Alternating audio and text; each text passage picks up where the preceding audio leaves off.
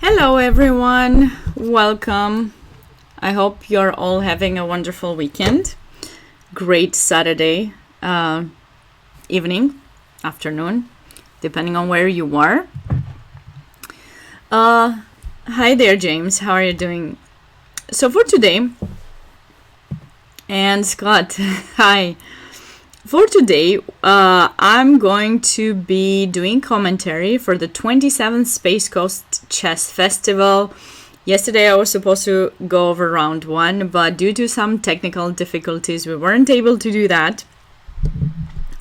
So we will be doing so today. We'll catch up with the previous rounds as well. And I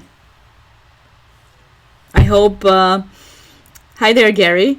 I hope it's gonna go well, and I hope it's gonna be we're gonna see some exciting chess.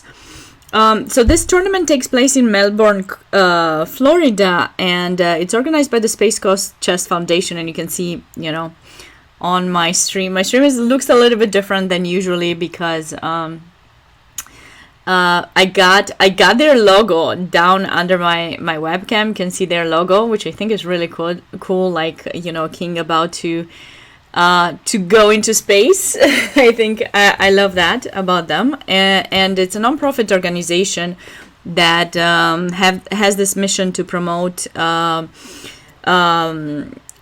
value of the game of chess to people of all ages, and I think that's really cool. So if you guys want to read more about them, you can certainly check out their website, and I'm gonna send you a link to it. And throughout the stream, Nightbot is definitely gonna make a bunch of posts. At least that's how I set it up to be. It's not to be annoying, but I just want to make sure that everyone can figure out what I'm talking about, what tournament it is, and so on. And so today's stream is sponsored by them, and tomorrow we'll be doing the same thing. We're gonna do commentary for rounds 4 and 5. So also the cool thing that happened, actually I didn't receive the results yet, but they also had simul yesterday by none other than the Blindfold King, Timur Garev. I think that went well. I actually had one of my students who played, and she almost was able to draw him, but finally she blundered. But anyways, with that said, I suggest that we can definitely talk about the tournament. Oh, and by the way, I put some comments so you guys can check out the previous winners of this competition over there too. And they've been organizing this tournament since 1991, like really long time ago. And I really wish I were there to play, but nope, unfortunately home. So we're gonna do commentary and try to enjoy the games.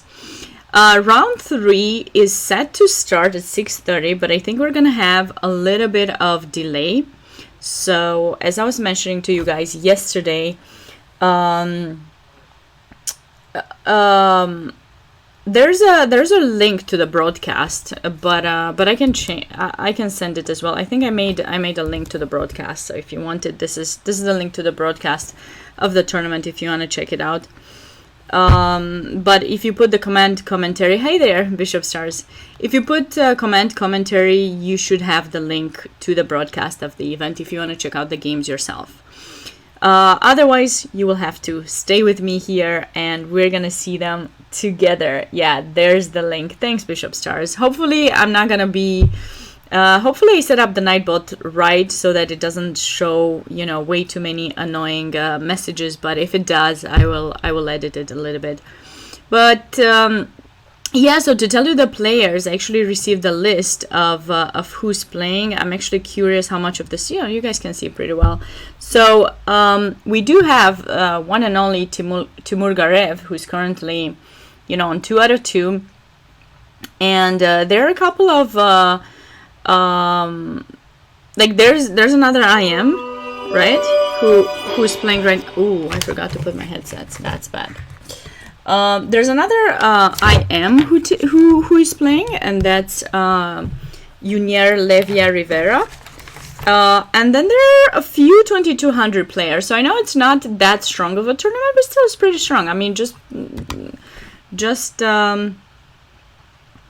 just by looking at the games where we're gonna be able to see that. But without further ado, I do recommend that we go and check out the games, and then we'll try our best to keep up with what is happening. And hi there, North is down. I'm doing okay. I'm doing great. It's great to be here. We weren't able to check out round 1, but we should be able to check out round 2. All right, so Timur Garev was playing against Philippe Durand, and if I check the rating, he's 2028. Timur had black, so I suggest to flip the board. I will leave the engine off. You guys can still see this this engine over here, because typically when a game is finished, you guys know on broadcasts, it automatically gets analyzed by Lichess. So since these games already finished, while we're waiting for the next round, we're gonna do commentary for round 2 and see some interesting chess, I hope. Hi there, GZT. I'm doing all right. How are you doing? Okay, so let's check out this game. Okay, so e4, e5. Okay, so Timur is known for playing... Wow, look at the time. If this time is right, he was late 15 minutes to the game. Possibly, maybe, we don't know. I believe the time is right because they did fix everything. Timur is a very interesting player and person. I think him and I actually played together at the same team at UMBC, University of Maryland, Baltimore County, for like maybe a year and a half or 2 years, after which he went to Brownsville. But we became friends, and I really thought he was a cool person.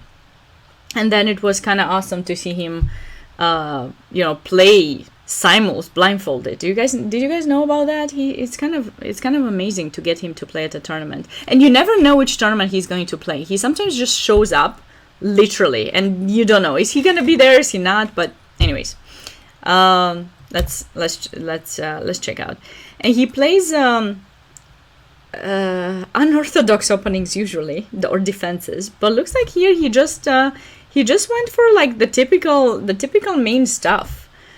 Okay, knight f6, castle, b5. So usually you can wait one more move here with black. This is the typical move. If you're playing against the real Lopez, you can wait one more move until white decides to go here, or queen e2 even as an option. To try to, or bishop takes e6, I guess it's an option. But once they protect the pawn, that is the moment that you typically go b5. But looks like in this game, Timur just went directly. The problem is when you do go for b5 directly, there are a couple of lines you can choose, of course. But the point is, if you go b5 too soon, since white hasn't really committed with c3 or d3, they do have this opportunity to play a4. And personally, I'm not a huge fan of that. I gotta tell you, like I'm not the biggest fan of allowing those things to happen to me. So to be fair, I prefer to go bishop e7. That's if I play against the real Lopez in this position, I go bishop e7. I don't know what you guys are doing, but he was trying to get the weaker opponent out of the book. Yeah, Timur actually, he usually doesn't, I don't want to say he doesn't know theory, because when you get to be a grandmaster of his level, of his caliber, like 2600 plus, you definitely know theory, but he's known to not really want to play any theory. I don't know how much he actually knows. I'm sure he knows a lot. So I don't know if that is the case or something else, but anyways, he went for this. Looks like bishop c5 and knight takes e5. Okay, interesting. So his opponent did not want to go for the main line, which is a4 here.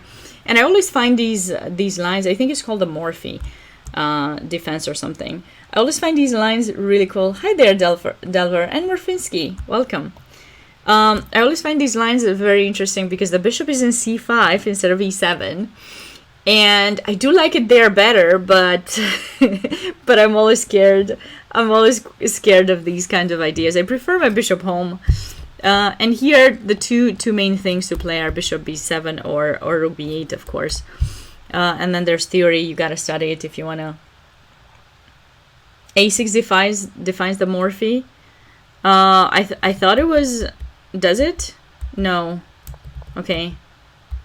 I thought this was Ruy Lopez. I got no idea. I'm really bad with knowing exactly when things change, so if you guys know better and know exactly the name, feel free to let me know. I will consult actually Leach's books. Let's see. Leach's book says that it's morphe defense, but I don't know at which point it does say that. Does it say after a6? Oh, you're right. It does say it after a6. That's interesting. Because I think there are tons of other lines that you can choose. Yeah, it's like yeah, I agree with Delver. Anyways, doesn't matter what line it is. It's definitely some kind of not very famous one because I have seen this move, but typically it is c3 or a4 that you play this with black. Okay, so you know it better. So you're gonna be able to tell us how things are going. So knight takes e5, d4. A very typical idea when there's a bishop in c5 to get your piece back, of course. And Timur went for bishop takes d4. So here you have this option, but you really should not go for it. You should definitely not go for this, right? Because there's f4 and e5, and you are going to be super mad at yourself for trying this out. And whenever this knight will go, there will also be the queen coming in. So definitely do not go for this. Give up the bishop in d4. I think that makes perfect sense. Queen takes d4. Okay, and now your knight is attacked and you don't really want to go back. I guess you could try knight c6, but I would say no, don't do that. I don't know what's the best move for white. I do think this is a little bit annoying, followed by some e5s maybe after that. So, I mean, d6 is more natural. You do want to eventually trade more pieces, so you're supporting your knight in the center. And you're also getting to avoid potential ideas with f4 and e5 later. So, looks like white went for c4 here. Very interesting choice.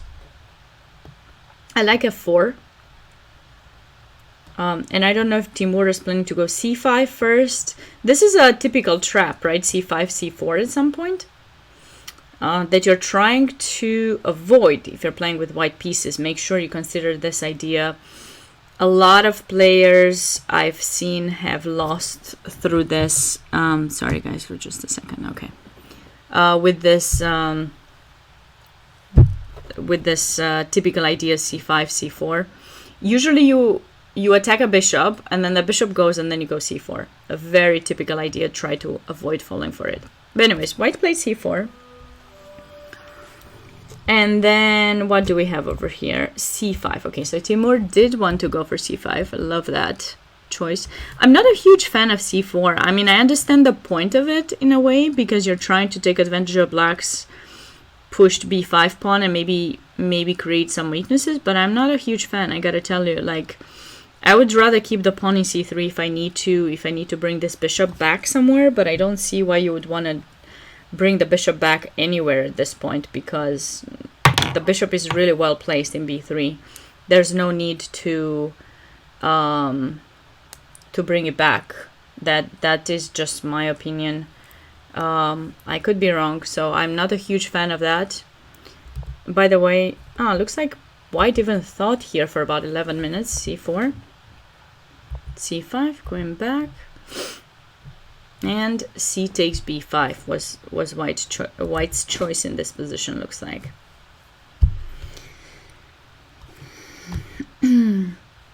That looks like the engine has already decided that this was not really very much ideal. Yes, my move would have been f4 if I were to play this with white, but you wouldn't really see me because I'm not an e4 player myself, but you would see me play f4 here for sure, yes. I would consider playing f4 for sure. And then black would probably go back or go c5 first. And then, I don't know where I would go, maybe here. And then since the knight will move, the queen will go back through f3 and just try to keep some solid position maybe. I have to be careful though with this pawn in e4 because there will be bishop b7 pressures.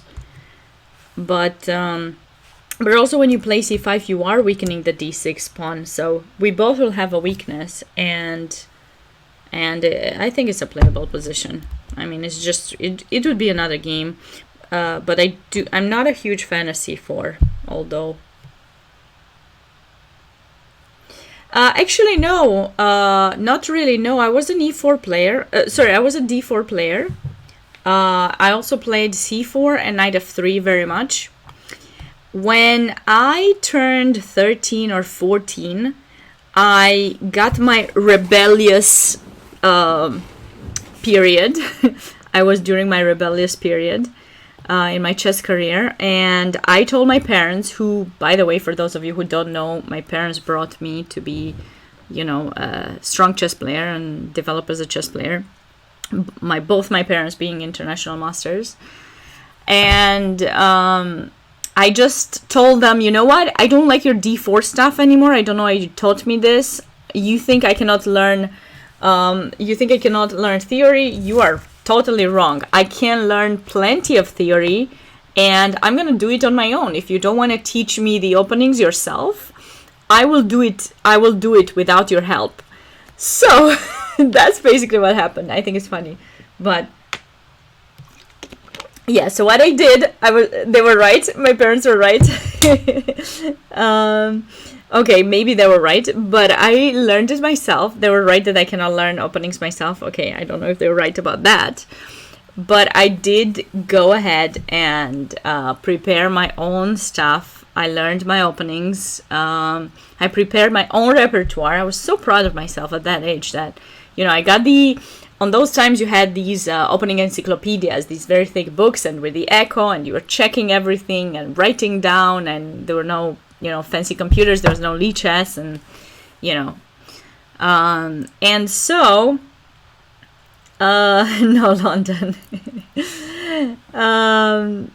and I did prepare it, but unfortunately that entire summer was a disaster. Literally, it was a huge disaster for me. I lost a lot of games, I lost a lot of ratings, and I kept e4 a little bit here and there, but I realized that my parents were right, and maybe it wasn't really my style, and maybe I didn't do that good of a job. Although I did work very hard, I remember. So I still have some knowledge. Usually, in order to get to be a better player, I always recommend everyone to spend the time on different positions, on positions that arise from different openings, not just the ones you're playing. Sometimes when I teach, my students want me to just give them the positions that arise from their openings, which, first of all, is very hard to do. And then, second of all, like, in order to become more creative, I do believe you have to see more. So, yeah, I mean, it's not very easy. Hi, everyone. Thanks for joining. Yeah, it is hard when you switch things up, so I still do play e4 a little bit here and there. Hi there, Godzilla. But I mean, really, it depends. Like I said, it depends on the situation, and yeah, I mean, I think it's important to do that. So guys, I'm not playing today. I'm not playing anything today. I'm doing commentary, and the stream will be commentary. It's a sponsored stream by the Space Coast Chess Foundation, who wanted me to do commentary on their games. So I am doing that, and of course I will be telling you stories and things, but the stream will be mostly on game analysis. So no arena tournament, no playing. I'm sorry about that, but this is how things will go. Yes, of course it does. It does depend on what your opponent is playing against e4. There are so many things you have to learn. Literally so many openings, but you know, you gotta do what you think is good for you.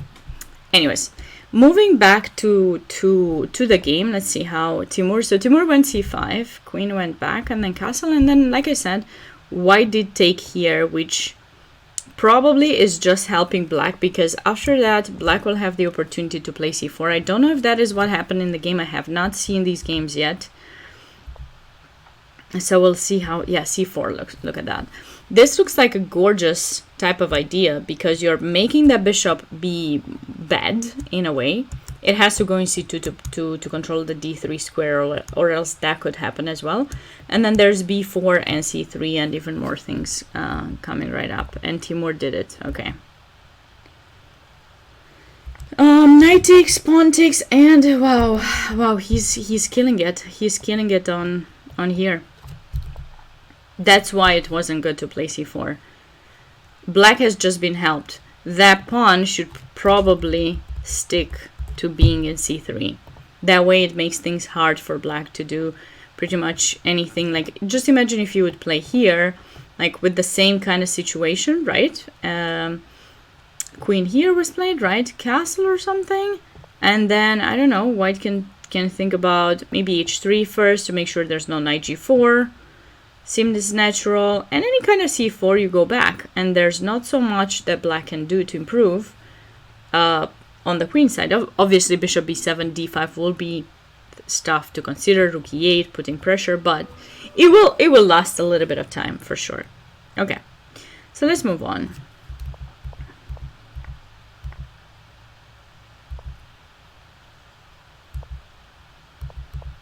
Okay, knight d5, trades. I think the trade is a good idea for black, because it gives a weakness there. All you have to do is be careful for h7. And I have a feeling that Timur did that. So b3, bishop e1. All right. The only way white is going to be able to put pressure there is if their queen goes here or makes it somehow here. But you can always defend by pushing f5, and that's it. Done deal. Or knight g6 is an option too. So black should be totally fine. I wonder if b3 was really... This was probably good enough, yeah. Rook e8. Seems like a good decision. Bishop d2. Forget about what Lichess's computer says. We're trying to play like humans, not like the engine. The engine is off, by the way. And now he played bishop g4. Okay, now I'm not quite convinced of his choice with playing bishop g4. I feel like this is a weakness. By the way, bishop d2 does control the a5 square, so you won't be able to kind of double up on the a file and come attack the pawn this way. Very often this idea is something that black can consider doing, by the way. You play bishop g4, not knight g4. He could have ideas with, you know, bringing in the queen, knight there, but he does need to move this bishop somewhere, so... Yeah, it does look like he's trying to play for tricks. He does want... Can you guys see the threat that black has in this position, like Marfinsky says? There's a little bit of a trick that Timur is... Yeah, his style is very aggressive. He's very aggressive, and he likes to attack. That's one of his favorite things to do. Yeah, you guys cannot see the players? You guys should be able to see the players. The players' names are up there. Yeah, they're there. Okay, just making sure. Yeah, so everything is there. So the threat, by the way, in this position is he's trying to use this discovery, right? So he wants to play knight f3, check queen. That's basically what he's playing Timur's style, as Marfinsky says. Queen g3, but now I'm not sure about his advantage being that strong. Because I will start pushing you back with like h3, maybe f4. I start pushing you back, and I don't know why he played bishop g4. I'm not a huge fan of that move. I'm actually not even sure. I'm not even sure here if I was a huge fan. The bishop, no, but I mean, maybe he wanted to bring the bishop to g6. Let's see what he did. As I was telling you guys yesterday, sometimes you see the position, you see the game, you go through it till the end, and then if there are things that you feel weren't right, you can always go back and figure out what is happening. All right. Oh wow, so he definitely went for the... That's a typical Timur style that you want to see. I'm fan of good moves, obviously. Who's not a fan of good moves, right? I mean, good moves are always things that we're considering, of course. Yeah.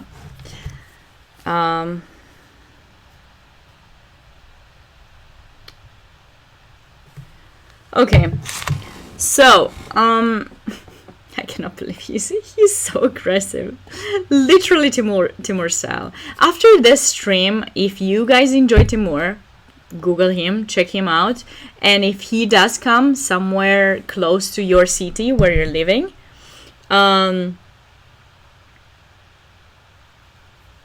then be sure to go and play against him and see how amazing he is. I think he's played like, I don't know what's the highest number, but anyways, he's beaten the record with how many blindfolded games he played in a simul.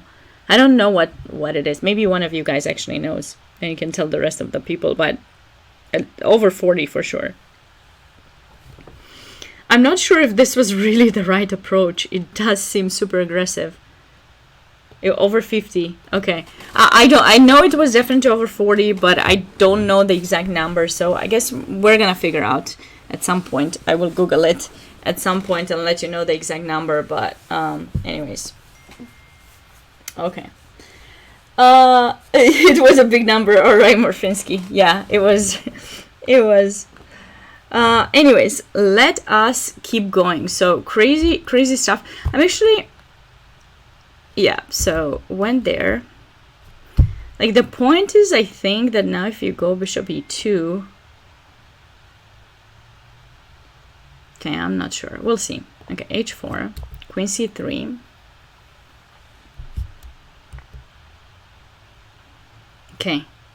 Okay, so if you take here, he's probably wanting to take, and then that pawn is going to be hanging. He will be doing pretty well, I guess. There's also h3 ideas and coming in with the queen. Not yet, at some point. All right, so that's why white took. Hi there, everyone. Eigen, welcome. Bishop e2, and his opponent looks like blunder in this position. But it's very hard. I mean, which normal human is gonna play rook a1 in this position? Hi there, such sweet thunder. Thank you. Happy Easter to you too, if you're celebrating this weekend. He played rook e1. Let's figure out why this is a blunder. Let's try to figure out.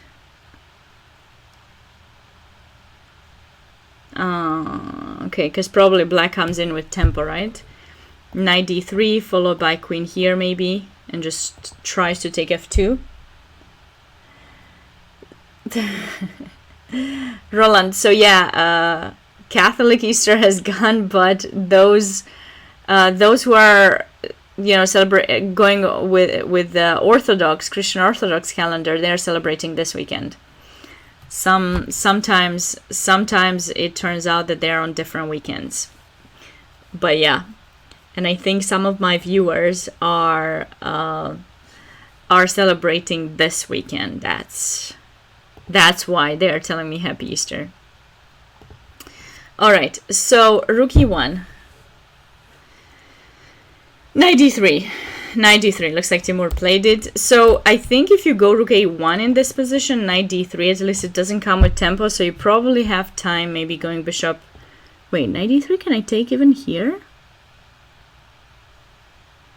I don't think it's that serious, the capture in f2.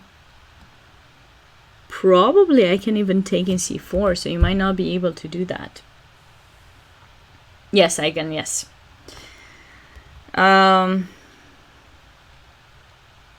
So he had to place the rook there, and maybe we would see stuff like queen f6, trying to bring in some pressure. But he played rook e1, and looks like this game should have finished very fast. Okay, queen b6, as we said, you have to go bishop e1. If bishop e3 probably sacrifices, we're gonna be seen on the board.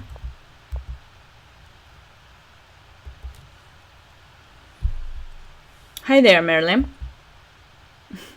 Cute. Very cute. Okay, we gotta give him that. This was really beautiful. This finish was really beautiful, and this is where Philippe Durand resigned because now there's no way to protect there. Yeah. It was a beautiful ending. We are not super happy with the way things went. Like around here, the position was quite balanced. I think if white plays rook a1, and then, you know, you're kind of stuck here with your pieces. You don't really have an easy way to attack white's king. You need to bring the queen to g6, but then white will be going bishop b1, and then you can't really keep it on the g file. So I think he did lose a little bit of points in our liking, Timur, but he gained some back by showing us a beautiful finish with doing everything with tempo knight d3. And this queen b6, everything forcing, leading to a beautiful mate. All right, so that was game number 2 for Timur. Let's check out this other game. So it was between Brejesh Chakrabarti and Sharma Israel. And I actually want to check those players' rating. So Brejesh is 2241, and his opponent was 2000. All right, okay. I wanted to check that. Oh, he does. So he's a youngster. Oh, cool. Okay, so you know that. That's awesome, Orfinsky. Okay. You like the purple? All right. So let's see from Black's perspective. Let's see what other opening we're gonna learn. Ooh, Sicilian. I love a good Sicilian. Let's see. Maybe I can learn some. Ooh. White tried the Smith-Morra, but surprise, surprise, Black didn't take. G6. I don't believe I've seen this move being played right here. You can get into this position on different move orders. So knight f3, bishop g7. So I've seen people getting into this position by playing knight f3, g6, which I've tried myself actually with black d4. But I don't know if I've seen anyone playing g6 here. I don't know if because the point is, if you do this, you're basically totally fine to enter some kind of transposition with d5. And I do prefer white, I gotta tell you. I'm a huge fan of space. I'm all in for space when you get the chance to get it. And I feel that white could have, like a beautiful position here. That's just my opinion. But of course, if you're comfortable with black to play Benoni style positions, of course you can go. But oh, he plays Grunfeld. Okay, so definitely this would not be up his alley. But okay, all right. So just one second. I keep being texted about one game.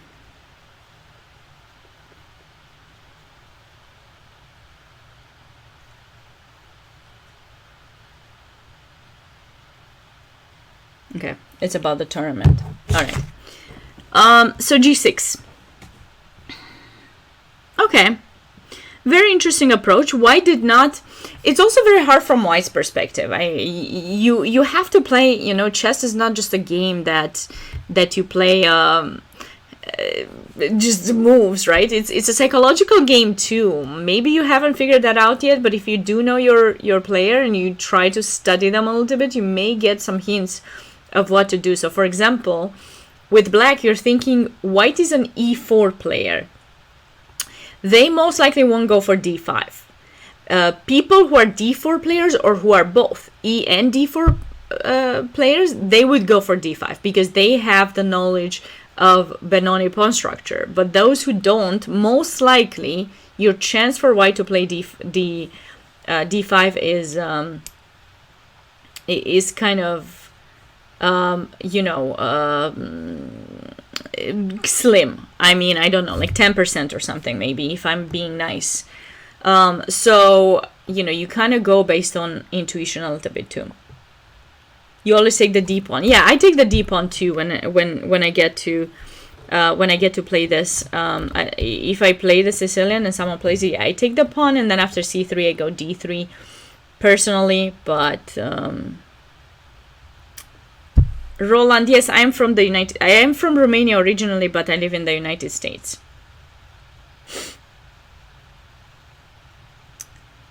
Most modern players won't be so comfortable in d4 structures. Indeed, yes. So that's my thinking. Like, I will just give you my thinking, all my thinking process. Yeah, no, Roland, I'm not from Bucharest. No, Timișoara is the city I'm from in Romania. Shouldn't they take on c5? So they could technically take on c5 after g6. There's this option, of course, to take there, but black is comfortable with this. They do not mind it, and people who are familiar with some Benoni type of positions and these Sicilians are not worried, because there will be queen a5 grabbing the pawn back. This is a pawn that eventually black will recapture. It's kind of like in a queen's gambit, you know. It's the kind of gambit that you do get the pawn back. White will not really easily be able to protect it, and queen a5 will recapture it. There's ideas to get it back like this too, and oops, sorry. So black should be fine. c3 d5, so you're trying to transpose to some kind of French. Interesting bishop stars. But anyways, let's check out how this game went, because I want us to catch up with round 2, so we also have the chance to actually follow the games live, because they are playing live, and I think we'll have the game shortly if we don't have them already. Okay, so eventually black did take in d4 and c3, playing in Smith-Morra style, and I'm surprised black didn't play d3. I would expect this move, because you know, now the bishop has moved, although he could capture with the queen. Okay, I didn't think of that. He could capture with the queen, so white would be fine here. Okay, so he went for this interesting d6. He's basically setting himself up for a dragon-style position. And he's not worried about the fact that after the capture, white will have 2 pawns in the center. I'm actually surprised by this d6, I gotta tell you. I would play anything else. I don't know, maybe knight f6, maybe. I don't know, because I would want to go d5. When he takes, I would want to go d5. This is kind of typical. Obviously here he cannot, because maybe we might be able to just take this pawn. But maybe he goes e5 first, and then we can go there, and then takes, and then I don't know, I would go d5 here if I were black. I think this is very typical. You usually do not want to let white to have 2 pawns in the center and you having none. Trust me, it's uncomfortable. It's not the end of the world, but it is indeed a little bit uncomfortable. All right, so queen b3, and black played e6, of course. That was a nice intermediate move to put pressure in f7. All right, and knight. Wow, I'm surprised by white's choices. This entire game, all the way until here, I was surprised by white's choices. This makes a lot of sense. I don't know, man. Why didn't he do it? I don't know. Was black gonna put the knight here or here? Where do you think? I would put it in e7, because in f6, I would not be very comfortable to allow bishop g5, now that I've played e6. No, what? You're gonna stay crammed up like that? No, don't do that. Please don't do that, guys. Come on. At least if you're here, listen to me. Learn to be less passive. Don't be scared. I mean, especially if you're gonna play online to get some training, definitely don't be scared. I know this tournament is over the board, obviously, but don't be scared. Just be more aggressive. Knight takes d4. Okay. Knight here. Knight f6.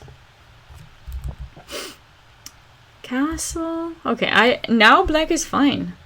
I mean, white is the development is about the same, but now he did play knight f6 though, so he's not worried of this. Oh, white did play that. Okay. Knight e7. Yeah, but without the pawn here, this is not possible. Like, oh man. I don't know why he did that. Queen c2.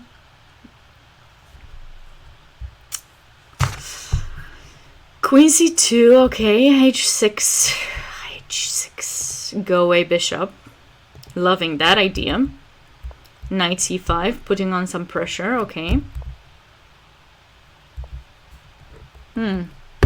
So So personally, I like these ideas with g5 when you somehow get the knight to go. I'm gonna try to be fancy. All right, I was able to do that.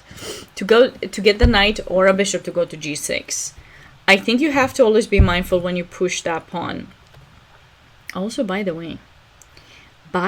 way, is this something that black should be careful for? This kind of sacrifice. I just saw it.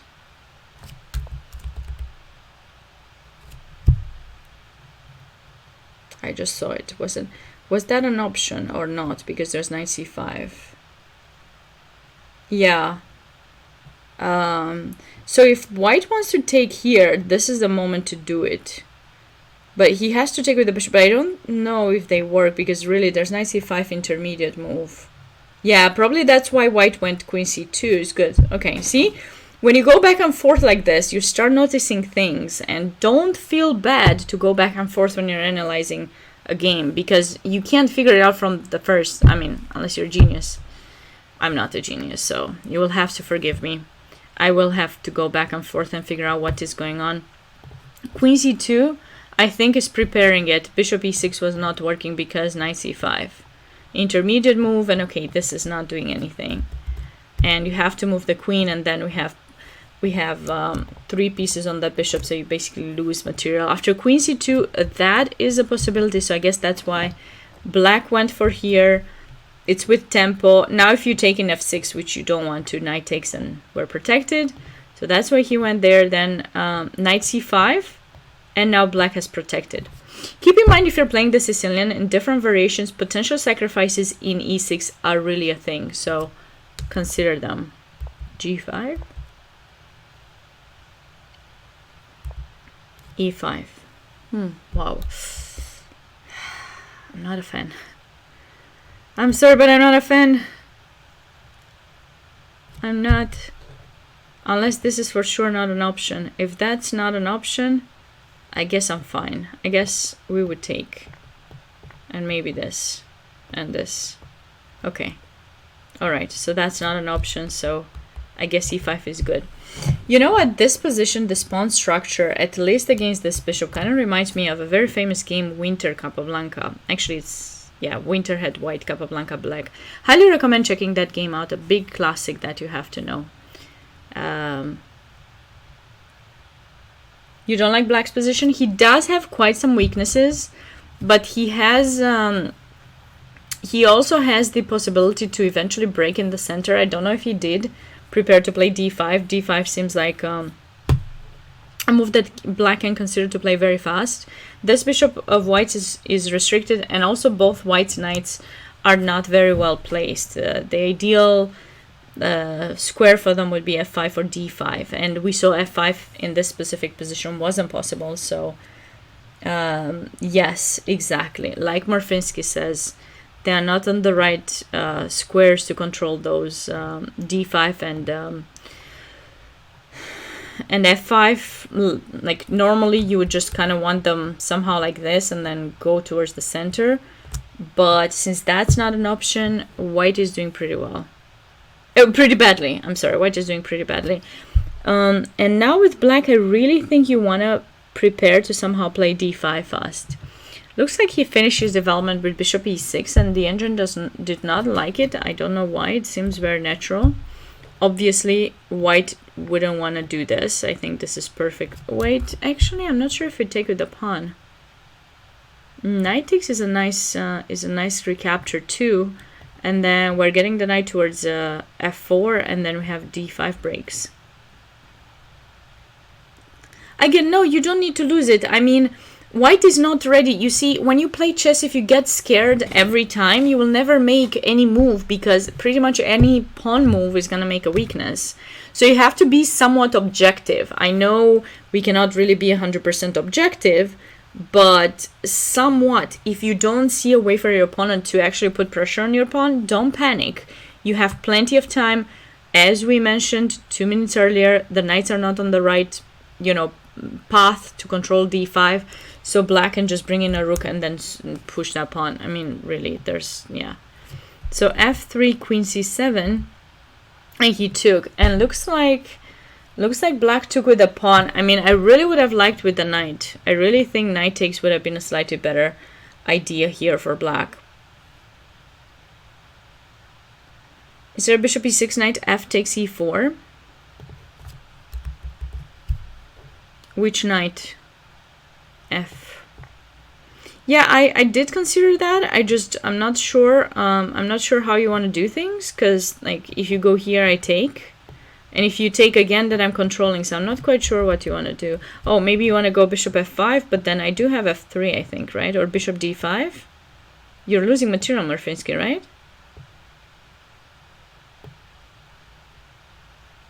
Yeah, but I think f takes e6. F takes e6 is cute. I don't think I've referred to a move of being cute before bishop stars, but that sounds fun. I usually refer of a person or cat or dog or animal being cute, but that was funny that you said that. Let's see. No, this should be fine. This position, I have an extra piece. You don't get to recoup your piece anytime soon. So yeah, so that wasn't possible. Cute. That's so funny. I don't know how cute that move is. This is a much more natural approach. Supporting d5 eventually, then knight goes to over there. When you had the 19c5, it was nice. It attracted f3. Okay, but it also helped white get a slightly better position. Pawn takes are always cute? What? You guys are trolling me. Since when are pawn captures cute? No, they're not cute. Or maybe they are. Only if you create something fun with the position. I don't see anything fun. I mean, yeah, okay. There's something tiny bit of fun over here with e double pawns, and of course they're not on a semi-open file. They're not just by themselves, so they're not isolated. They're still connected to the d pawn. Yeah, there's some cute idea about it, but is this really what you want? Because whenever you're gonna play d5, you will never take, and then your e5 pawn will actually remain weak. Whereas when you had the pawn in f7, you still had some chances to defend it eventually. That's why I was thinking, you know, it's not that big of a deal. But you mean knight h5, knight g3. Whenever you will go knight h5, he will go bishop f2. He will not let you. But yeah, you will get the knight to f4. But if you want to do that, you're probably better off like this. You know, if you want to put a piece there and try to get back with a piece, I would say this is the way to go. That's just my opinion. Let's move on. So b4. Oh wow, b4. That cannot be such a great. Maybe it is. Yeah, because now where you're gonna go with your knight? See? Another reason to take with a knight. One more reason to take with a knight. Okay, queen b3. Okay, d1. Yeah, I agree with the engine's analysis that c4 was a better choice. Restricting the d5 push, getting a little bit more space, and finally that knight needs a better location. Much better. Giga pushing, I guess. b5. Okay, this is a nice idea, trying to keep that in a lot of positions. When you see a backwards pawn, this kind of idea is really nice because you're keeping that pawn restricted in c3. Queen b1 was played, and then knight b6. All right, queen d3, queen c6. I don't know why he didn't play a6. This seems a little bit more natural for sure. The point of a6 is, I guess actually maybe this is not too bad because you are escaping, but then you're not protecting the pawn. You see, every single move has a plus and a minus. You're doing something, but you are giving up something else that you were supposed to do. That's a little bit of a problem for sure. Okay, let's move on. Bishop f2. Rook a to d8.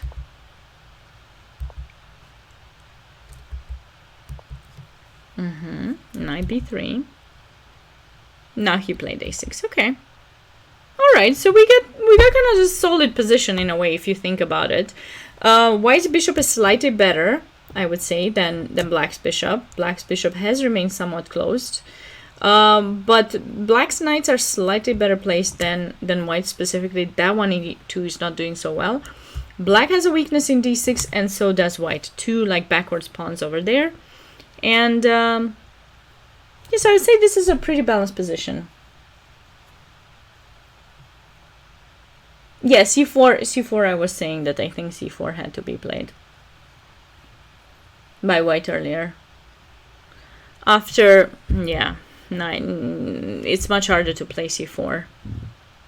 But you can still think about it, like go rook c1 maybe, and double up on the c file and get to play it.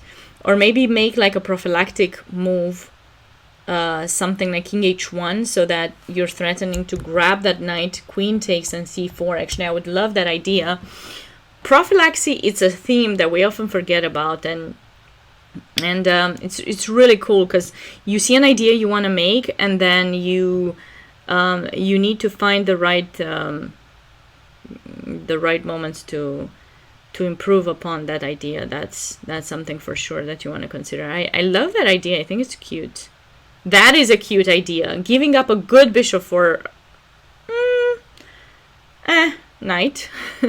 I'm not sure how to call this knight. And yeah, I like this.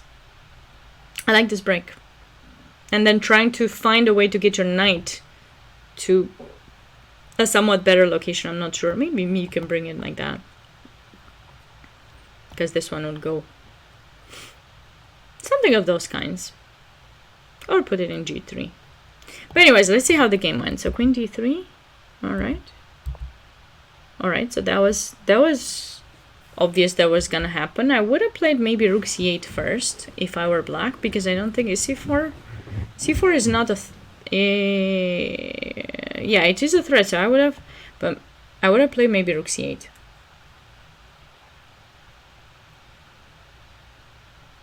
Well, prophylaxis, it's a huge theme. You might hear it from a lot of strong players, but I'm glad I'm not the only one.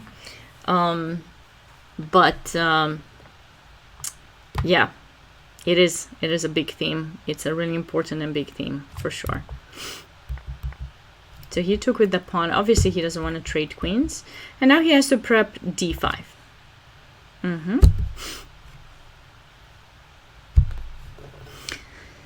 Looking at the pawn structure, we definitely know black is going to play d5, and then he might try d4 and kind of try to take advantage of this tiny extra majority that he has over here, kind of. White has some majority over here, so with a4 maybe, queen a2, put on some pressure, keep that pawn attack so that you cannot play d4 further, maybe b5, things like that. But I feel like white wasn't quite sure what to do in this position, based on the moves that I see he has made. He has kind of, it seems like he has no idea what to do. Or maybe he had some.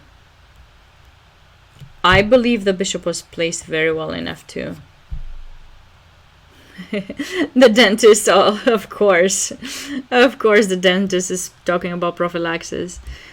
How can he not? Rook f7 and, oh my god. Oh my god, white made this big blunder. It's not just the engine, it's positionally a very, very wrong decision. You cannot take there. I guess that now I understand why white played here, because he thought he will take and put pressure. No, my friend. No. You do not undouble those pawns. You do not do that. I'm sorry, but that was not. This is like one of those emotes, you know? That is crazy. Alright, so e takes d5, took back. What? He took with a knight? He didn't take with a pawn? I'm gonna put the engine here. I can't. Seriously? Wow, the knight is the best, not the pawn? I would have taken with the pawn. I don't know what the engine says. I would have taken with the pawn. Knight f5 is not doing anything, because you have stuff like this. Like, we don't care. Wait, maybe knight is even bigger. Okay, let's stop the engine and think with our head. Is this even better? Are you even winning something more? That is weak. You're keeping it opened. Knight is coming. Okay, maybe this is an interesting idea too. Chess is hard. Chess is hard. I mean, sometimes you have ideas, but maybe, okay, I don't know. That's an interesting move now that I think about it more. Do I know Alice Lee? Yeah, she's improved a lot recently, and she's playing in the American Cup. Yeah, she's doing really great. She's doing really great. Definitely a very talented girl, and I think we're gonna see her in the Olympic team very soon. So knight takes.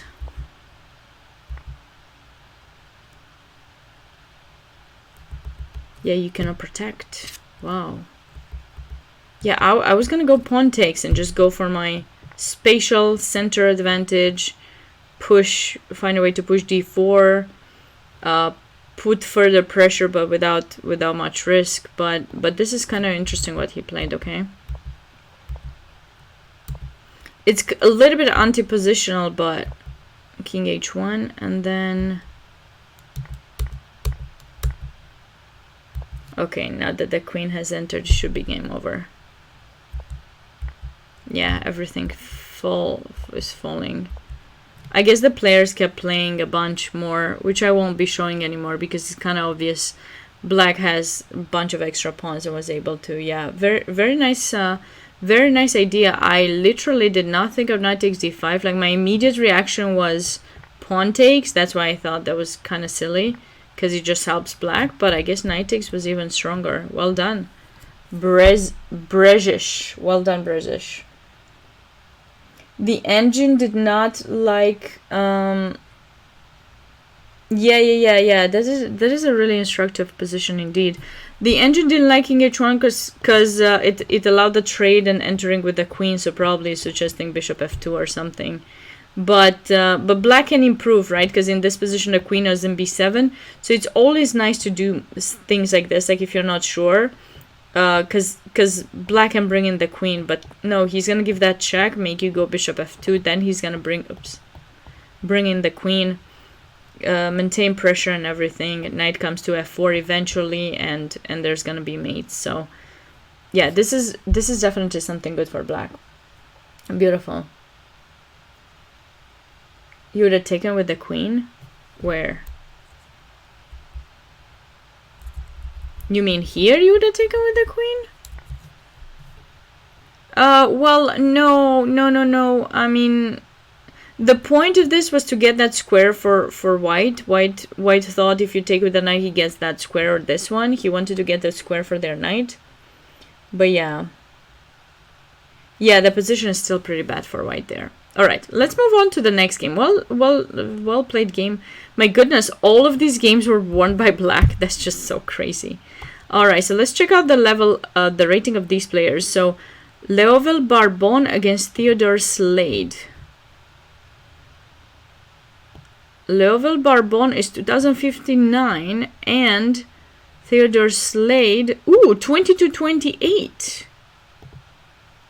Alright, so white lost this game. The 22-28 player lost this game. Let's check it out. Oh, Nimzo or Catalan. Oh. No, they're not accelerated. I think, no, it should be normal Swiss, I think, yeah. Yeah, this was an upset. This is round 2. I think it was an upset. I think maybe they merged. I wasn't able to find the pairings, how they were with the thing, so I only have that website that shows the standing, so that's all I see. So I think that they merged from 1 day to 2 day schedule.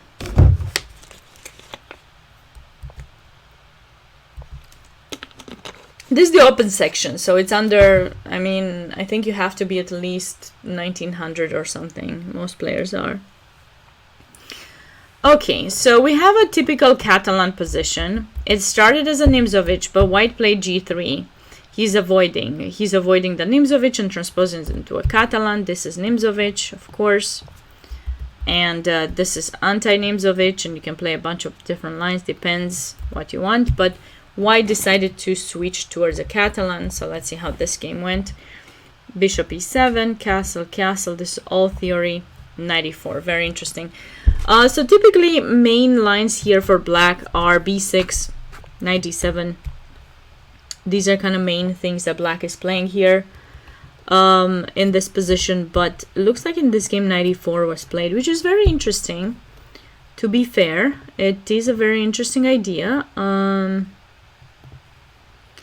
It is a very interesting idea because he wants to support his knight, but I don't think it's the wisest decision. White usually plays b3, bishop b2 and stuff. Let's see what this guy...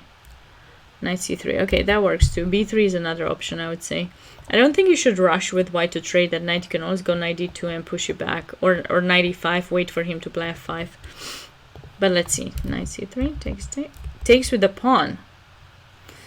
Gosh, I get I get surprised a lot that actually takes with the pawn is nice. Queen takes, I think, is a little bit more normal for white to keep a nice pawn structure, and then you can play b3, bishop b2 and such. But taking with the pawn is acceptable in this position because you will trade your double pawns and then you'll go c4 a second time. So you get rid of both of those pawns. Hi there, Pamilarin. Welcome. Knight d7, of course. C takes d5. White is trading his weak pawn. E takes d5. That's normal. And you see white trades now when black's bishop got restricted for a little bit. I'm doing all right. How are you doing?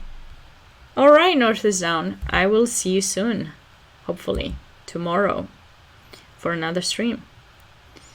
c4. Okay, so far we like white's position. I think he's done what he has to do. He still maintains the control over the center. He still has the opportunity to play, to get even more, bishop b2 and such. So what happened? Knight b6. Okay. I think black is usually going for the control of that square, this, try to get a piece there, but hi there, Teja. Because you prefer more pawns in the center. So it's very interesting because I was doing commentary 2 weekends ago with FIDE master Gaur Shankari and Gauri Shankar. What did I say? Gaur Shankari. Oh my god. Shankar Gauri, and he was saying that each pawn is worth something. So I loved his talk about pawns. He was saying that the central pawns, the E and D pawns, are worth $1.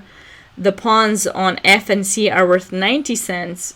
B and G 80, and these A and H 70 cents. And the more you capture towards the center, you are gaining some money. It's like long-term investment, and I loved his talk about that. I thought that was really cool. So if you enjoy stuff like that, you probably enjoy his talk about it, and you can definitely check him out.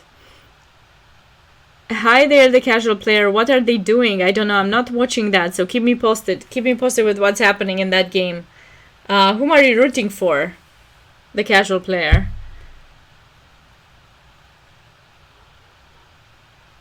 He describes pawns in a similar way. Interesting. Fabiano won? Oh, okay. Alright. Must have been some crazy game.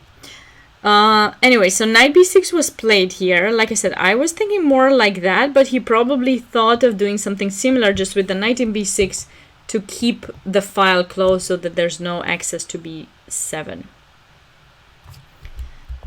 Queen d3, bishop e6. Okay, so black is kind of... Yeah, I like this queen d3 because it's controlling the diagonal and supporting some e4.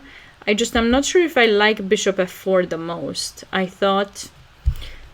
Although now...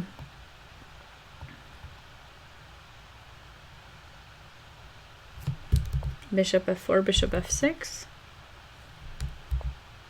Okay, very typical, very typical. So this move is attracting a5 so that you're weakening the knight, and then by weakening the knight, when white will place a rook on the file, the knight will go and then this will be weak. So that is what white was trying to do with a4, and he managed to do that, attracted a5, but now he did not go rook b1, which surprises me a little bit. because he should be putting a little bit of pressure. Obviously, there's no threat yet, but you definitely need to kind of... I don't know how we're gonna double. Should we do that rook or should we do the other rook? But then the point is now there's maybe some c5 as well for black, so maybe this rook for sure. The light square bishop in the Catalan is supposed to be a rather strong piece, but black so far has done a good job with c6. Yes. Yeah, I mean, usually this bishop goes to g4 or f5 and then maybe goes in the center or something, but... Knight d5, bishop e5. Well, I love how black has managed to place his knight here, and in some situation he might be able to do some b5. I mean, if he gets that, that would be really good for black. I would definitely say that it would be really good for him. Yeah, it does look like a Slav for sure. It does look like a Slav.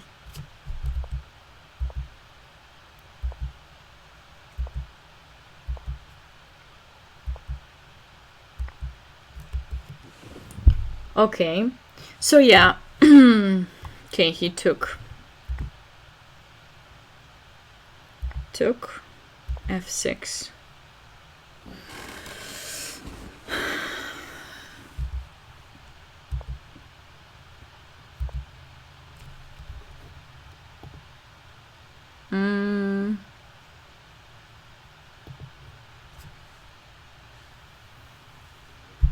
Okay, we like the placement of the pieces for both colors, I would say. I don't know why that move was played.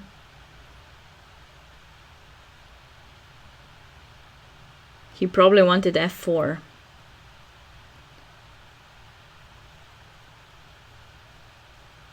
Oh, yeah. That idea to bring in the rook into play with rook a6 is kind of an interesting idea, but... Yeah, black's pieces are nicely placed. And... okay, bishop e3, and now... Black played queen f7. Which the engine calls a blunder. Let's try to figure out why is this move a blunder.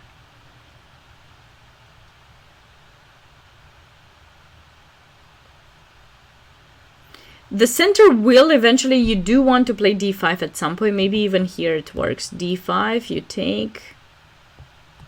And then this is very typical. That was in fact white's threat, and looks like black, yeah. Looks like black kind of missed that idea. He missed it quite a lot. Bishop b6, and you have to go back. And what do we do now? We take here, or we'd probably take here. We want to take the knight. You have to take back. Everything seems quite forcing here. I'm definitely tempted to say that this position is definitely in white's advantage. I think this pawn is going to be easier to attack for white than that pawn is for black. Obviously, I cannot take in d5 yet. I cannot do anything very scary just yet. Maybe we can go rook d1, this one or this one, and okay, you will take maybe, but bishop takes, or yeah, I think white is doing really well in this position for sure. But white after queen f7 seems to have played rook here.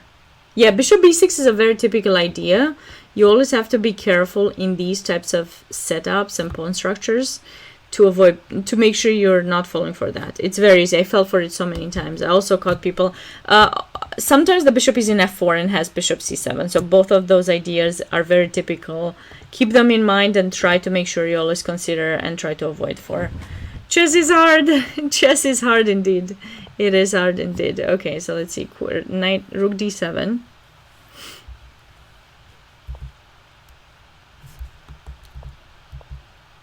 But you see, he moved his rook from one file to the other. I mean, he's not really helping himself. You never saw bishop b6? Well, now you see it. Now you see it. Hopefully you won't lose. You won't forget it. And okay, black stays really passive. He needs to find a way to break something. One of these moves has to be played. All right, the casual player, keep us posted on what is going on in that. We're sticking here for now.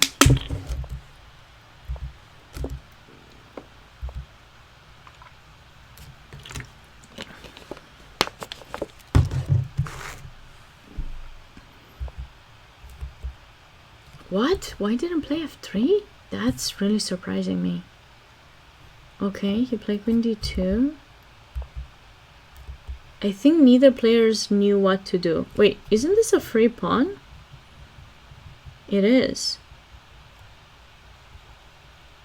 Maybe white was worried that this would trap somehow the rook, but I don't believe there is a way to trap it. That rook just never dies. It's an undying rook. And that was a pawn, and that knight is still hanging. So, yep.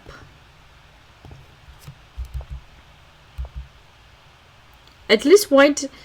Okay, both players are getting a little bit low on time. And by the way, the time control for this tournament is 90 minutes for the entire game with 30 seconds increment.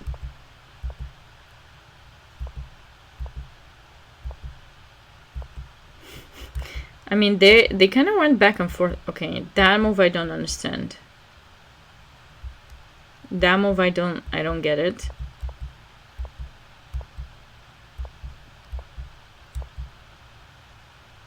Oh my god!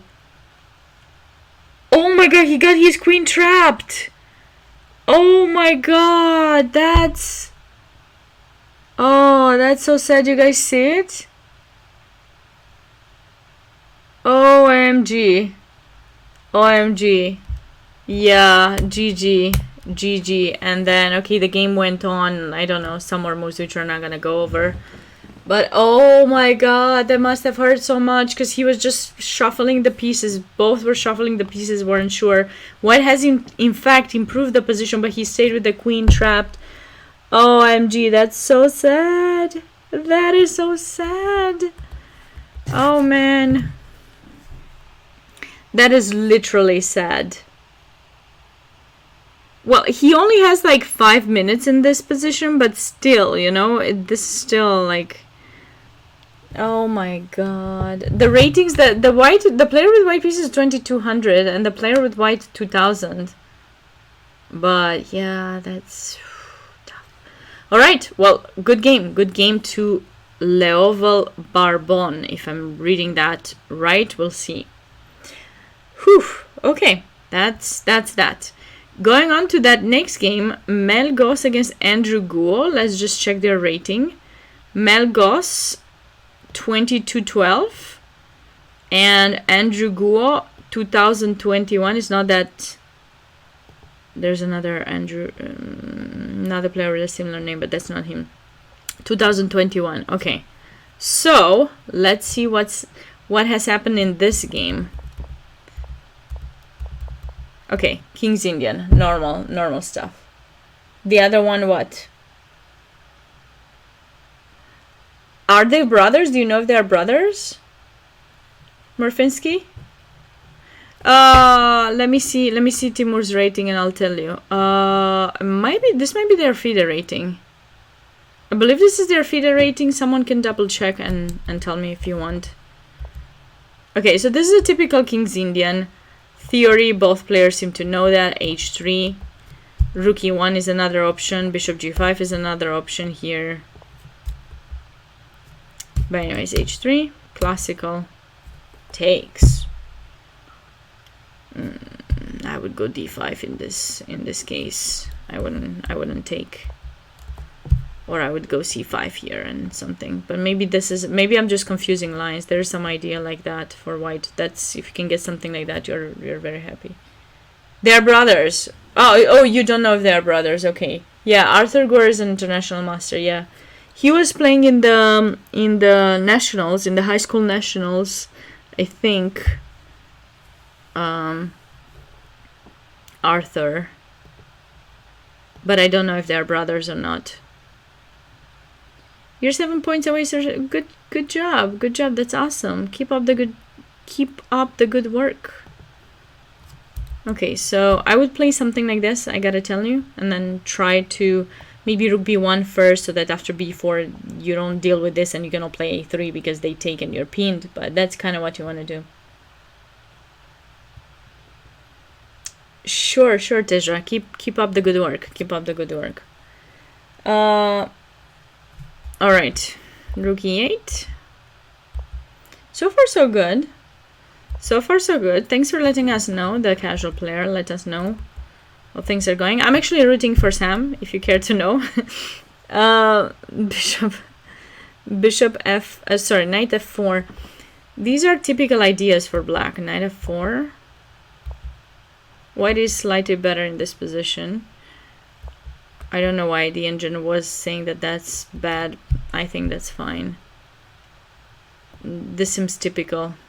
These kind of ideas are typical. You can also go there, but I like that. I don't know why it says dubious. Okay, that's normal.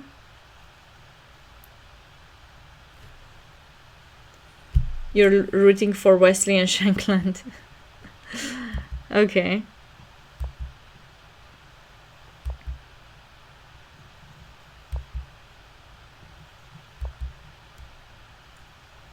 I don't know why that is a blunder, but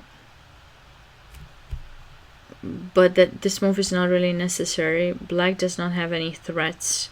White needs to focus on this side of the board.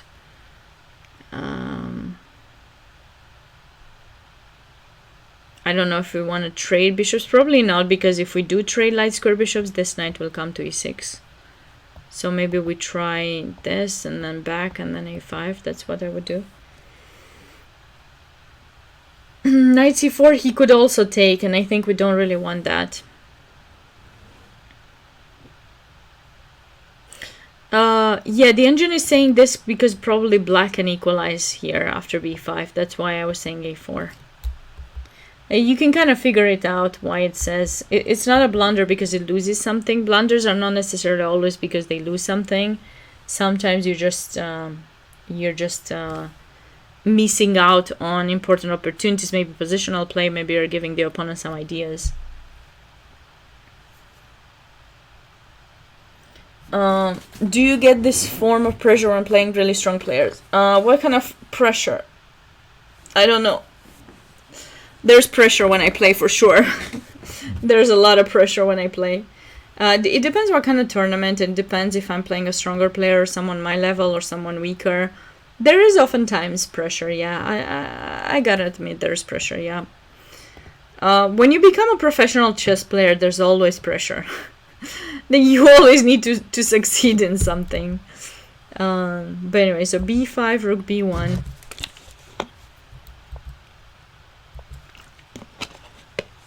Knight b6. And what? He took in b5? No way. He went for the pawn that he can't even win. a5. a5, very typical. Creating the far away pass pawn. That would be amazing. And then you try to get your knight to c5, and that pawn is weak, and then you try to kind of double up things, get on the d file, put pressure on the c6 spot. I mean, in theory it's easy. In practice it's always hard, but definitely I would say a5 is necessary. And then get in the knight. Wait, it looks like he took.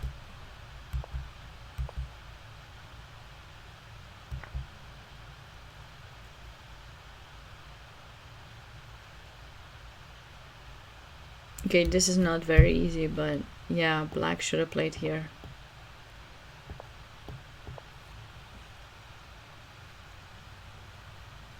$2,200 just no. When I play online, I'm not. I don't feel much pressure. Only if I play like maybe rated games, and then I would feel a little bit of pressure. But typically, I don't feel pressure when I play online unless it's an actual tournament. Otherwise, I personally don't feel much pressure. I feel more pressure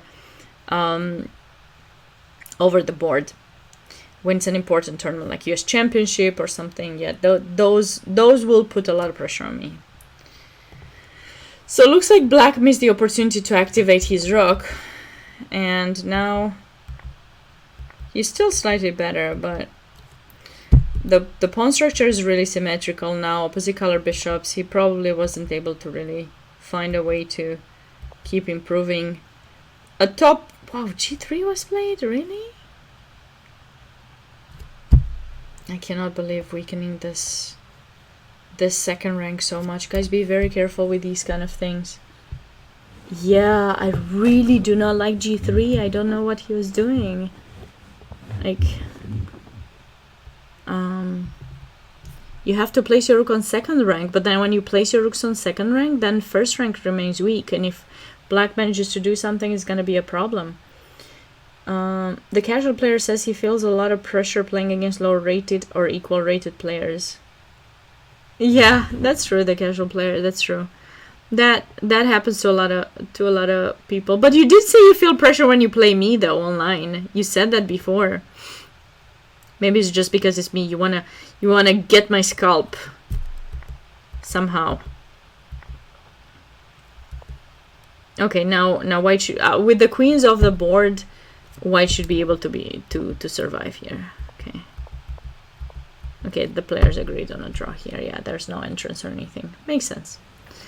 All right. Well, nice game. But black could have definitely gotten a little bit better. We got 2 more games to check out. So Ryan Hamley play against Abhiram Pothuri. All right, Abhiram Pothuri, 2016. He won against Ryan Hamley, 2203. Wow, there are lots of turn around in these, like the 2000s beat the 2200s in a number of these games. That's just a little bit that's pretty awesome, I would say. That's like awesome. Let's check it out. What did we have? Oh, the Grunfeld. All right, let's check out what line did white choose to play. Queen b3. Interesting. Okay, main line has been played. c6? What?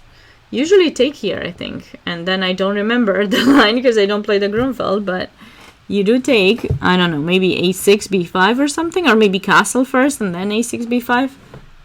If there are any Grunfeld players here, you can certainly let me know. You flag by move 20? What time control are we talking about, Eigen? It is true. So there was, I mean, we're going to see a resurgence of youngsters, if I can call it like that, after this COVID situation. I feel like we'll see a lot of youngsters improve their ratings a lot. I think we'll certainly see that. This specific tournament, and I don't know how many tournaments there are organized in Florida. I know the Space Coast Chess Foundation organizes this one. Like I said, they've been organizing this tournament almost every year since 1991. So this is their 27th edition, and I think they didn't have an edition. They might have had it online for the 2020 and 2021. They didn't have it. So now it's back over the board there, and seems to be like a cool event. I really wish I were there, but unfortunately not. Doing commentary from home. So queen b3, all right, let's keep going. c6, c takes d5, knight takes d5, e4, all right.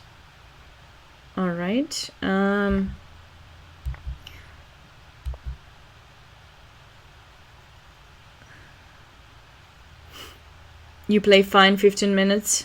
So this is a normal time control. So classical time control, 90 minutes for the entire game with 30 seconds increment per move. I do love white's position. I don't think black has done the best possible thing here. This pawn in c6 bothers me because black should have the pawn there and take and get queen a5 and everything. So this bothers me. I don't know what that was, but looks like he was able to somehow get back into the game. Bishop g4, very typical. And he took in f3. Okay, that seems a little bit rushed. If I were black, I would have waited for h3 first at least. Wait one more move, maybe go like develop something or bring in your rook on the file, support c5. You kind of have to attack that center. Okay.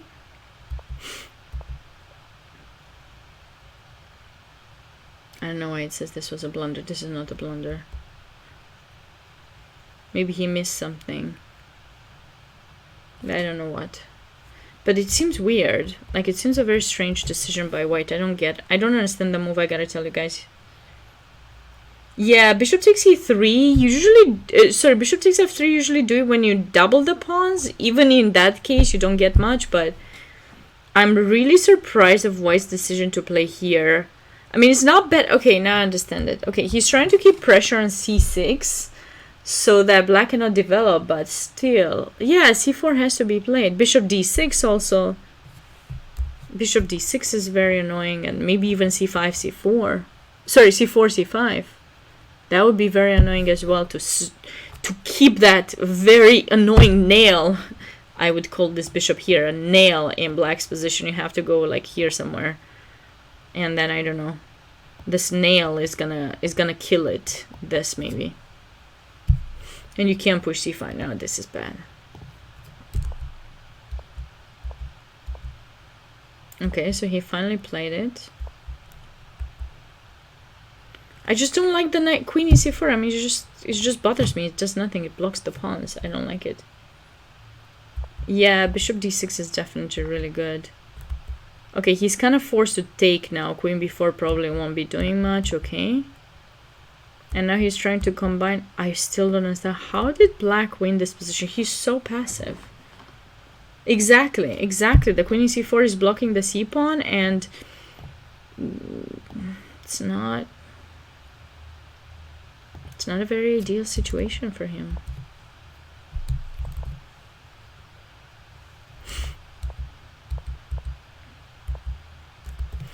Okay, so he went for some little tricks over there. King h2, queen c1 anyways.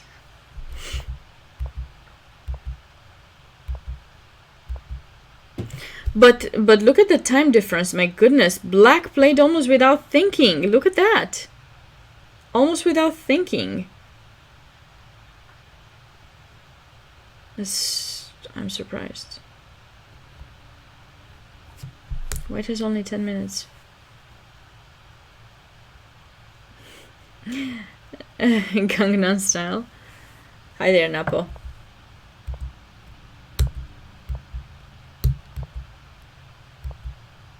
I mean,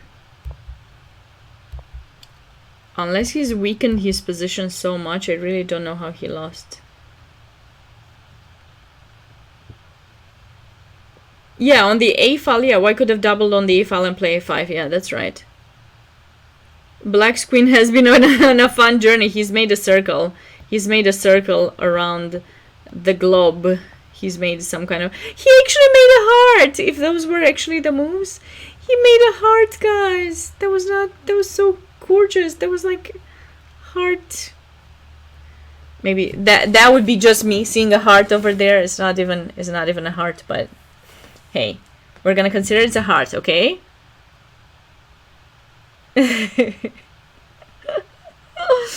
Anyways, it did go on a fun journey. Black's queen.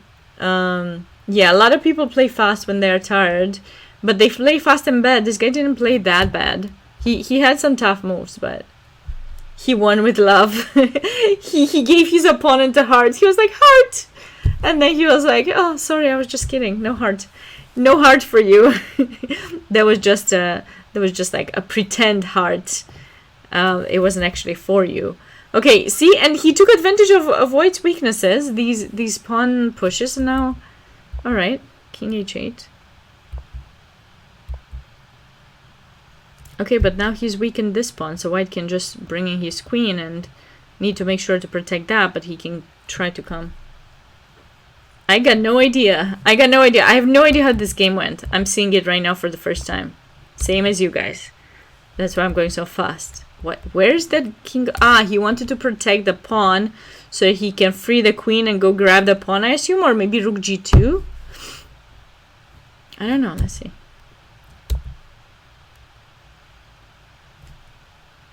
Did he allow the sack? I mean, man. He only has one idea. He only has one.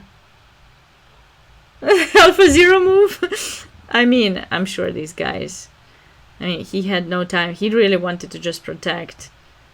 But that should be very annoying if that happened. the queen is going back to make a heart from the other way around. But he didn't do it, queen e1.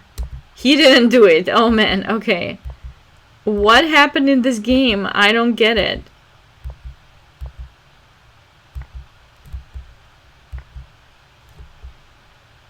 How do you trade queens here?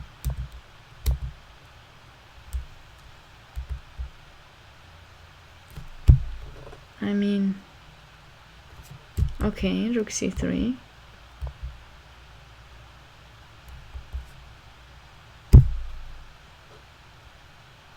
I mean, black has a little trap. Just one little trap, which is knight c5. And after that he takes here. He fell for it. Okay, that's bad.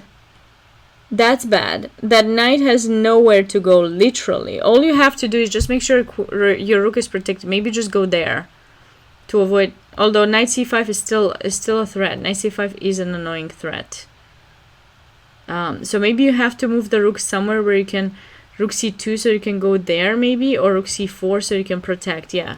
So you need to place your rook on one of those squares, either here or there, so that you can protect it with the bishop.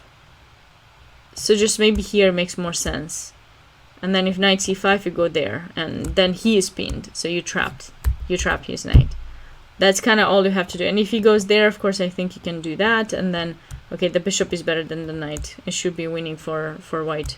Just goes back and brings in the king, plays d5, and should be winning. But he went king d3 and he allowed knight c5, but this shouldn't be lost. Okay, he blundered. Okay, it happens. It happens. You are winning. Not winning anymore. You have to take. And now it's a rook endgame, so you need to make sure you hold on to it. I just still don't understand. How does white lose this position? Enlighten me. Okay, good. Alright, so... that's not really necessary, but okay, he went with the king there, okay. What? What?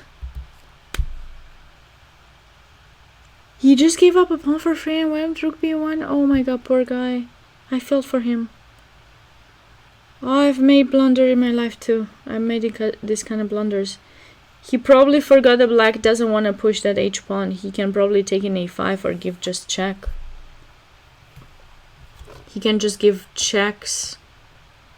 Just literally just checks back and forth. So that he goes there and then rook a8 and takes the pawn, or just maybe you can even take it directly, because I don't think you got anything going on there.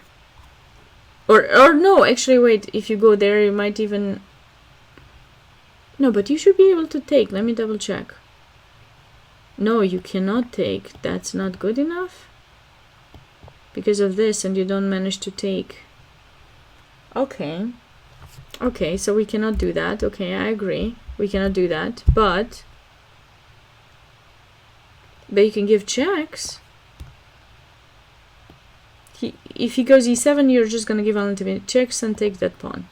So he cannot go there, right? So he's going to go here.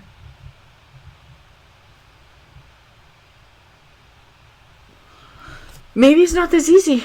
Maybe it's not as easy here to save this.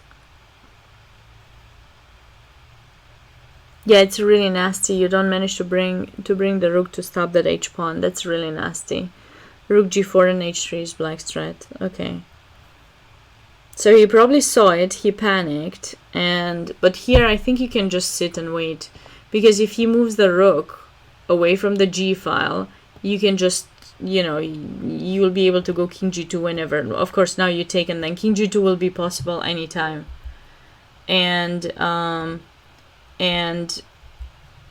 if you go rook g4, then we go here, and now h3 is not a huge thing. All you have to do is keep the rook on the b file. That's what you need. But you need to keep pressure here, so in case he moves the rook away, you take that pawn. Like, you cannot afford to stay with the pawn down.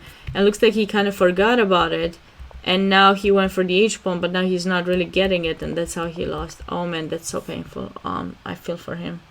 He didn't have time to calculate, and his opponent did have plenty of time. So probably like here, he couldn't, he probably psychologically he was just so shocked that this was possible, that the knight that was dying in f8 suddenly made it out, that he just was like, okay, oh, that was really tough.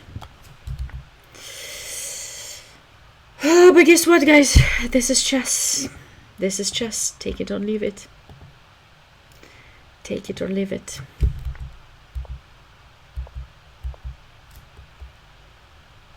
I think even if he sits back and forth over here on the file, it should be draw, because you cannot approach, and anytime, like, you cannot take in c5 anyways, because black will not be able to defend that pawn. Oh, that's... wow. Well, we saw a beautiful endgame at least, right? I hope you guys loved the endgame. I did. I love that very annoying and nasty rook g4 h3 idea.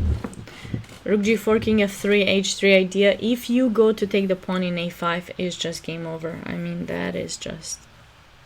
that's tough. It's really tough. All right, but that happened. Okay, what to do? Moving on. We got one last game to check out, and then we will be going over the actual live games that are taking place right now. So Advait Nair played against Junior Levia Rivera. Let's check out these players' rating. So Junior did take a bye round 1, and then he played. So he's Junior 2436. And he played against a player who is Advait Nair 2000. Okay, so let's check this game out. We'll see it from Black's perspective. What is he doing? I'm rooting for Sam. Tell me that Sam is winning. If not, don't tell me anything. I don't wanna hear it, Orfinsky. You won't say anything. Oh no! So he must not be doing very well. If he's winning, you can tell me that he won, Sam. All right, let's check this game out. So Sicilian. Ooh, Sicilian. Queen d2, a6. I feel like this was a very aggressive game. Is this theory for those of you who know? Do you know? Is this still theory?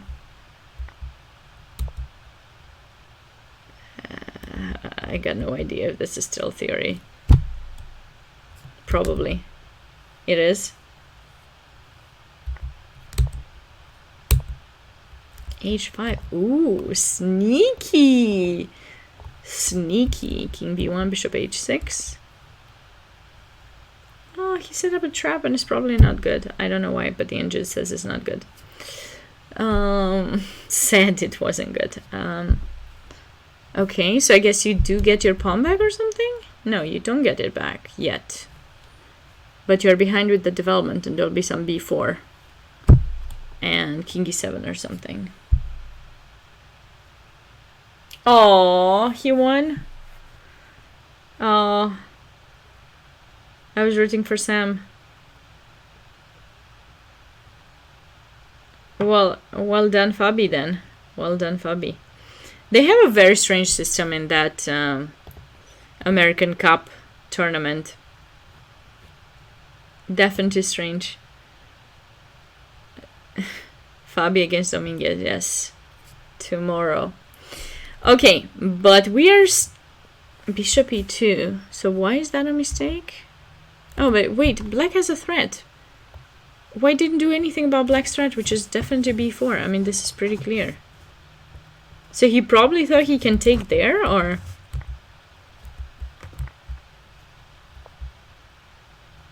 Nice intermediate move. Love this intermediate move. Because if you take here, we'll take, and then you got two pieces hanging. Oops. Two pieces hanging. So that's a problem. Okay. Rook hd1.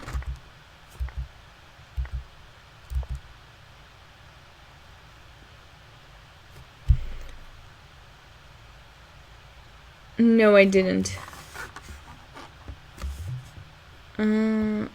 I don't know why he didn't take the pawn. Okay, white stayed with 2 pawns for the piece, and I'm sure black had no problem converting this. Okay, so this wasn't that tough. There's probably somewhere theory here I'm actually not very familiar with. I'm gonna use the Lichess database to help me out. So this Richter-Rauser seems like it is theory until here. And the main line was king b1 here for white, followed by queen b6. And now knight takes c6, bishop takes c6, and f5. I don't know. I think it just helps with the fact that black doesn't have this thing anymore. I mean, you can still play it, of course, but we don't stay for mate. And then, you know, with the queen being gone, white will be able to take in d6. So that's a thing to keep in mind. So it looks like white did play this a little bit sooner than he had to with f5. So he followed the same path. But yeah, and then queen takes d6 probably wasn't it. Probably he had to go like just sit somewhere, go back here or here, keep the pawn protected, and then eventually take here and try to play against this pawn. That was probably white's idea. But after queen takes d6, the end game is supposed to be at least equal for black because he has the bishop pair, and the extra pawn of white is not going to be visible, and he's behind with the development a little bit. So all right, well, that was an interesting game, and that concludes our review of round 2 of the Space Coast Chess Festival. I hope you guys enjoyed the commentary for these games. I suggest we go live to the broadcast and check out the games of today. I think it's important to check out the games from today. So I don't know if there's. I don't know how to do that. Never mind. All right. So let us go to round 3 and check out the games. Okay. And I'm going to refresh my thing and see if by any chance, although we did see the pairing. So Timur Garev plays against Leovel Barbon, who was 2000. Oh yeah, he did win against Theodore Slade, who was 22-28. So that's an interesting game that we have to see. Let's check out. And we won't have the engine now because I'm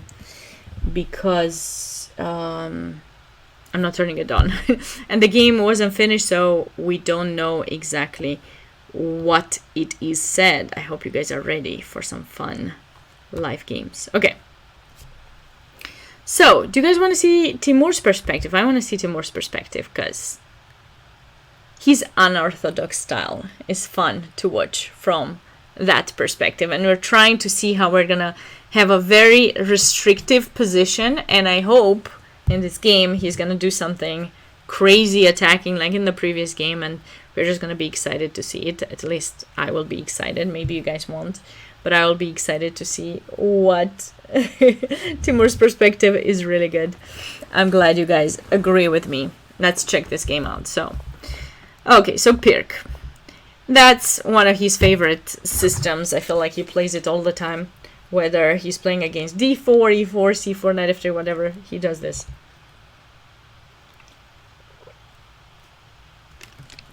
Though in the other game he did play e5, but yeah. He had black. He had double black? Why did Timur have double black? That's weird. That's really weird. It's probably because his opponent got a bye the first round, because this is really weird. I mean, number 1 player never doubles. This is so strange, actually. I'm really surprised. That is super odd. Yeah, it's so odd, right?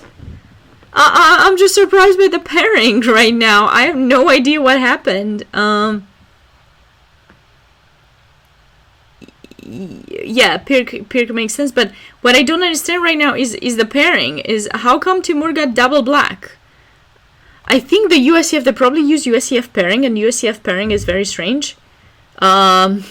He feed a pairing, like he would never double, like it doesn't matter that his opponent got a buy.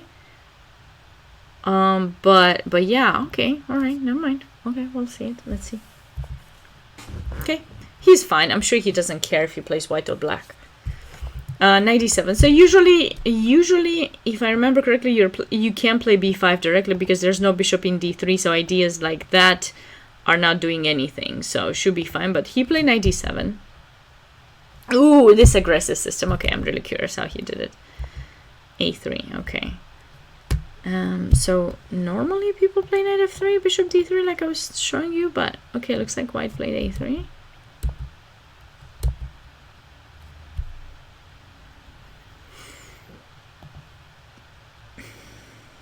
Where do you go to see the game?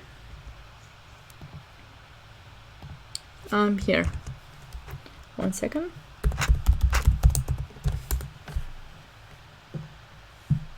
That is the broadcast. That is the broadcast link to the tournament, so you can check out the games there if you prefer to see just the games. These moves remind you of Akopian lecture. What lecture was that about? I'm sure he had plenty of lectures.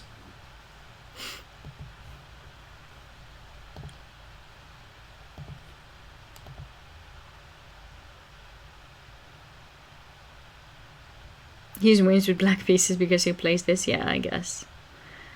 I understand. Anyways, knight f3. Yeah, so white sometimes takes in c5. They kind of have to. They either take or they play here. Oops. Or d5. But in this case, if d5 was going to be played, there's c4 and maybe not yet. I don't know. Maybe b4 and c4, something of that kind. Black is okay. He's going to get a good Benoni. The pawn is already on b5, has the opportunity to push. Everything is fine. Is this organized by the CCA? No, this is organized by Space Coast Chess Foundation, and you can read more about them here.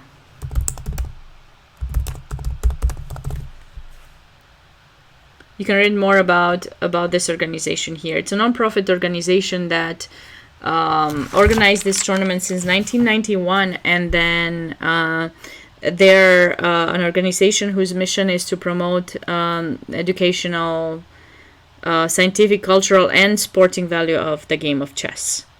So that is basically their goal, and they promote it for people of all ages in their like East Central Coast, Florida, I think it's called. And that's why I think they decided to put the name of their organization like Space Coast, because in a way like space and everything related to that. But yeah. Okay, so this is, I think it's not organized by CCA. I think it's organized by them. Just by them.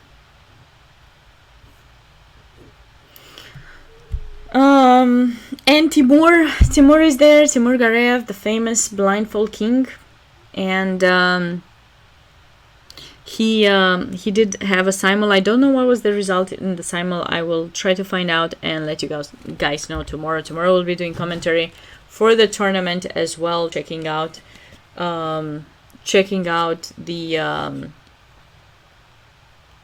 rounds 4 and 5. So knight takes e5.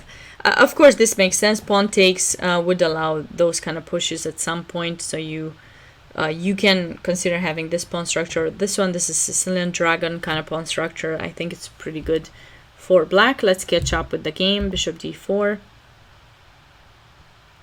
Dragador Sicilian. Exactly, Marfinsky. That's what I was just saying. Not Benoni. Dragon Sicilian, as Marfinsky was saying, the casual player. Queen e2.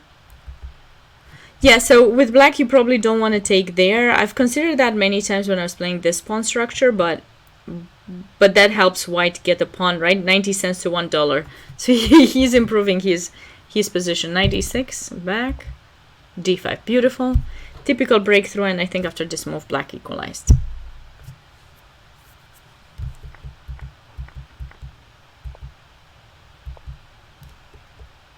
Okay, so now he's gonna put pressure here. I think I'd really like black's position right now. Doesn't that just give up a pawn? I mean, yeah, it would give up the bishop pair, but black has the initiative. Black has a good position.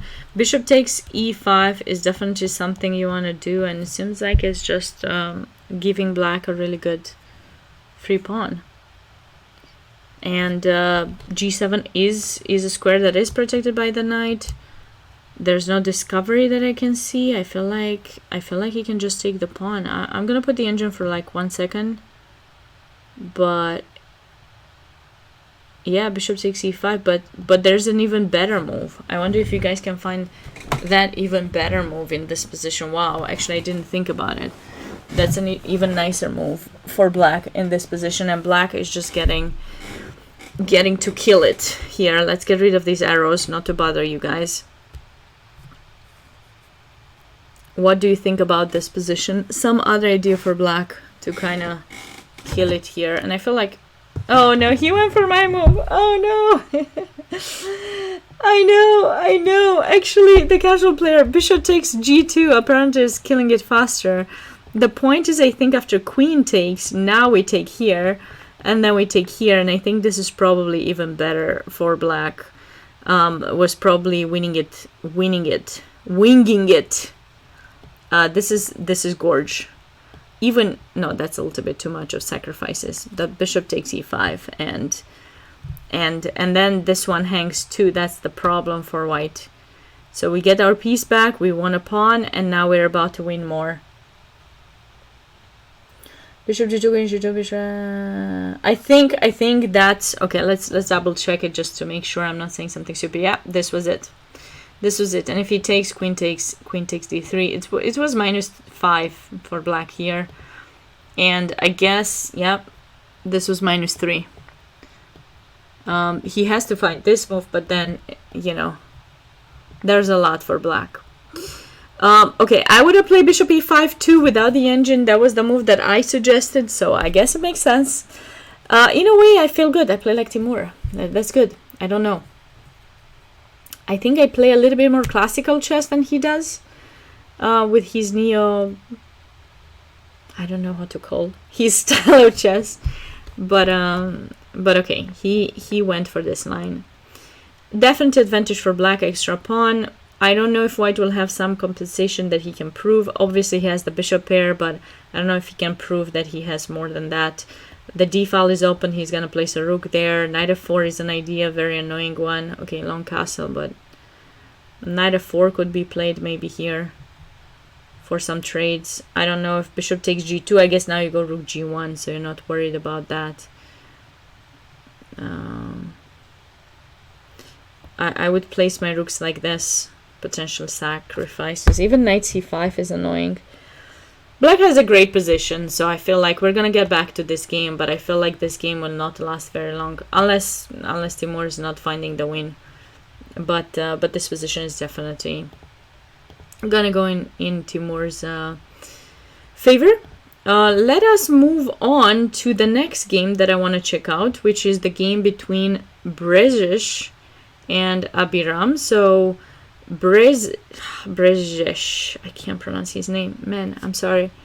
So he is the 2200 player that Marfinsky knows, and he plays against Abiram, who just won his game against Ryan Hamley 2200, Abiram being only 2016 according to our pairings over there. And what did we have over here? Let's go back and check out this game.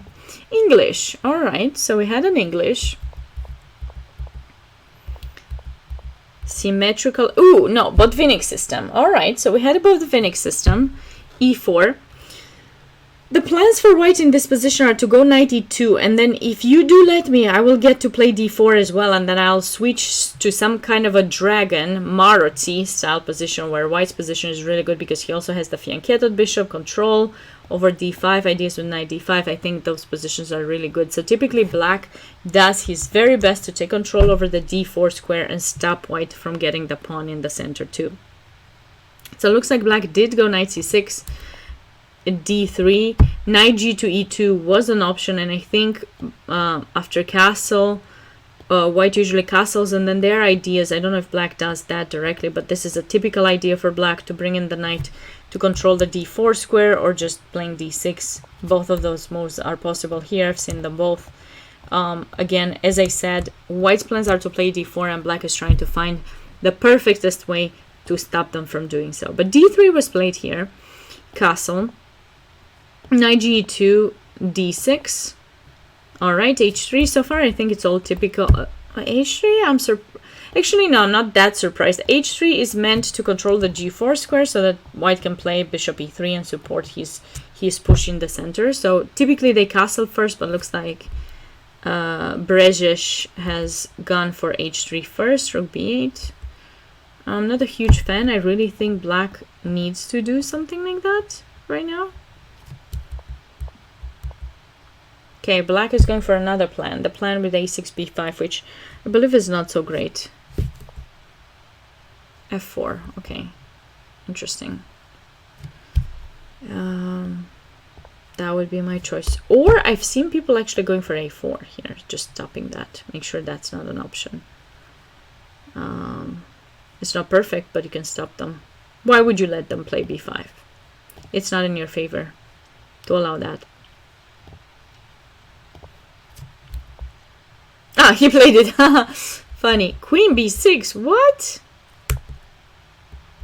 What's that? I'm sorry. I'm not a huge fan of queen b6. I don't get it. Literally don't get it. What's the point of that move? It's not like you can do something. I mean, you're just putting pressure on b2, but I don't even think if I develop the bishop, I don't even think you can take it. Queen b6, rook a3. No, I would just go bishop e3 to just literally just go bishop there. I would just give up the pawn. I don't know if it's good, but I would do it. And then I'd go a5 and then knight a4 and try to trap the queen in my territory. Like literally. That is what I would do, but you know. It doesn't mean that I'm right. I could be wrong. Yeah, I don't understand. I don't understand the move queen b6. 98 again. 98, knight c7 here. Knight c7 also supports the push b5 and also brings the knight towards the outpost, which you have to. Also, because in this position white played f4, be mindful of f5. White is pushing on both sides. He has multiple breakthroughs. He had with b4, he never did it. He has with d4, and after f4 he has with f5.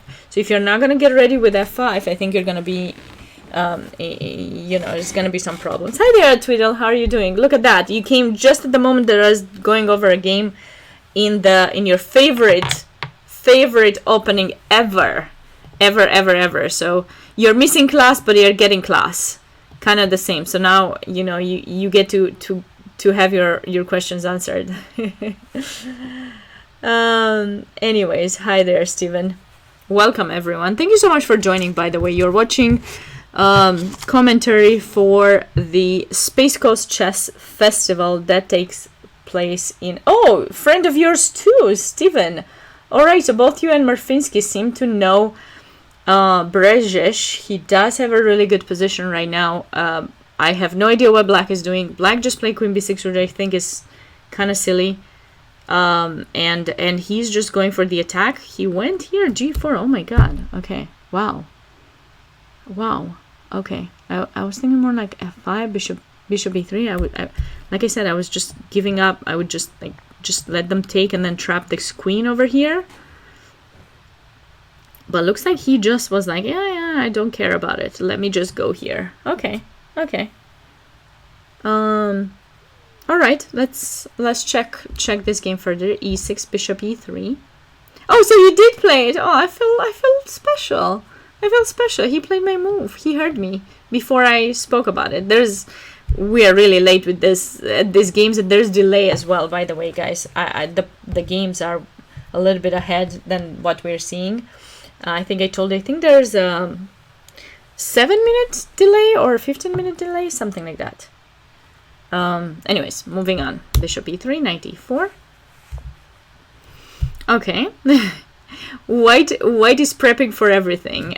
So again, like if black would have taken now in b2, Then I believe this would have been the way to trap the queen. Or not, because he still goes there. Man, is the queen ever trapped?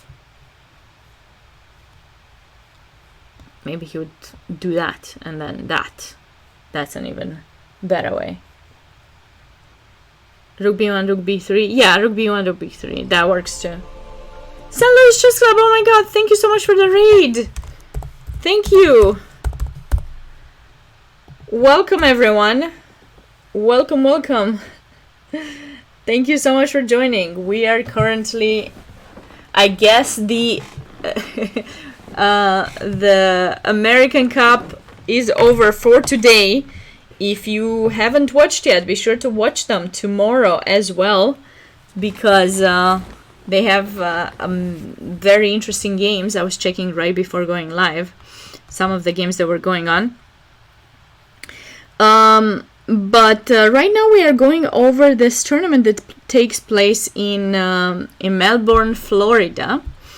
And we have some interesting positions, some interesting games, and I'm going over them right now. We're trying to figure out how to trap Black's queen had he taken that pawn, but he didn't take it. Black did not take that. Oh, thank you so much, Tracy. Thank you so much for the raid. I do appreciate it. I'm looking forward to going back to St. Louis at some point. Hopefully soon. But until then, I'm watching you from afar. Hi there, Brand. I'm doing alright. How are you doing? So anyways, he did not take, a couple of you are right, a5, and then, yeah, maybe not even a5, you're right. I don't even need, oh my god, I'm so silly. You're right. Queen b2, you can do that, Steven. You're right. Steven, you're totally right. I don't know why. I really wanted a5. I feel like that move is so gorgeous. It's like gorge is my kind of gorgeous move, but actually I'm weakening the pawn for that idea because I'm leaving that pawn hanging. So you're right, I should do it now. I just wanted to make sure that queen never went back, but we don't need to. Just rook b1 and it's game over. All right, so knight d4 was played. I should be playing at the American Cup. No, I don't think so. I think my rating is low enough that I shouldn't be playing. I would probably be losing from the first round. I need to train a little bit more, gain some rating, and maybe next year's, maybe in future years. But this year, I wasn't. My rating wasn't high enough to get invited. But hopefully soon. I appreciate the support though, for you thinking that I should, but not this year. Oh, a5. Oh man, that's a tough move. That's a tough move to play. You don't want that. You don't want that with black.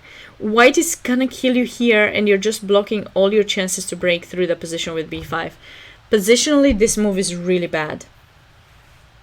Hopefully, a brand. Hopefully, one day later, I will. I hope so. I hope so. But right now, it wasn't the time for me. They should give me a high rating. Yeah, I should just because I'm being fun, you know, I should just get a higher rating, just like that.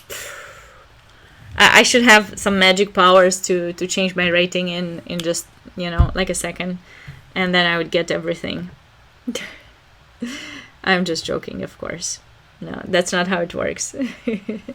Thank you guys. You are too kind. You are too kind. That's because you guys like being here and such, and support the stream, but that doesn't mean that I would be doing really well on play. Let's see. I'm gonna be playing a tournament in about a month. Let's see how I'm doing there. I'll be sure to go over my games and discuss how good or bad I'm doing, and then we'll see if I deserve anything or not. Okay. Okay, so let's see what happens. So after a5, white took. Interesting. What? Why did he take? There's no need to take there. I'm not sure I like that move. And I don't see a queen b3, or what does he want to do? I'm really not sure what was white worried about. I mean, even knight b5 is gonna be annoying if he wants to Okay, let's see how the game went, and then we'll figure out what happened. So bishop f2, of course. Luckily he has this move, otherwise of course he would be losing material.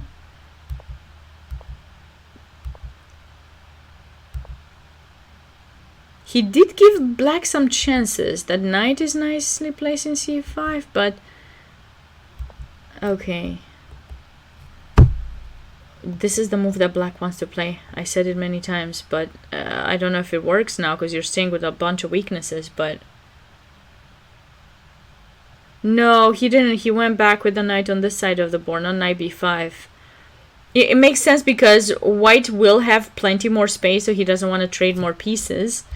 But e5, f5. Okay, like now white should be totally winning. If this works, this is something that we would want. But black is trying to get the bishop out before we get to close the position down. And he will manage to get it here. f5 was kind of necessary, yeah.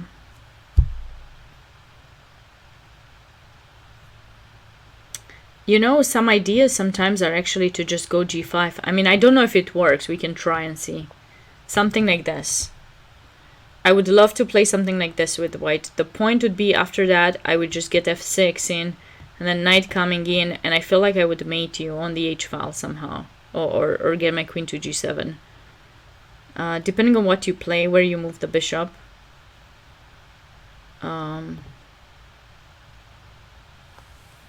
don't. You need to calculate this because maybe even queen d8 works. And now that will be hanging. You want to be careful, but that would be a lovely idea for white to play. Maybe you can play h4. h4 to play g5, and then you go here somewhere, right, to get your bishop, because I'm threatening g5, f6, and this bishop will be killed. Well, the bishop will be killed in the corner, and then obviously white plays h5, and then doubles up on the h-file, and this is gonna be mate. It's gonna be mate soon.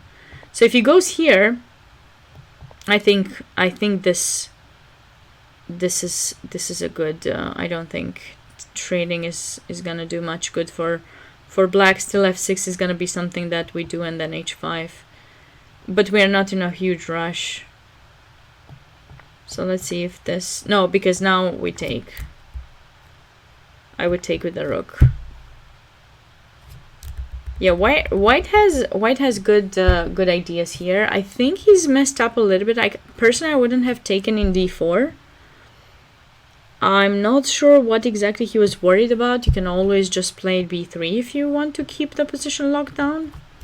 But that wasn't the issue. There's no d5. There's no b5. I am definitely uncertain why is it that white made that trade. But I guess we'll have to wait and see. We'll have to wait and see what's going on.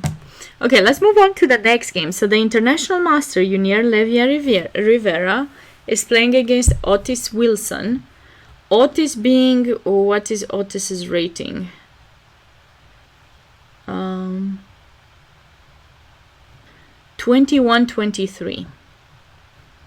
And what opening was this? Again, some English. Let's see. Oh, okay. English transposing into Benoni with reverse colors, right? Okay, d3, bishop f6. This is a very nice move for black, stopping white from pushing e3. White's idea is to push e3 at some point, and then that bishop would open up. Yeah, I just wanted to see exactly how they got into the position, and then white is going there. Okay, black may have lost a little bit of time. It's an interesting idea, but he may have lost a little bit of time there. And now he has to go back. Yeah, he's lost, like, look, he made 1, 2, 3, too many bishop moves, a little bit. Okay. Gave up the pawn. Yeah. Definitely looks crushing. Looks like this game is going to be crushing. Definitely is going to be crushing for white. There's going to be sacrifices. I'm feeling sacrifices. I don't know where yet. We're looking. But we are going to see sacrifices. I promise. I know, I shouldn't promise. I'm not sure. I'm not sure. I don't know these players. I don't know how aggressive they are. But I'm feeling it. I would love to make this move. It's not good. It's not my knight, so we can afford to sack it a little bit, no? Just a little bit. This was like a drop of a box of pieces. Yeah, but you don't have sufficient. He might have sufficient pieces to defend. Mistakes were made. Yeah, mistakes were made for sure. No, this cannot work. Even King of 7 may work. No, we shouldn't. We shouldn't. Okay, let's be fair. So we love White's position. A couple of preparatory moves. Yeah, sounds good, GZ. Knight c6. Knight c6. Alright, so we're saying knight c6. Knight takes c6, b takes c6, bishop takes c6, and now we're saying this. Yeah, that's crushing. That is indeed crushing. Extra pawn, and the king will still be around, marching around in the center. Queen f3, threatening that. Bishop h6. Bishop g5. Yeah, I'm loving white in this position for sure. Yeah, don't go crazy. Knight c6 seems good enough. I agree. Knight c6 seems good enough. Yeah. I don't know if you really want to get more in this position. You don't need to go ballistic like I did earlier. You don't need to go completely crazy. There's no need, literally. I mean, black is underdeveloped. What about bishop f4? Now I'm thinking bishop f4 is an interesting idea. Kind of fancy, huh? I like to be fancy. No, I don't know if it's good. I don't know if it's good. If he takes, obviously we want to take back and try to trap that rook, because you can't play knight f6 because we'll just take it. Seems fun. Seems like a fun move. I don't know if this is an option. If this works, probably not. Probably not. Oh, this would be gorgeous. This would be like a miniature game. I believe they do give a prize for the most beautiful game. They haven't asked me to choose that. I think they have an international master who's going to decide that at the tournament. But wouldn't that be fun? That would be super fun for the game to finish this way. But I love bishop f4. I don't know, because yeah, black wasted way too much time. The setup, he wasn't ready. With white, you are usually ready for these things, but with black, you're not really. And here, I feel like is just not enough. Not enough. What is he gonna do? Actually, he has no moves. My goodness. The rook cannot move. The knight cannot move. The bishop cannot move. The king cannot move. What is he gonna do? Literally, maybe rook c8. Okay, we came up with a move. We came up with one move. But you know what I want to do? Like, literally, I want to do that. I'm in a spirit. I'm in a sacrificing spirit right now. I don't know. Sacrificing spirit. I don't know which one is best. I don't know why I'm in such a sacrificing spirit. It's a beautiful evening, and we're having fun. I'm feeling inspired. I'm enjoying doing commentary these days a lot, and it's good to be here. It's good to be here. Literally. But no, seriously, I mean, I'm not going completely crazy. Literally, you are trying to open up everything, and you do have a bunch of ideas with all of these pieces, so you want to take advantage. I mean, let's see how this game will proceed, but I would feel like this is gonna happen. We'll come back to it. Let's catch up with some of the other games. Oh my goodness, is everyone playing c4 in this round? Like, everyone's playing c4. Are they following someone's game or something? Oh no, wait, which one was the game? I think this is the game. No, this was d4. Okay, this was d4. f5, c4. Okay, we have some Dutch. So I do play this line with a knight in h3. So I think this is a cool thing. That's why you shouldn't play knight f3. You should kind of wait a little bit. Oopsie. I'm so sorry about that. g3, bishop g2, followed by knight h3 castle. So you want to do that if you want to play the line that I play. But this should be a good line too. c4 looks fun. c4 does look fun, but you need to know a lot of stuff. You need to spend a lot of time. With the knight in h3, when this move is played, you can go d5, and then you're restricting black from going e5. But with the knight in f3, you are actually controlling that square. So yeah. So it was a mouse slip from my side over here. It wasn't exactly in this position. In some position, when the knight is not in f6, you can play g4 and allow for that to happen, and then I think you go e4, maybe even here instead of c4. g4 is something you can play, some kind of gambit, and then you can go e4 if you want and try to get your pawn back. But was it here? No, I don't think it was. I don't think it was in this position. I think it was in some other position, Murfinsky. I don't know exactly. Yeah, I think it was that. Yeah, it wasn't against f5. But there is a gambit with with g4, that's for sure. Yeah, that's for sure. But anyways, let's check out how this game proceeded, because I want to see. Okay, bishop f4, knight h5. Yeah, that's nice. That's nice. And now you have to be careful, because if you allow this, then you're going to be in trouble. You play g4 and blitz. Oh, so I should never play the Dutch against you, just to make sure I don't fall for those kind of things. Okay, so black is going to try to find a way to push that. At least he should. Whereas white should try to play on this side of the board and on the file. Let's see if that is what happened. And the strong player here is, I think, Nicolas de la Colina. He's 2254, and Andrew Guo is 2021.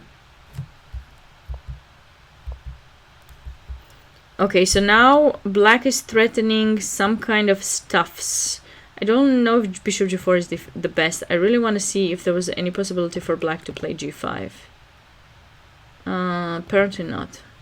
But the computer does suggest queen e7 with the idea g5.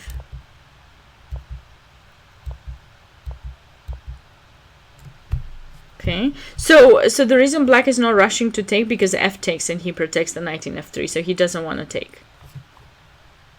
It's part of your resolution to play g4 to be more aggressive, Dutch aggressive. Got it. Knight g1, knight e6, bishop c3. Okay, white is trying to stop black, but it is certainly an uncomfortable position if you managed. I mean, you are protected and everything, but it's really uncomfortable. You're technically playing without like 3 pieces. They're all stuck over here.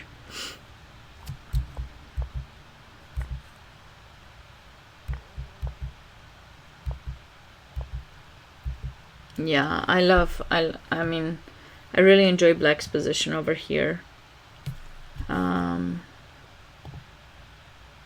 Yeah, engine says -2. It's very unpleasant. It's a very unpleasant position. Yeah, the pieces are just too restricted, and h3 is not going to be possible anytime. g3 will get weakened, and this pawn is weak. Black probably wants to do something like that. Put pressure on the pawn. This knight will have to find its way into the game somehow, somewhere. But I feel like black is doing really well. We'll get back to the game. Let's catch up with the others too. Ooh, isolated pawn. I love that. We have some isolated pawn position. So in isolated pawn positions, what you're trying to do with the side that's trying to put pressure on the pawn is trade minor pieces. So we'll see if white manages to trade all of these minor pieces or not. We'll see if that happens. Let's check out the game. Reti. Okay, English style. English again. What is going on with the people and the English in this tournament? I feel like they just make up an opening every round, and they just all play something similar. It's crazy. I'm just joking. Obviously, that's not what happened. It's just kind of funny that most of them did go into it. Okay, bishop g5, d takes c5. I love that move. And bishop back to e2. Interesting. Something else you can do with white is consider taking there and getting, instead of getting one isolated pawn, to get two hanging pawns. And then you will go maybe knight d2 to make sure, you know, you keep those protected. And then you go rook c1, and then you go, sorry, a3, b4, knight b3, and try to keep those pawns like that and put specific pressure on that c6 pawn. That's kind of what you can want to do. But black does have the bishop pair, which is a plus, but yeah. Did I miss the announcement that it's a thematic tournament? Are you trolling me, Jeezy? Yes, I guess I missed that. Yeah, nobody told me. They didn't announce me. I'm the last one to know. I'm the last one to know. No, it's not a thematic tournament. He's kidding, guys. All right. 94. Trading. Hey, Devin is here. Hey, how are you doing? Great to see you here. I hope you're doing well. Twitch, let's go. If you haven't followed her yet, please go and follow. She's a really awesome streamer. And I don't know when she will be streaming, but when she does, be sure to check her out. Yeah, of course. I hope you're having a good weekend. Okay, queen e2. Knight takes d4. This should be in white's favor for sure. For sure. And this is the current position. Okay, that is a good move for black. Trying to trade the queens, and if you take, obviously we'll get rid of the pawn, but white should not do that, obviously. I'm assuming something like this we'll be seeing this. I'm assuming we'll be seeing this move. Avoiding the trade, and then getting in the rooks on the d file, trying to double up. Either that or queen h3, but definitely one of these queen moves has to happen, in my opinion. And that's all I have to say about this position.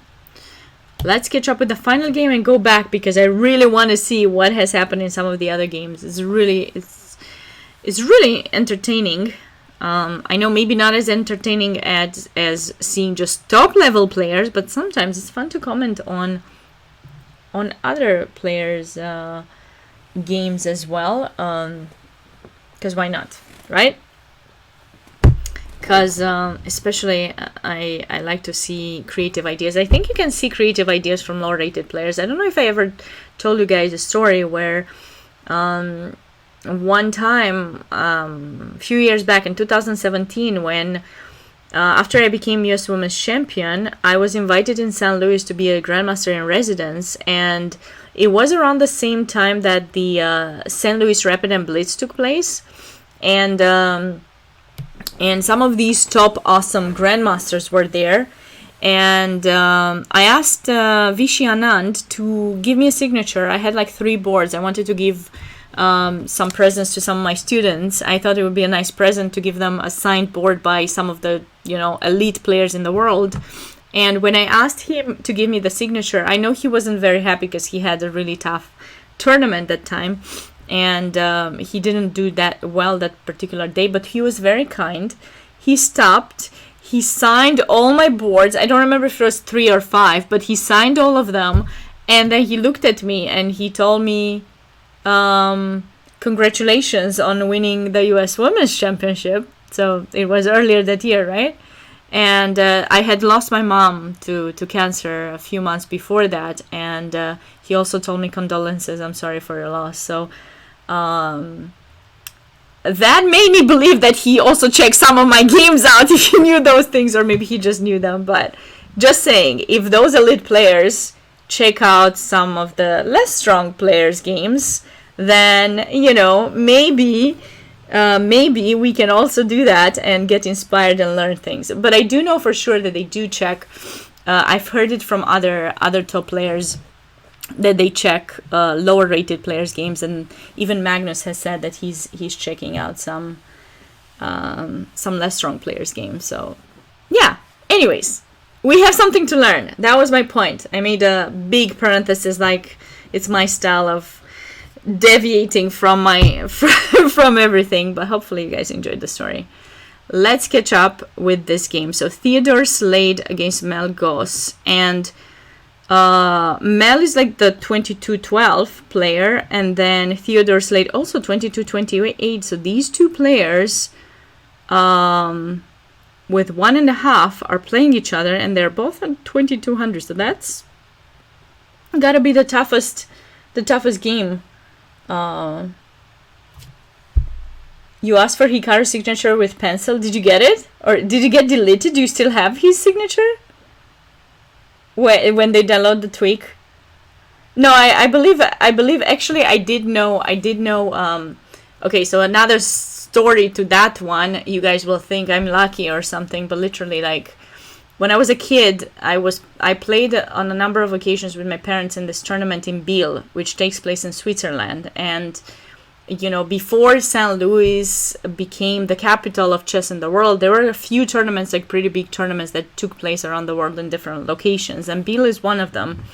And I remember I played with my parents there, and of course they had like the main tournament with the elite players, and then they had an open section, and they had for tournaments for kids and stuff like that. And apparently I was spending a lot of time checking out the elite. I was finishing my games fast, and then I was checking the elite tournament. And Anand was traveling with his wife at the time, and she was always staying outside and waiting for him. And I think I went to see her, and I was hanging out with her. My parents told me that I was spending time with her, so I guess she knew me. Now I don't think she still remembers, or they remember, but I do remember that I was spending time with her. That's all I remember, not more than that. So maybe he remembered my name. The chance is very small, but hey. I'm gonna believe that, okay? We have to stay positive here. No matter what, you just believe that an elite player knows you, and that's it. Like, you're perfect. Anyways, you got it on a paper scorebook that is long gone. Oh my god, did he sign it though?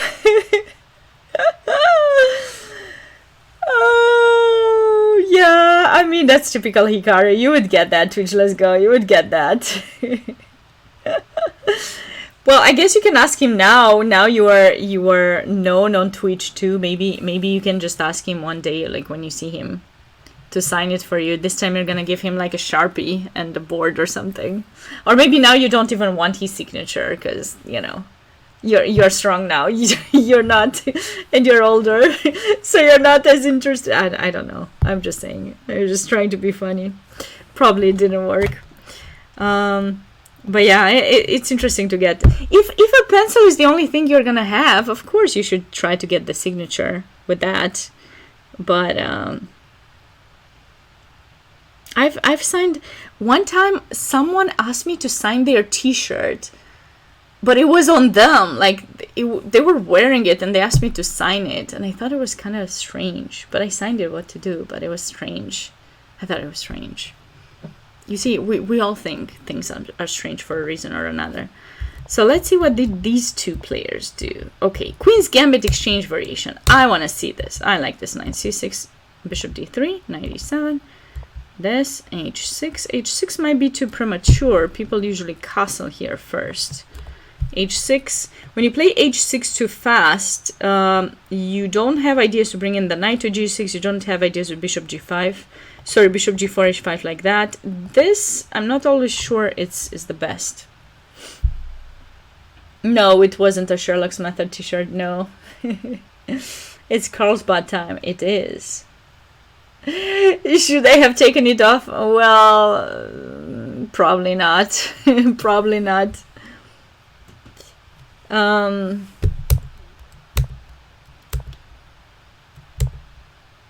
B5.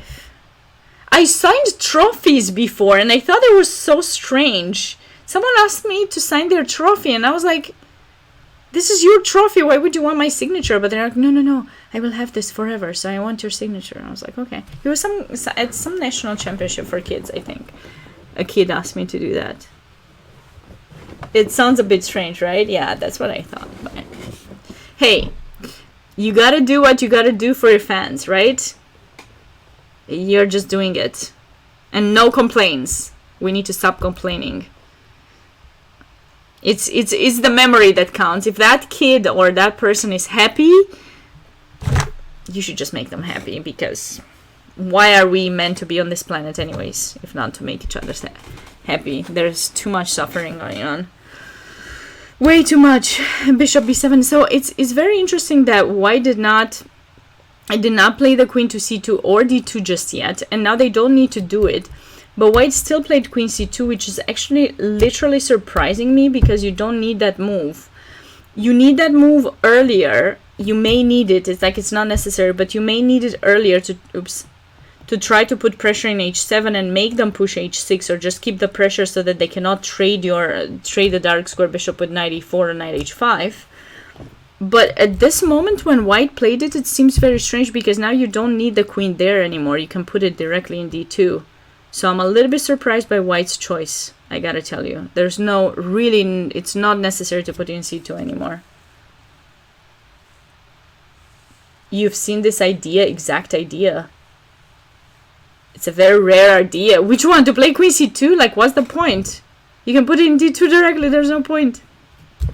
There's no point, Marfinsky, whoever played it. There's no point. It's just waste of time. I'm gonna check the engine, but I promise you it doesn't say queen c2 a million times. Yeah, obviously. There's no point to go queen c2. Ah, no, but b5, what do you mean? Very rare. That's a very wise decision to do that. Black's plan is on that side of the board. Maybe rook e8 was the typical and more what more people played. That knight f8 or bishop f8, yeah, that's a little bit more typical. But b5 can be played and is typical. c5 idea is also typical. I don't know if here knight e4 is an option. I don't know. Here you should be able to do it because white does not have the queen in c2. So, I mean, these ideas are really good. How do you sign up for this tournament? I think it's too late to sign up. You can sign up next year, but you can definitely find out more information about the just a second. You can find out more about them if you live in the Florida area, in the East Coast of Florida, and you can definitely check out their future events. But right now it's too late to sign up for the tournament. Next year, well, I don't know when they organize next. You should check out the website and see when is their next tournament that they're organizing, and then you can see if you can play in it or others. If you need more information, you can always check the US Chess Federation page with tournaments and check out the tournaments that they have. So queen c2 is dubious in my opinion. It's just like a waste of time for white. So you would play that once again in order to stop bishop f5, stop knight e4, and put pressure on h7. After that, you don't need queen c2. Rook c1. Okay, that's typical, trying to avoid any kind of trades. Takes queen d2. You would beat them. All right, well, next time be sure to register to the tournament and try to beat them then.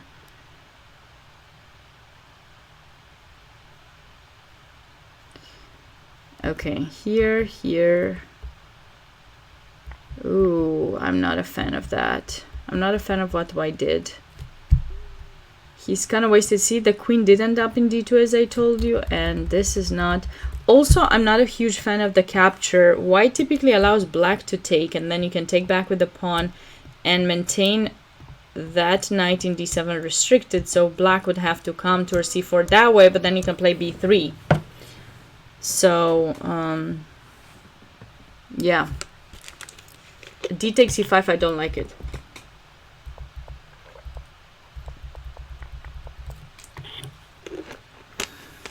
Okay, so this is the current position that we have after a3.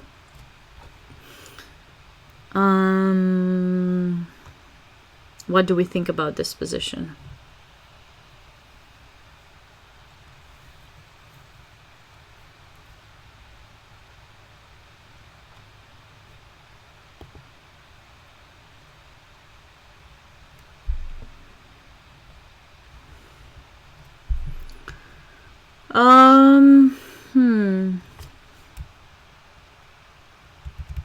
Why doesn't look happy?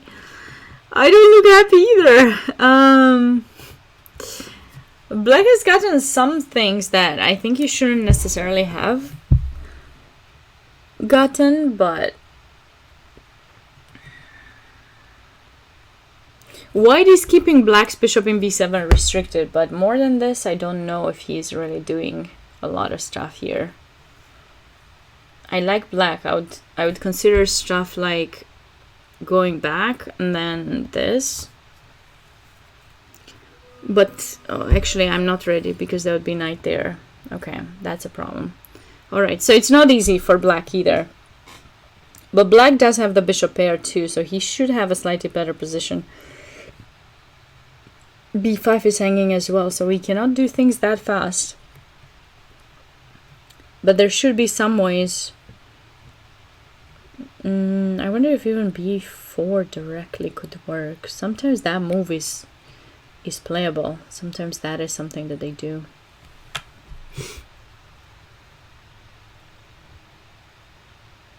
That's true, yeah. White is stuck here for the moment. They have to keep the pawns like this to keep the bishop locked. But how is Black gonna improve? Because he does want to push those pawns, but it's not gonna be easy because this pawn is gonna be hanging. So maybe he needs to put pressure on the d file first. Or maybe, what about an idea to try to get the knight in f4, maybe? The queen in a5 definitely doesn't do anything anymore. It was fun while it lasted, it attracted a3, okay, but now I think you should just bring it back. Maybe c7. Maybe bring it back to c7 and then think about some other ideas. Knight f4, d3. Ah, you mean getting in the knight? Yeah, of course you can get it there. But if you cannot, you can also kind of think of ideas to get it from this other direction. Different things are possible here for Black. It's not easy, but you definitely have a couple of ideas that you want to consider for sure. All right, I suggest to go back to some of the previous games, see what happened, what did we miss, where are... Oh, wow. Okay, Timur was winning earlier when we stopped around move, when he castled long. This is where we kind of stopped, and he had won a pawn, and let's see how he got into that position. So he pretty much traded everything, which is nice. I guess White couldn't have taken that pawn, probably. There's rook here, and then g2 is hanging, would be pretty bad. So he went bishop b3, nice, keeping his position solid. Make sure no h5 is going on, no attacks to the king, no sacrifices, no nothing. Okay. White cannot take here yet because that bishop is hanging, obviously. And White, of course, does not want to trade because he has a pawn down. So Black is doubling. Oh, this is beautiful. So he traded something. Okay, so Timur is on the verge of winning here. It's gonna take maybe a little bit of time, but he does want ideas like this, followed by bishop c5. Try to win that bishop. I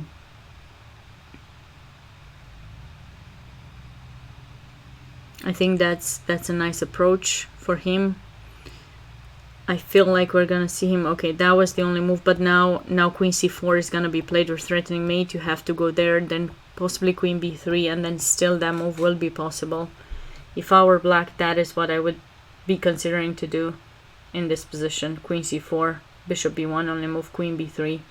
Simply advancing every step of the way, and yeah, he would love to get the rook in. Oh, look at that. Look at that, I'm playing like Timur Gareev. Maybe I should be the new blindfold queen. No, I'm not as good as he is. But right.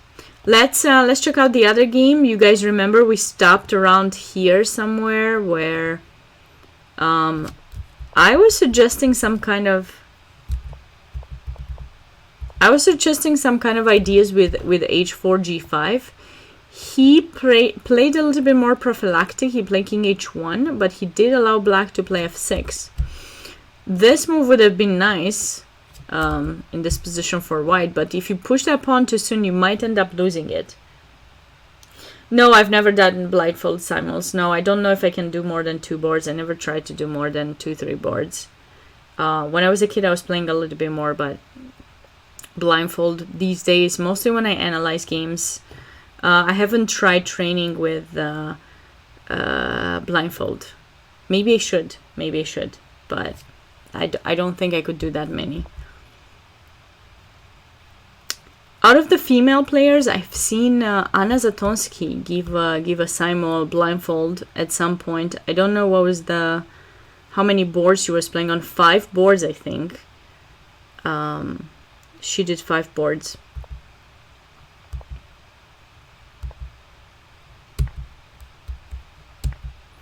F takes g6. You need a lot of training for that. Wait, he played h5? I always envisioned this move being played, but now he would take. So if black were to play here, how bad is this position?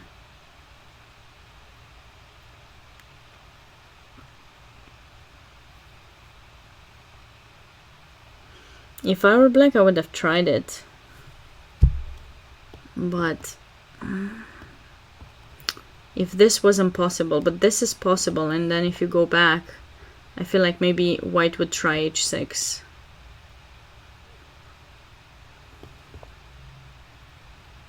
I'm actually surprised black took beautiful knight f5 intermediate move and he went there, but no, this should be winning for white because that's hanging. The g file opened up. Okay, bishop h3. Rook g1, queen g4. Oops. This is good for white. This position, g5 was better for black, I think. I don't know if you do something with that h6, h7 in the other position, maybe h6, king h7.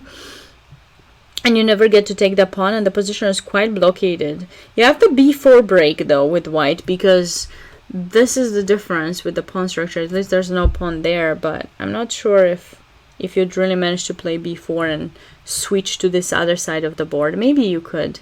Maybe you could do that. But anyway, so let's see this. Ooh, yes, we got it, my friends, we got it. Oops, I don't know. Wow, we got the bishop f4. Bishop f4 was played. I called it first. I'm feeling proud. I'm feeling proud. Rook a8 was played. Rook a8 to escape that potential discoveries, and then knight d6. Did I not call this, guys? Did I not?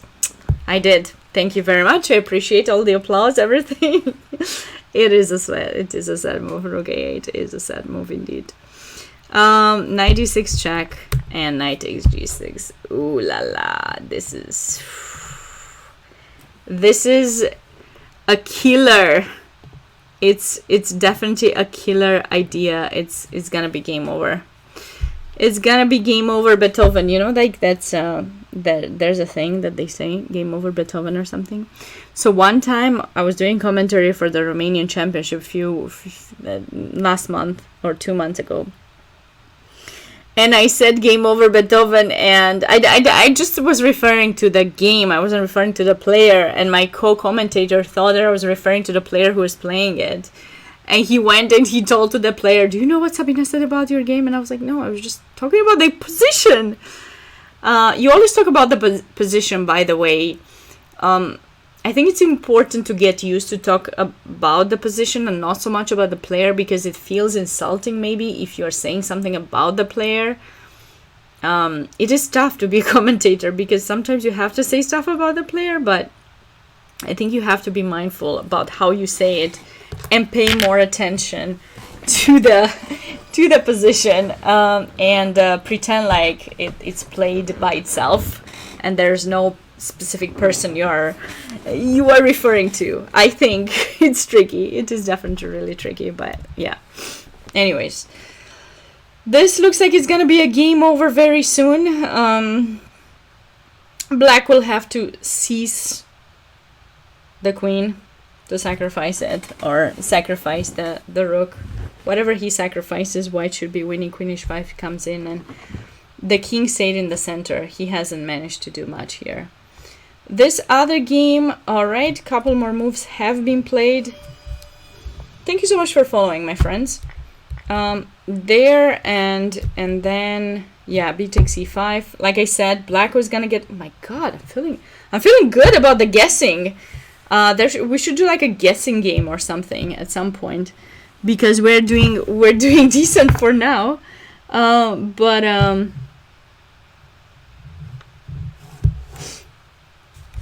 all right, so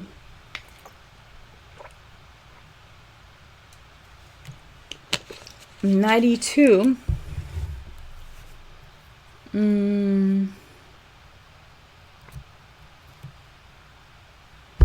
Knight e2. He finally escapes with the knight from there. But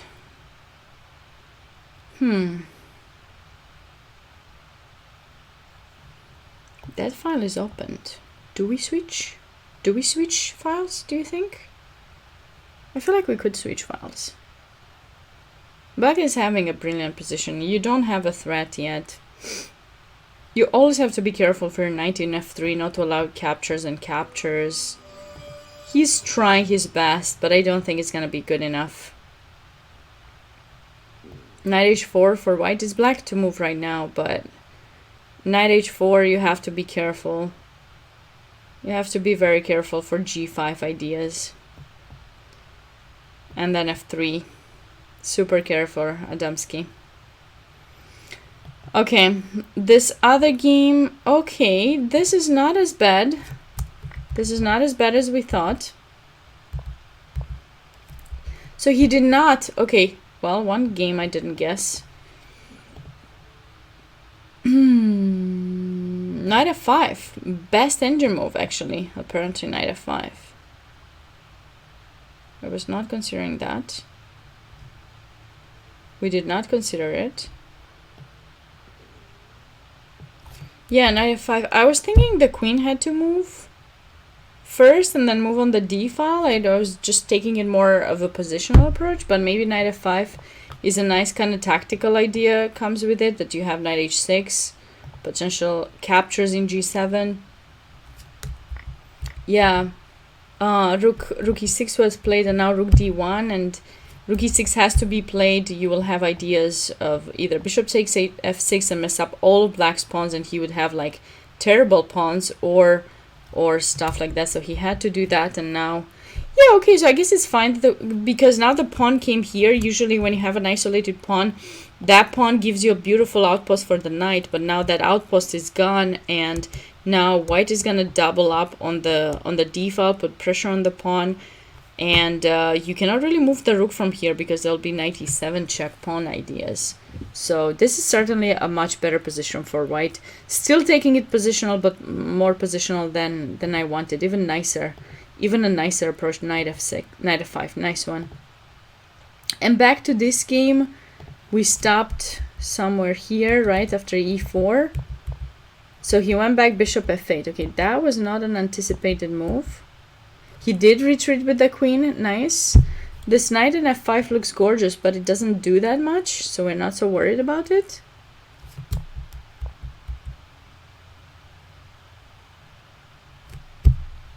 Where do you think he wants to go with the knight? Here or here? Where do you guys think black is planning to bring in the knight?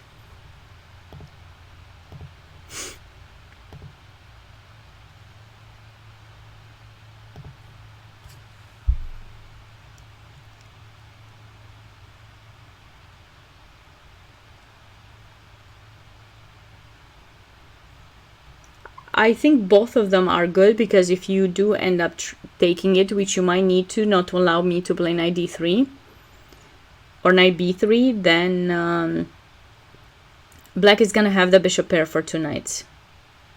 Yeah, white kind of has to take it, Marfinsky. I agree. c5, I think both of them are about the same. The threat is still knight d3. Knight c5 has knight b3 as well, so maybe, yeah, maybe c5 does look a little bit more annoying. Black certainly has a good position, and also when that knight moved, I don't know if you guys are thinking of this kind of an idea, but I'm starting to like it quite a lot. Rook lift kind of idea, to put on some pressure on white's king. That is an idea to keep in mind as well. All right, so we have some very interesting positions going on right now. I think we're gonna see some fun developing things. Looks like Timur did end up playing, so we stopped around here in that position, and Timur did end up playing queen c4, going for the mate in a2, and now I guess he didn't go for my line, which was queen b3, trying to get the rook active and such. He went for a5. Actually, this might be even more aggressive. Planning b4, trading one of these pawns, and weakening white's king more, or opening up a new file to get the rook in from one of the files vertically instead of horizontally. Horizontally, he probably thought he doesn't make it. Yeah, rook lift was interesting in that position. Never too late for a minority attack. Love that. I love that saying. Yeah, definitely. Never too late.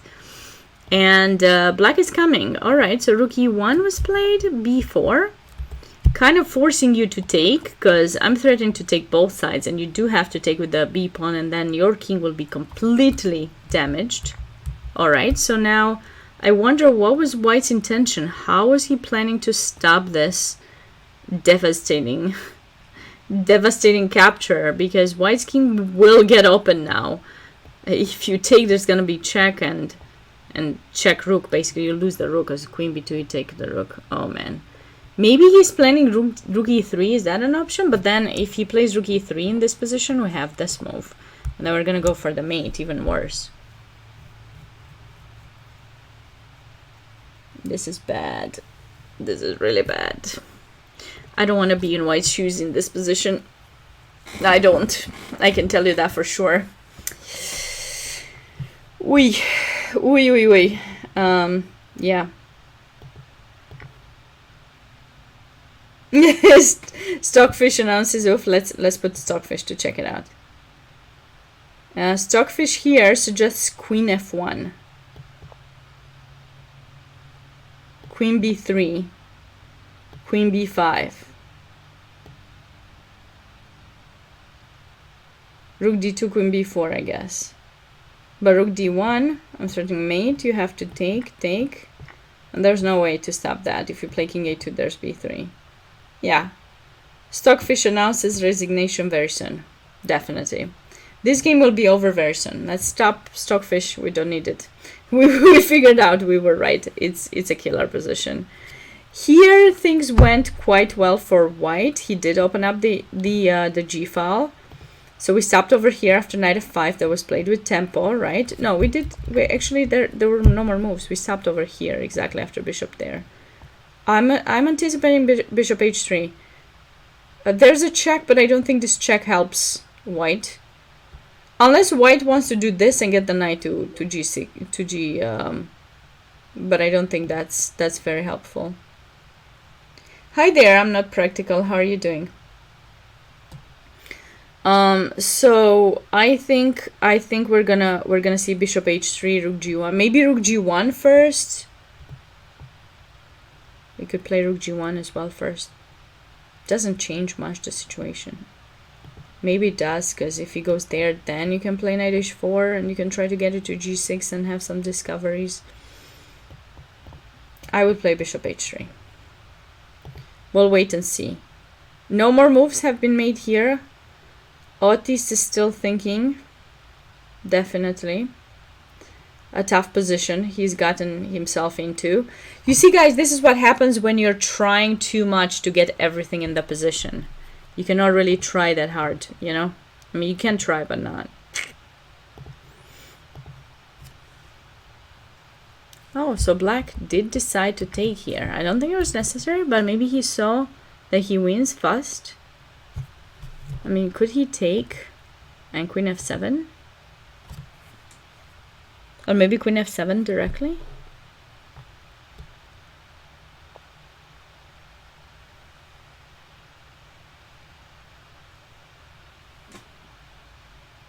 What?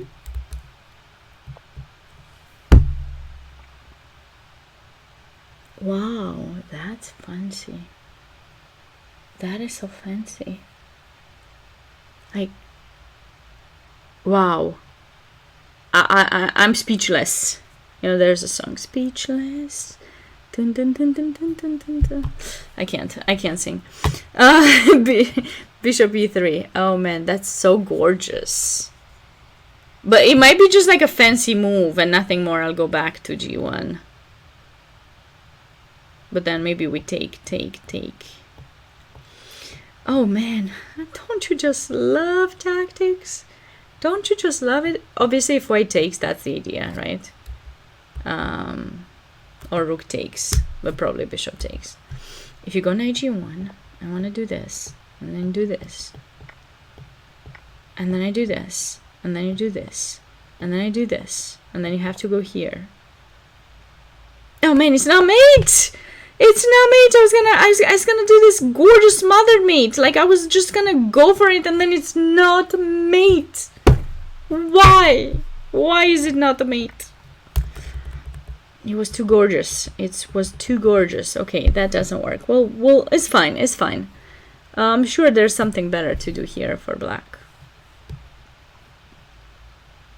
I don't know what, but I'm thinking.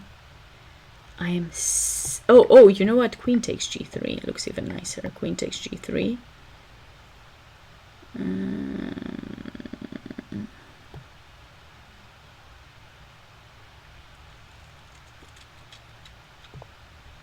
Literally, I want to see the mate. I ain't seeing it. Oh. He still has defenses. Why?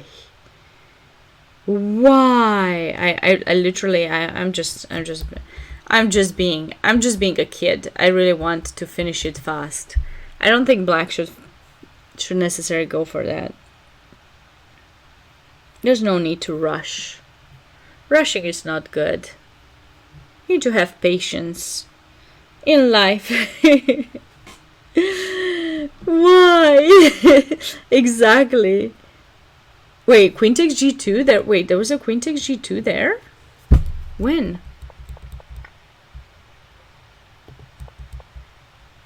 Oh, here? But you don't get enough, Marfinsky. You do not, my friend. Do you? Maybe. I don't know. I don't want to do this. I don't think you're getting enough in this position.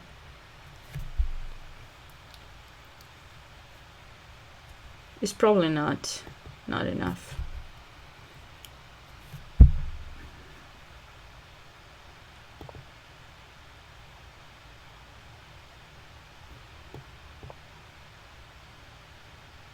Do you guys have any other ideas? Enlighten me. I need to be enlightened. Because I'm not seeing the mate. It's not necessary, no. I mean, yeah, I mean, you can go for this kind of line like this. I mean, you just sacrifice a piece for how many pawns you have? 2 pawns right now. But you do have ideas like this. I feel like you could go for something like this. In case... I know, I just wanted to kill. Maybe he will find something. We are rushing too much, but yeah, knight g1.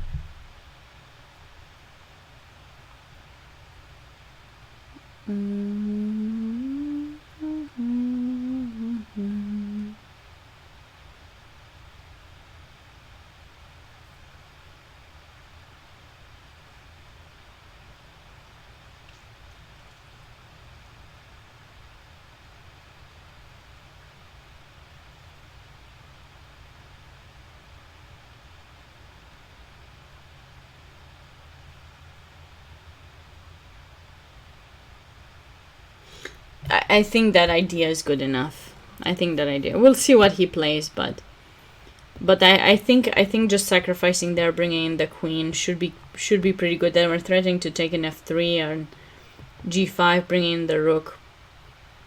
We'll see which one he chooses.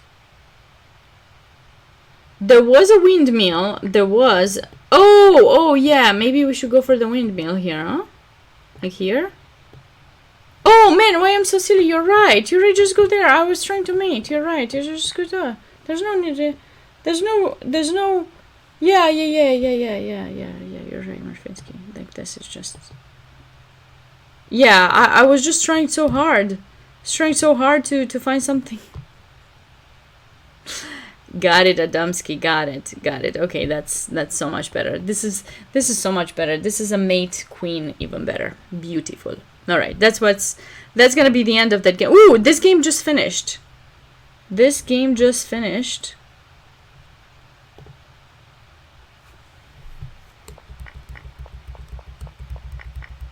Yep, he resigned. Black resigned. Beautiful game by Junior Levia Rivera. Very beautiful game. I feel like he deserves a beauty prize for this, but I'm not the one who decides those things. So whoever is deciding those things, if they do decide to give him for this game, I think they definitely should. It's a beautiful game and totally worth the beauty prize. Do you guys agree?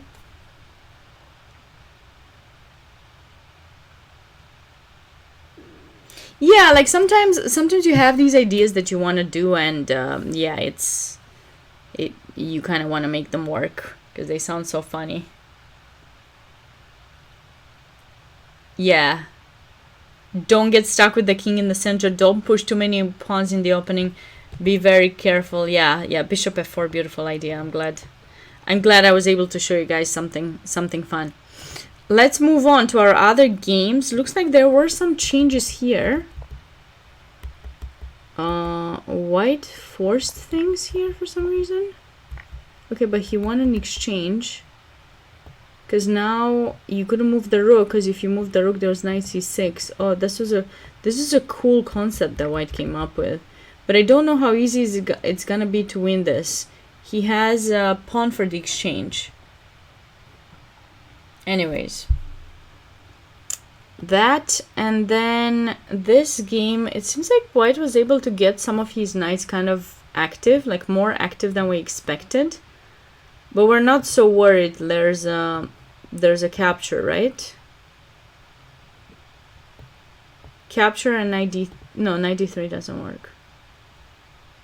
But I feel like capture is a possibility. Yep, takes. And then maybe here.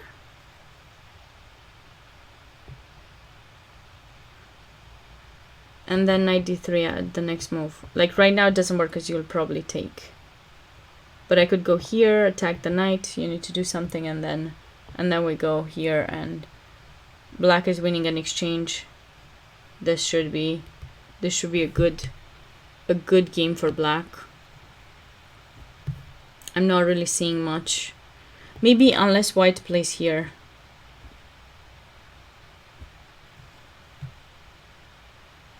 Only move. Probably.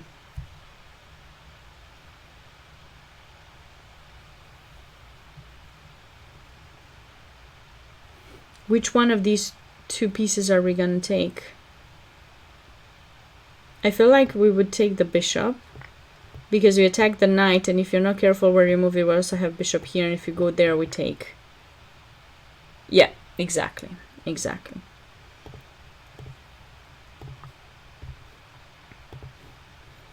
Okay, so this game maybe... Oh, looks like Timur has won his game. Let's see the finish. Let's see the finish of Timur's game. So after a takes b4, queen b6 was played, checky, queen c1, idea of bunch of stuff over there, queen takes b4, rook there. Gorgeous finish by Timur. Okay. Oh wow, he was fancy. He didn't go bishop here to allow rook b4. Obviously, he has seen that. He took and bishop f5. White takes 2% after rook takes b1, but yeah. Beautiful. Very nice. Very nice. Well done, Timur. So Timur is on 3 out of 3, I guess. And there are a couple of other players. Well, actually, next board, Brezish. Let's see what Brezish is doing. Because these two players are also on 2 out of 2 and may go on 3 out of 3. When is a bishop better than a knight? A bishop is better than a knight in positions that are opened and where the bishop can move around and attack maybe some of the opponent's pawns on both sides of the board. When the pawns are on both sides of the board, it's easier for the bishop to move. You want the position to be opened. Anyways. It looks like he played bishop h4, not bishop h3 as I anticipated. So I guess in case of a capture, he is possibly considering to take with the rook, which is also nice.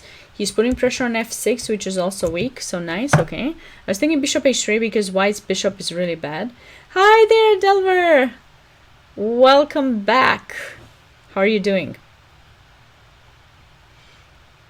When your opponent is bad at seeing knight forks. Good one, GZ. Good one. Oh, that's really good. I love your guys' answer. Yeah, Delver is here. Delver is here. Delver, you missed some gorgeous potential sacrifices. Really gorgeous ones. We're gonna show them again. Don't worry. So this was the one. So it looks like white hasn't made any move. But what did we say? So if knight g1, we're gonna go for this gorgeousness. This gorgeousness. Discover check. Gotta go there, and we're gonna mate him. Just like that. That easy. You're getting ready for your tie announcement? What kind of tie? What are we talking about, Delver? What kind of announcement?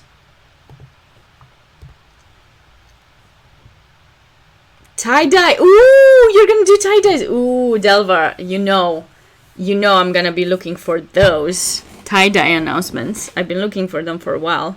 That's great.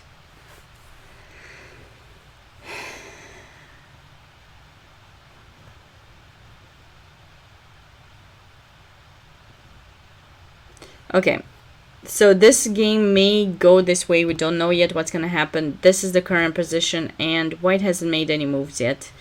But this looks like it's gonna go in black's favor for sure. This position has had a couple more changes, so white did trade there as well, and f4. Okay, so he's putting his pawns on dark. He wants probably some f5 at some point, trying to weaken this chain and put pressure afterwards on the d5 pawn. He might want to double up, and you're noticing I'm putting the rooks on a light square so the bishop cannot attack the rook. Hi there, Chess Puppy. How are you doing? Looking good? Trying my best. I'm glad you think so. And then f5, attacking there, and yep. So black will probably have to play king f7 so that when you take, he takes back with the king, and then we'll see. We will see what's gonna happen next. Okay, queen d7 has been played. I feel so good with my answers, literally. How is he gonna stop these two? How is he gonna stop it? I have no idea. He might have to give up the exchange. I thought this was the only option, but I don't see a defense for him. This could be something to consider, but probably we can still go bc5. And we're just gonna put a lot of pressure. And I feel like we can just, right? Can just do that. And we should be able to win everything here. So this will be winning for black. This is my view about this position. Do you guys agree? Do you guys have any other thoughts about this?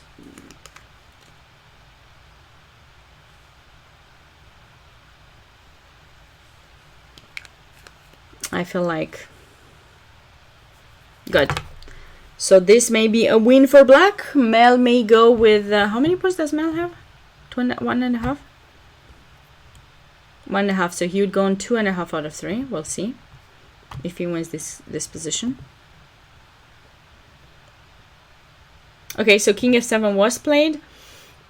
White wants to bring the king on a slightly better position, a little bit closer to the center. This is the fastest way to bring it. Not always it is the easiest to go through f1, right? Sometimes it's faster to go this way from. Also, white can try to double up on the g file, but I feel like this is his idea. Double up here and then do that.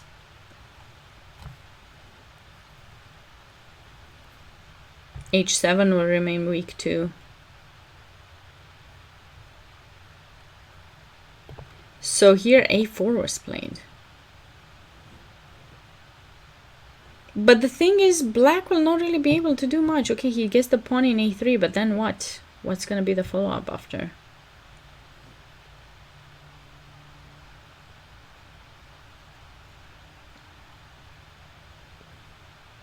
Unless he manages somehow to activate his rook on second rank, I don't see much of a chance for black.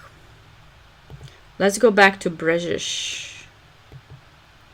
So bishop h4, rook f8 was played, queen g4, nice check, king h8. And now he played queen to g6. He's hitting the bishop and the pawn in f6. And this looks like game over, bro. Maybe not yet. Although if you do take, we'll take your check first.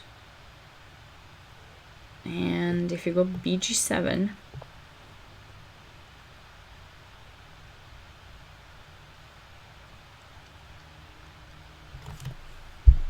I'm trying to think what would be the best way for white to get a win here, because we can certainly take check, or we can just take, make all the trades necessary. We have an extra pawn which will go to h6. Yeah, this is kind of game over. Queen g6, very nice move by white. And you don't really have an easy way to defend. bg7, we'll just take it. You cannot go rook h7 because of mate, so you have to go king g8, and then we can take in f6 with whatever we please. Both of these are good. I prefer bishop, so that we have mating ideas once the rook moves. This game may end in a draw. Oh, we've seen moves. What? Okay, so he went for a better line, right? So once again, I'm going to show that beautiful line we thought about. If white was to go back to try to maintain some defensive ideas here, bishop takes f2 was going to be played with tempo, threatening knight g3. You kind of have to take it. And then after knight g3, king h2, we're going to utilize this discovery. Knight takes e4. No need to try knight f1 because unfortunately there wouldn't be a mate with the stalemate. Although this would look gorgeous, but unfortunately this is not the mate because the queen just suddenly shows up and saves the game. But you do have knight takes e4, which leads to an even nicer smothered mate over here. Smothered mate queen. Of course, you can sack the knight, but eventually it's going to be a mate. So it looks like f takes e3 was played instead. Bishop takes f3 and knight f4. Because if you were to take, of course, rook takes. That is going to be lost anyways. It's going to be bad. So knight f4 in an attempt to keep somehow the f file closed. But I feel like knight takes g3 is still going to be a move that black has to be unhappy about. Or maybe not. I don't know. After king h2, you know what I want to do? You guys are gonna laugh at me so hard, but I want to take the knight. Literally want to take the knight. I don't know if it works. You have to take. And I think it might not quite work because after queen takes, I'm not sure if I really have what it takes.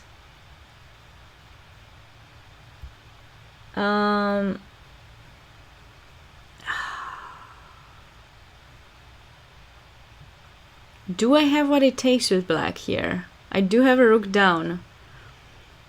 I don't think I have what it takes. I really would have loved it. It's close. I mean, I don't see, I see a check, but he goes king g1, obviously, not to allow the mate. I do have a check and I can win the queen. I've seen that, but that's not enough. Yeah, runs short because he goes there, and then you do have this thing, but it's probably like he's gonna sack the queen, and he has too many. Yes, yes, I agree, Murfinski. Oh, Sabina and her sacrifices. Okay, we don't need to do that. Forget about it. Forget about it.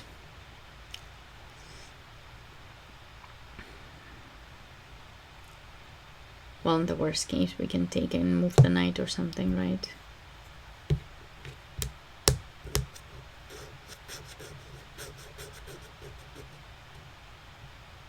I wonder if this move would work.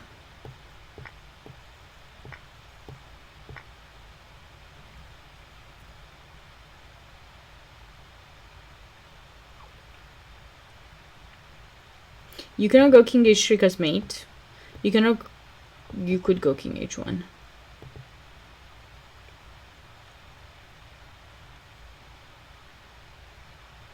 But there's a check rook. Okay, you cannot go king h3 or h1.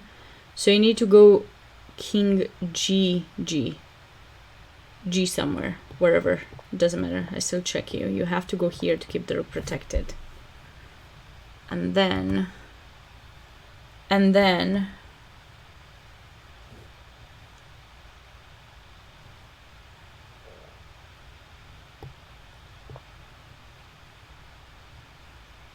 what are we thinking?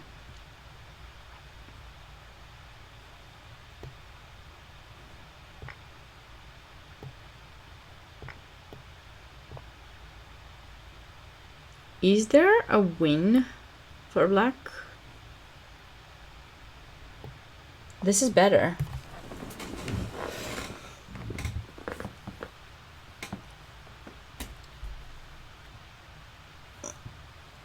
Oh, this was so gorgeous, so gorgeous.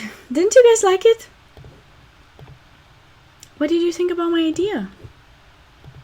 Didn't you think my idea was fun? Nobody said anything, but I felt like it was. So knight takes. I'm taking another pawn. You're pinned all over, so you have to take, and then I take. And you cannot do anything else because I'm threatening a discovery, which will lead to mate. So takes, queen takes check. It doesn't matter if he goes king g1 or king g2, because anyways after this check is check rook, so you do need to go to f1, so it doesn't matter. Someone was asking me. So you do have to go to f1 here, and then here, and rook takes e4, but rook takes e4, rook takes f3, check queen, again, check queen. I think this works. I think this is a gorgeous line, and I'm gonna check it with the engine because I feel like I need to. It says minus 0.8, so where's the defense that I'm missing? Oh, it says d takes e3 even. Ooh, that's even more fun. Ooh, I love it. I love it. It's even more fun. But I want to see my line. Let's see. Was my line working? Was there something I was missing there? Oh, king e2. Okay, that's tough. That's the only defense.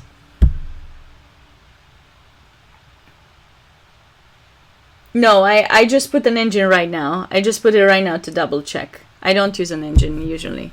I just wanted to check my line because I didn't know if I calculated correctly, but no, I don't. I turned it off. Yeah. King e2, I didn't see that defense. And you probably, I mean, this is the best that you probably have, but it's probably not sufficient. I mean, you have this, but it's probably not sufficient. He will have some checks and stuff.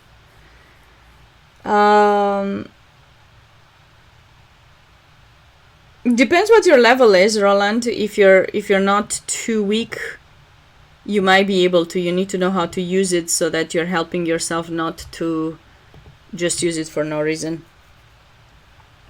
Ooh, this is an unexpected position, but this is an easy win for white. It's white has a clear path with the king entering, rook's getting on the g file. All he has to do is double, bring the rook to h6, that pawn is lost, or rook g7. Like, you won't be able to hold on to all of these stuff. So how did they get into this position? So after f4, He played h4, h5, f5, exactly as I told you guys, and then black closed down the position, but putting all his pawns on black does not really help him. He keeps... If somehow this side of the board was blockaded too, yes, this could have helped him. This could have helped him. But in this case, this does not help black.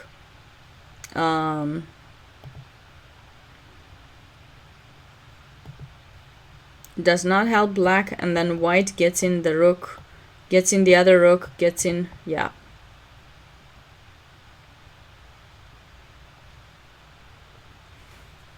This is a very nice... this is going to be a very nice... I assume a very good... we'll see the way white will play, but I have a feeling it's gonna go very easy for him, just getting the rook. Okay, he blockaded that pawn to avoid any d3 stuff. Anyways, that wasn't an option, but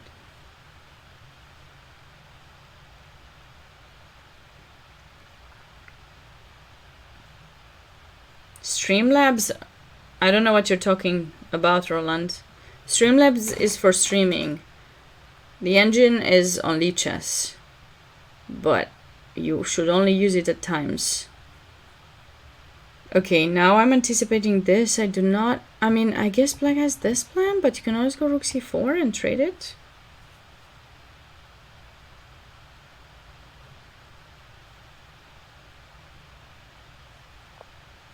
Yep. You can go rook c4, or you can wait for the rook to come all the way to b2 and just go rook c2. Either one is fine, because black doesn't have much. So, like, for example, if black were to play rook a4, you can go here. He goes here, you go here. He goes here, you go here. I mean, obviously, you have to be careful in taking, but you want to take here. And, okay, you have to be careful after king g7, though. He might trap your rook over there.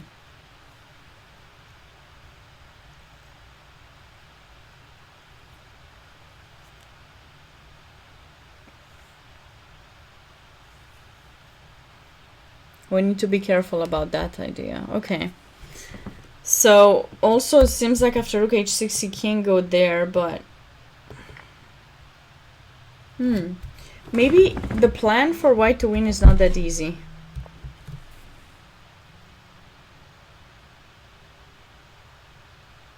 Okay, after rook a4, I would just trade rooks first, literally. Just make sure that's a thing. He does have to be careful for that. Also, he has f4. Wait, why wasn't I thinking of that? I think he's probably thinking of that idea. He needs to be careful not to trap his rook over there. Double the rooks on c. No, because you don't want to sacrifice there yet. No, you don't want to sacrifice there. Your black has created some kind of counterplay for himself. No, you want to focus on this and then getting the rook on 6th rank. No, but you can play rook c4 whenever he's playing rook a4. There's no need to worry about that, Marfinsky. There's no need. Literally no need. I think the position is good. Okay. What happened here? g4. Okay, so he gave up the exchange.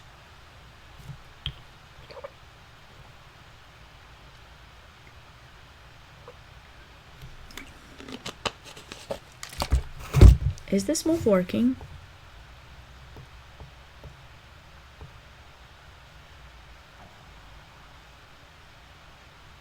What is black doing? What was black planning to do after this? Enlighten me, my friends. Oh my god, lucky for him. I almost got a heart attack. Oh my god. I mean, I don't know these players. I was just like, what? I was like, what is happening? Okay. Whew.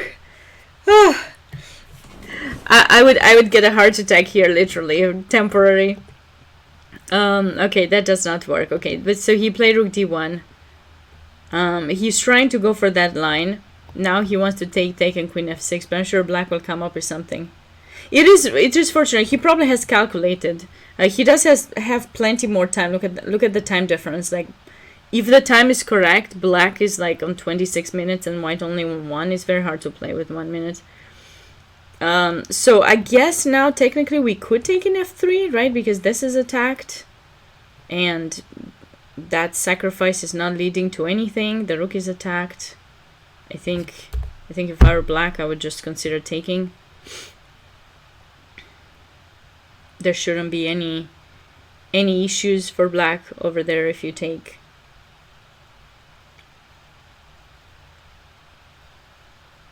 Many roads to Rome, indeed. Many roads. Many winning ideas for black.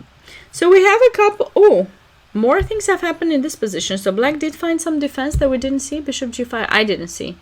Bishop g5. Okay, so we did not consider this move, but obviously that just gives up a pawn. So he chose to take that one. Taking in g5 was an option, but maybe not a very good option, because it would give black some ideas like this one and this one, and just keep putting some pressure. Probably white still has some ideas. Well, actually here, sorry, after rook g8 there's check. So maybe bishop e8 directly, but then we still have here. Okay. He assumed that that pawn was better than this one. Makes sense. He wants mate. He's trying to mate. That pawn is, yeah, that pawn is less important. He's trying to get his pieces to mate.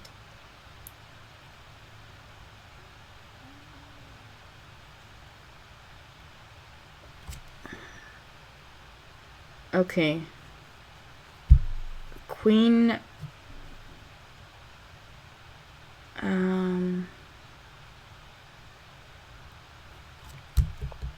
Queen d8.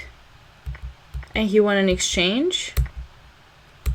And from here on, the game should be pretty easy. One for white, because that's just a check. We just go king g1. So I'm assuming we'll see rook f1 coming in right now, and white should be winning without much trouble.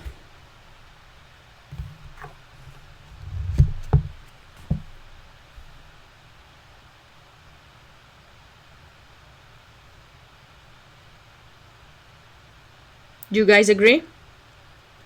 I think this will be over for very, very soon. Whatever happened in this game, so we did have knight takes g3 check, which we anticipated, but king g1, and then he took in g3. Okay, nice. Okay, so knight takes g3, king g1, and he took in d3. Okay, there. And now I guess black is not in a rush to trade those bishops, because this rook comes into play like that. So queen there.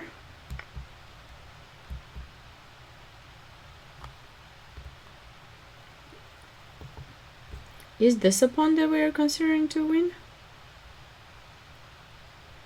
Some point? I thought black would be able to get more in this position. What were our lines that we were considering? Taking here, right, or something? But we did consider king h2 for some reason, right? But it looks like after knight g3 he did play king g1 instead. Yeah, I put it in h2 for some reason. I thought he had to. Yeah. I don't know why I thought he had to go there. Yeah, this is a little bit better for white for sure.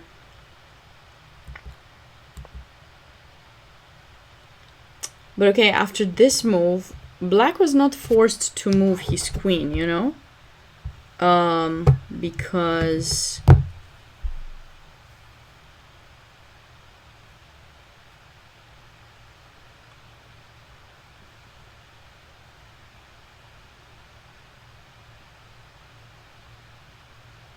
he's pinned.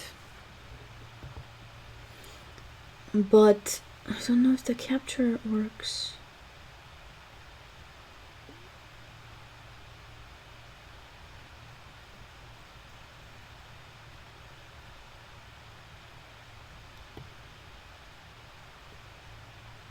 I feel like, right? Am I wrong here? Like this should be good for black.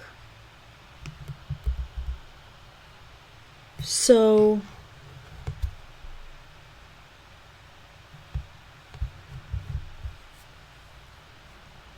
if you take, thinking that you're winning a piece, I have this check. I think this is winning for black. Am I wrong?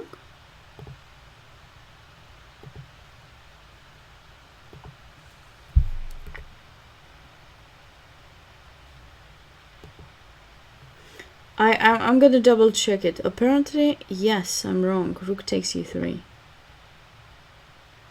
Rook takes e3 and despite being 2 pawns up, black is worse. I guess because of the potential sacrifice in g6.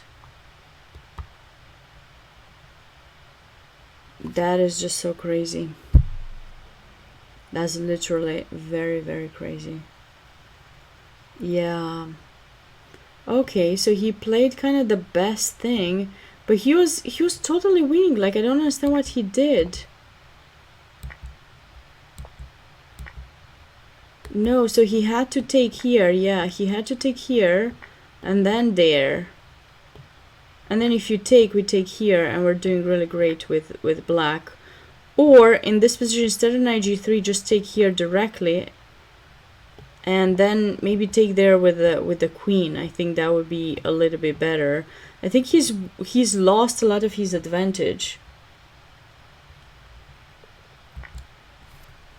He's lost quite some of his advantage. I mean, he's still good, but he was much better earlier. Definitely he was much better, so he might have lost some of his advantage, but black, yeah, played a little bit not the wisest way, I guess, and white was able to get some kind of defensive ideas going on.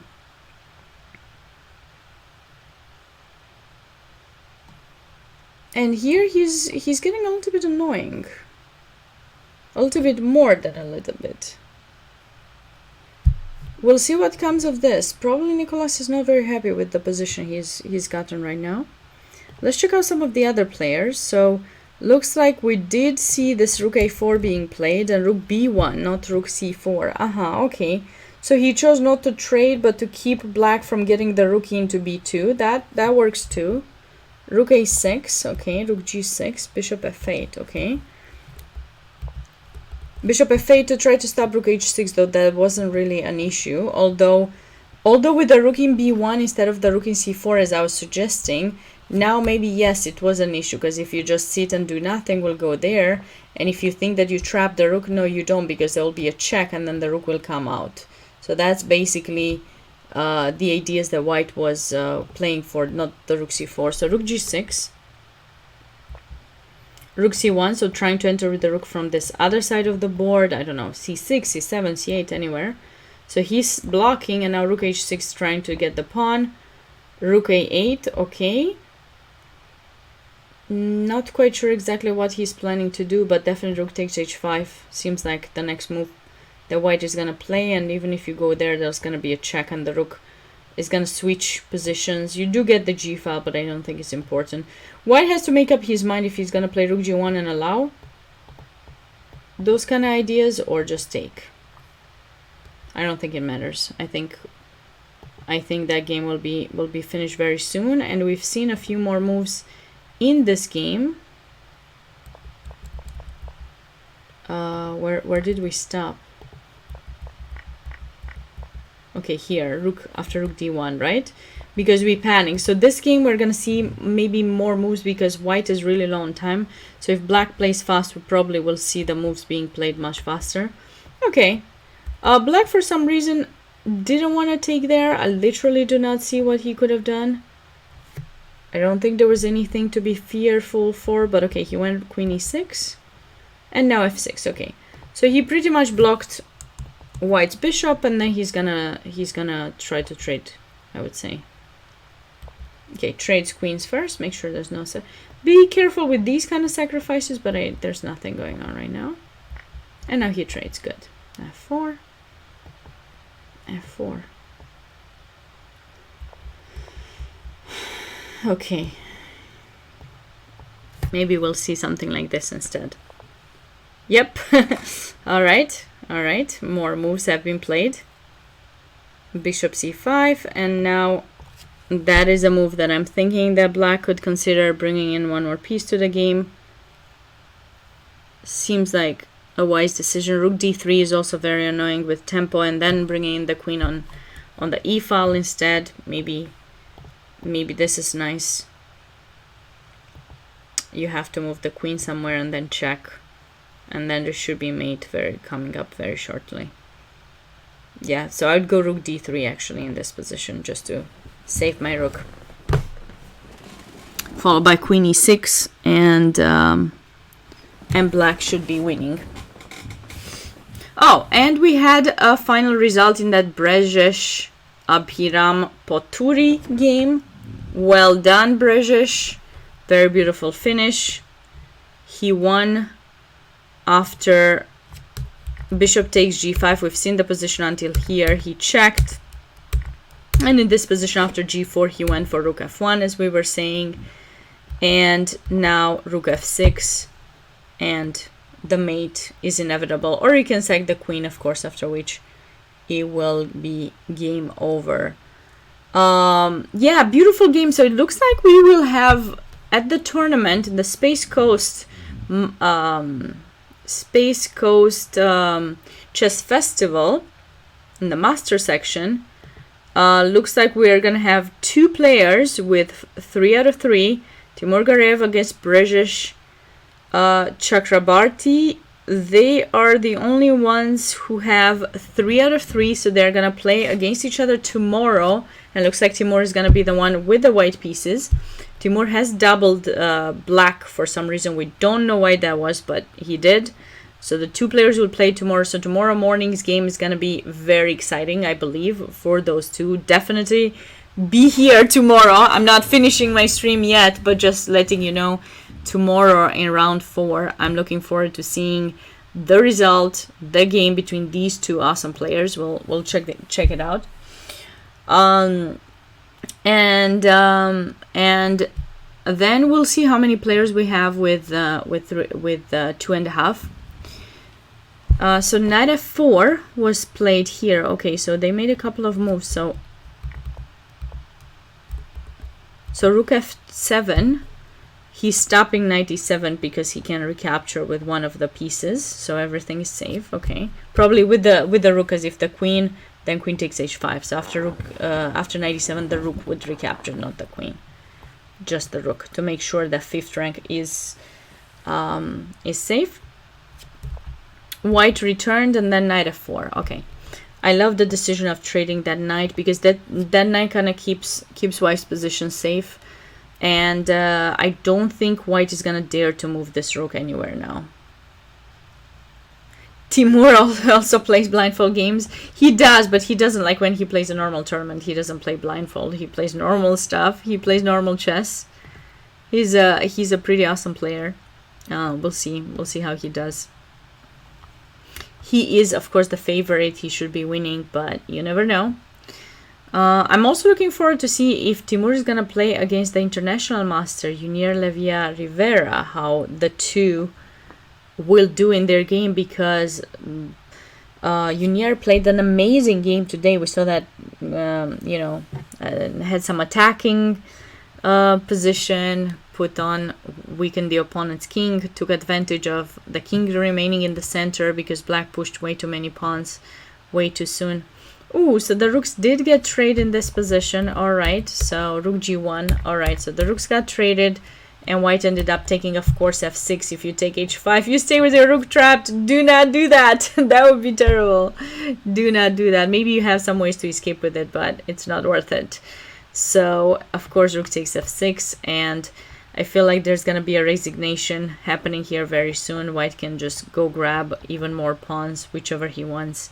There's nothing the poor black can do. I mean, he has some kind of idea here, but because the rook is still on the board. That's not gonna be working. So we're gonna see white winning this game, I assume, very soon. So we oh, yeah, that just happened. Resignation happened in this game. Well done, Cesar Valido Buza won his game against William Wu. And then we have 2 games remaining, and I was right. After king e2, rook d3 was played. Queen had to go back, and then queen e8 check, and we are gonna... Okay, I thought we will see a resignation. I guess white is not ready to give up yet, but we can just take the free bishop, take here, and there's no possible tactical ideas for white anymore. Okay, you can try, but you're gonna get mated in the fastest way possible. That I don't know which one is the fastest, but there should be a mate. Anyways, let's go back to this game because this is interesting right here. Knight takes f4 was played. So how do we recapture? With the queen or with the rook? What do you guys think?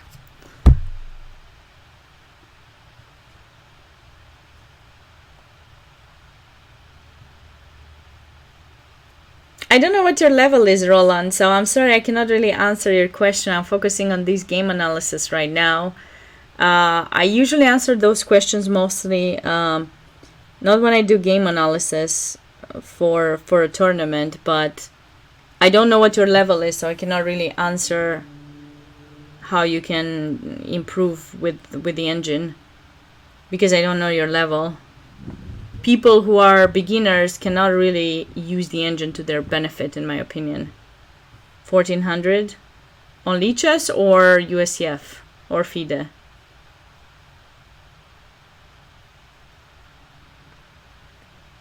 Yeah, I think with the rook should be the way black captures here. But a lot of pieces got traded off. Black was totally winning. Lichess 1400. Okay, so you're... I don't think the engine is going to help you very much to improve. You need to do a lot of tactics. You need to study books. The engine is not helping you at this point. As you can see, I'm not using the engine only to double check things because I'm talking and I'm discussing positions and I want to make sure sometimes that I've seen everything correctly, but it's hard to believe that white holds. I agree, but still.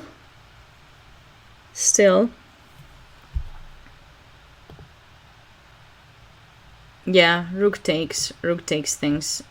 Thinks that rook takes should be the engines lie. In some situations, yeah, they do lie. Rook takes f4. I think he played. Let me just double check. So he took with the queen. Wow, that surprises me. Rook takes was definitely a move to play. He probably, as Marfinsky said, he was probably scared of this move, but yeah, white should not really survive here because think about it, you can just take, and then if the rook takes, then you have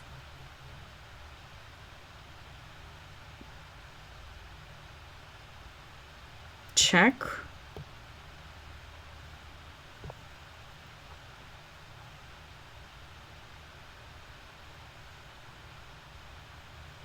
Sorry, I'm mesmerized by this position. I don't know what's the best way to win for black.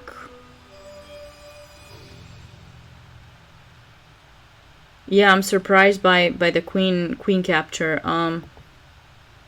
Do we have like a mating thing here or not? Like check. If you go here, check, here, mate. That's obvious. So if you go here, check. If you go here, there's like they're beautiful mates with the queen and the queen and the rook together, like literally. But maybe he can go here. Maybe you don't actually have a mate. It would be nice.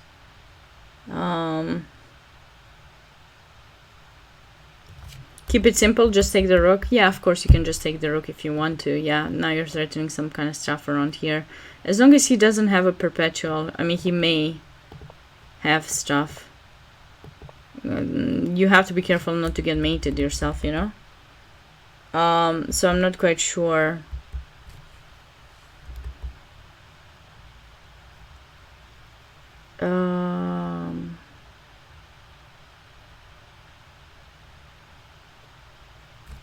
Yeah, we can take the rook. Yeah, you're right. We don't need to rush. Well, I like the queen on the diagonal because it restricted the king, so I was trying to see if there was any way to mate, but if you don't see it...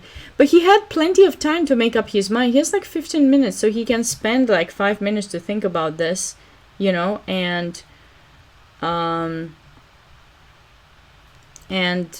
just try to come up with something, you know. It's a little bit surprising to me that he chose... I mean, he should be better in the endgame for sure, but not enough to necessarily win. I mean, okay, we'll see. We'll see how this endgame goes. This game is still going on? What? Okay, white is not ready to resign just yet.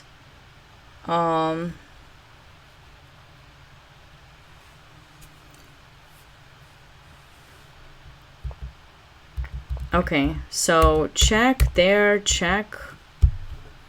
Okay. Okay, he keeps going. Literally, he keeps going. Okay, he can... He has a rook down. I've played though with rook downs. I feel for black, literally. But this is gonna happen, and then this is gonna happen and mate. Or this is gonna happen and mate.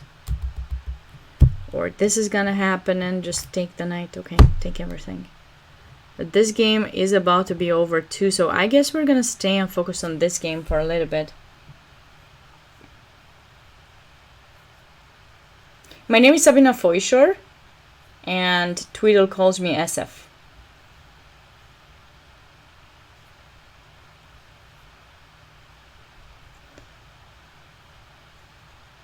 You know, some people just use their first and last letters from their first name and last name, that's why. Anyway. What do you guys think about this endgame? This is a very interesting endgame. Like, very interesting endgame. White has 2 passed pawns that are more advanced, but black has 2 connected passed pawns, which should be better. And he should be able to win these pawns of white's much faster. White needs to activate the rooks on 7th rank.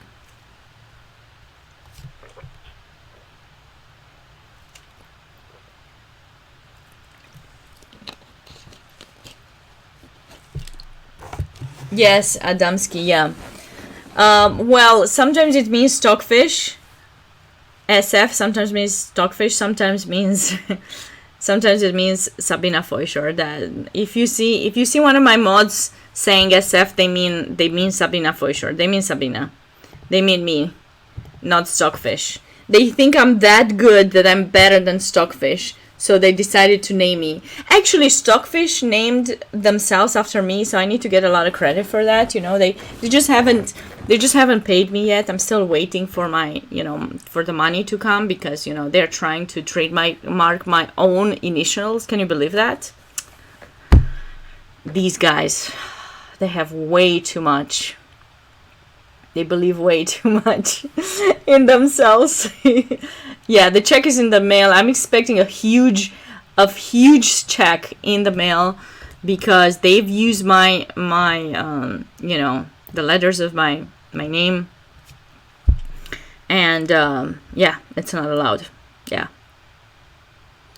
but I'm still waiting for that check. It's supposed to be a huge check, but still didn't get it. What to do? Such is life. Okay, so white is pushing that pawn way too soon, I think. I would go rook c7 here. You shouldn't let the pawn advance too much. It's not in your advantage. I think you can go rook c7. And I don't think that's gonna work. I don't think, but maybe wrong. Don't listen to me about that.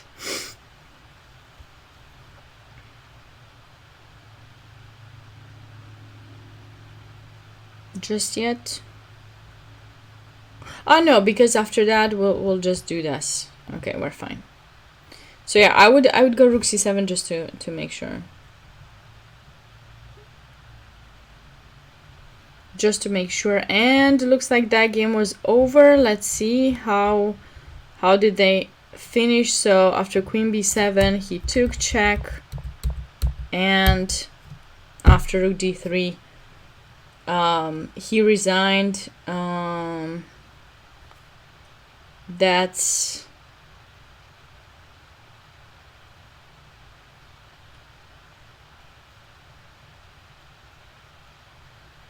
That's just, that was a tough loss for white.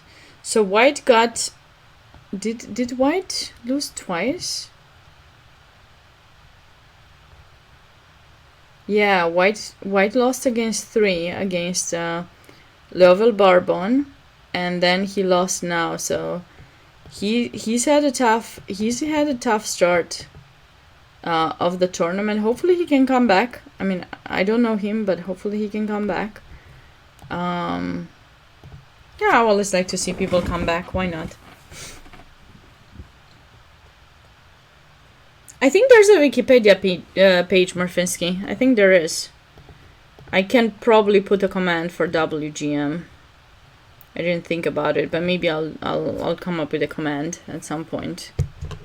There are so many commands that I need to add. I don't know.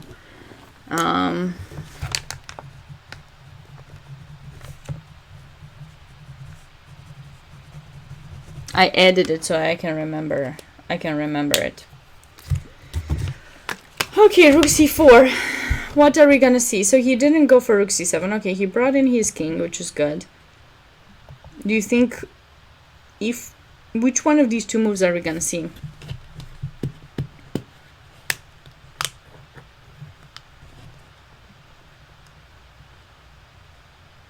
Yeah, I'm gonna write it down, and then I'm gonna come up with a command for Women Grandmaster, so that it lets people know what's the difference and stuff. Okay, Adamski. Okay, I disagree with you, but I'm not gonna have that conversation right now on this stream.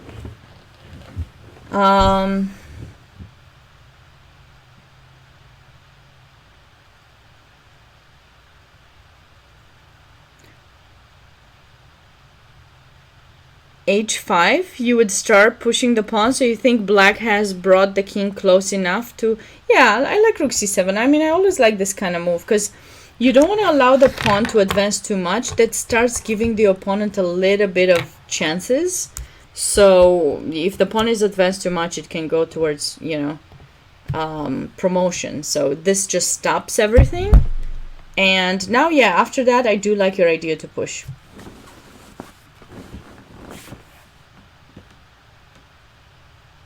Neg Vorsa. Okay, rook d1. Okay, so this does not have any kind of idea to... Rook d7 is not possible, so I'm not sure what he wants to do. Yeah, I like your idea, Neg. To prep h5. I like it.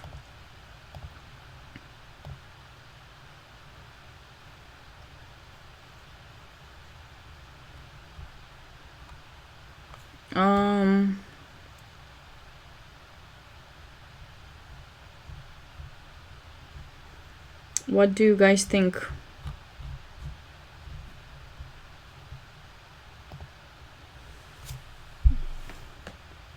Are we gonna go with Neg Vorsa's idea h5 right now, since white does not have any threats that I can see? I like his idea. I would go h5.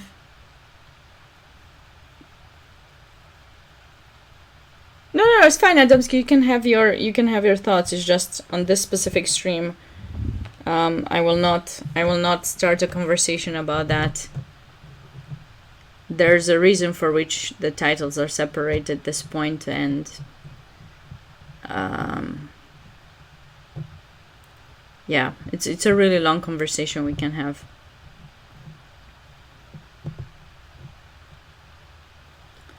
So rook d1. White is lacking time, so it's very difficult to make decisions. But yeah, black should start pushing his majority. I'm a little bit surprised he's not. Maybe Or he's thinking rook d5 is a thing that white wants to do? Like if you play h5, maybe rook d5 and trying to go rook g5? Okay, rook f8. Interesting approach. I like the rook there. I like that it kept pressure on the pawn in e4. I don't know why he went back. I definitely do not like this move. What was in his mind? He's trying to put the rook behind to support, or he's trying to go rook c8. He might be trying to go rook c8. But there's gonna be rook c1. I mean, you're not really doing anything for yourself. You needed to push. You cannot just sit and do nothing. Rook b8, b6. Okay, it's still the same as playing rook c8. It's about the same. The point is, okay, so that was his plan. But rook c1 is gonna be played, and after this there's check, and you go back, and I retreat. Yeah. So you haven't advanced not even one bit. Yeah, no, I mean, white can start pushing this a pawn, and then we'll actually have ideas with rook b1 or rook b5, rook b7. I mean, that was a very wrong plan. And black has so much time. I'm really surprised. I mean, we're gonna see white gaining more time by making these moves very fast, and black is just... Black just went passive. I don't like it. At this point, I don't see a progress for black. It's very difficult to play h5 right now because you just placed your rook so passive. Maybe he wants to move the rook from c7, but then c7 will be played. I do not see a way to make progress. Now it's going to be hard to push the pawns because white will have this idea to go for the g-pawn. So you can still try h5, but... No, you need to come back. You need to come back with the rook, accept that you've made a mistake. Okay, that's silly. That is silly. I mean, it's not silly, it's just a waste of time. I mean, it's just repetition. I don't know how old these players are, by the way, if any of you guys know them. Okay, so now, so we repeated the position already one time. Black literally needs to come back with the rook here and start marching those pawns. That was too passive, and it was not helpful. He wants a draw. Well, Nicolas de la Colina is the higher rated one. He's 2254, and he's playing against Andrew Guo, who's 2021. So black should want to win in this position. Andrew is in high school. Okay, Andrew Guo is in high school. Born in 2009. What about Nicolas de la Colina?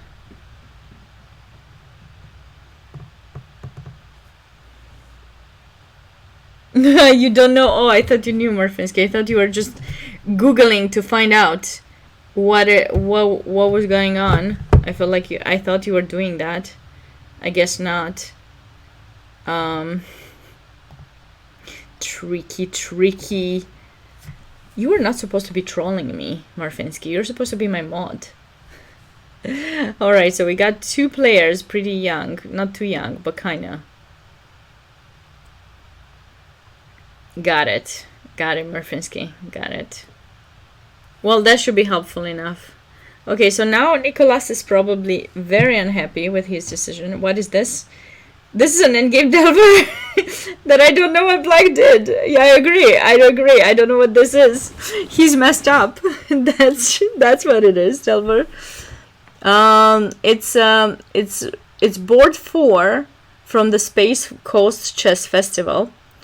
The player with the white piece is Andrew Guo, is about 2000, and black, Nicolas de la Colina, is about 2200. And black was totally winning, but he's messed up a bunch of chances, and now... Oh, you're talking about the mod check. Yeah, mod trying to troll me. I know, Delver. These mods. And now we're trying to wait and see if in 5 minutes Nicolas de la Colina is gonna make up his mind to make a draw or try to improve his position. I would try to improve it. I would try to fight more. I mean, there's so much more to fight here. The pawn in e4. Okay. He's fighting. I feel like we'll be here a while longer. We'll be here quite some time. All right, no worries. We're good. We're doing great. We're still here. We're waiting for some more cool moves, cool ideas. Okay, so let's come up with a plan. So rook b6 might be a thing. I would do this. No, would we do this? No, because there's rook b4. Ah, we can do that. Okay, he found some idea. So if he manages to trade a pair of rooks, then he wants to do that and then take. That would be great. Okay, rook b8, I love it. Good. You're a clueless man? No, you're not, Delver. I don't know what you're talking about. You're 2400. Stop saying that. We don't believe you. We do not believe you. You're not clueless. Whoever told you that was lying. He was lying. He or she was lying. This chair does not want to sit. That's bad. Okay. Yeah, rook trade would be really good for black. So with white, obviously, you do not want to allow that to happen. So what are we gonna do?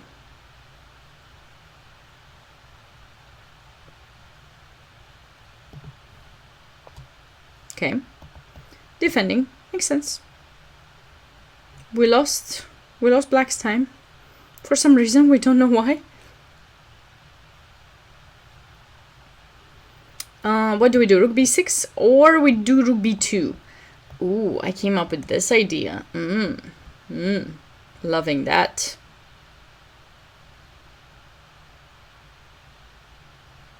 What do you guys think about that idea? That's a cool idea, no?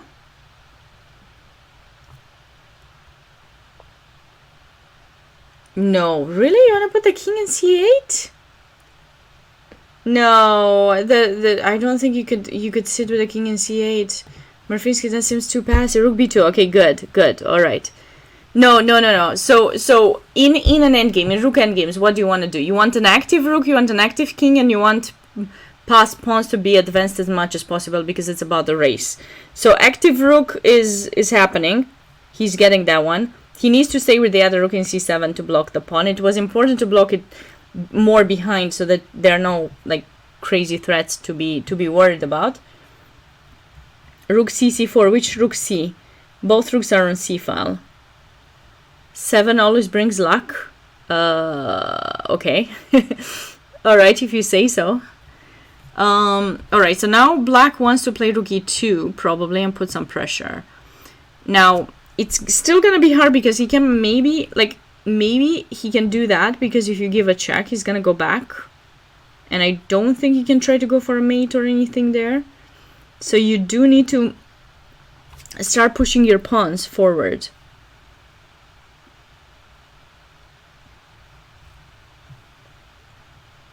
Yeah, the e pawn will push. Right now the king is nicely placed there because it restricts this pawn from pushing too much. I don't know. Okay, rook c4. Okay, someone guessed it. I guess Neg guessed it. So rook 3 to c4. That I don't like this for white. I don't know why he played it. I can do this. You want to play a4 or what? Or this? You want to play a4? Maybe that's what you want to do. Oh, rook d2. Wait, did I make that move or did he play it? No, I pushed it by mistake.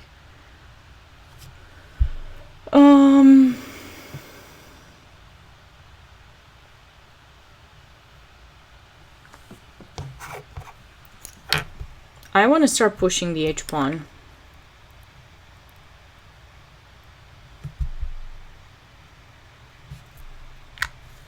I feel like that's something that black wants to do here.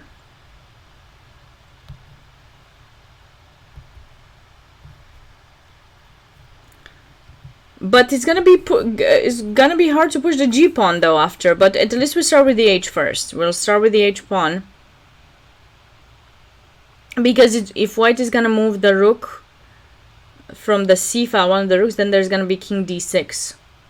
But I don't know about that. I really think king f1 is totally fine to be played by white.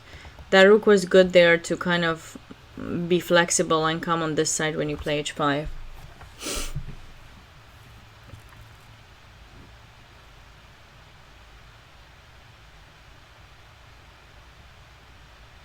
It's very hard for me to find progress. I mean, think about it. Black didn't really do that much. The rook was really well placed, and now I don't know what he did with it. Like, he allowed white... First of all, he could have blockaded that pawn here. He should have blockaded it as behind as possible, right? He didn't. Okay, he brought in the king, fine. But then, like, his rook was already active. I don't know what was in his mind to go back, literally. And the rook here supports these pawns too. So, like, just start.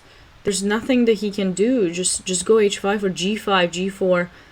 Somehow push those pawns. Literally, you need to push them. He now got into this position where it's much harder because there's rook g5 and he's trying to get on that pawn. And then if you go king f6, he's gonna come back to d5 and then threaten rook d7 and offer the trade and get his pawn more pushed.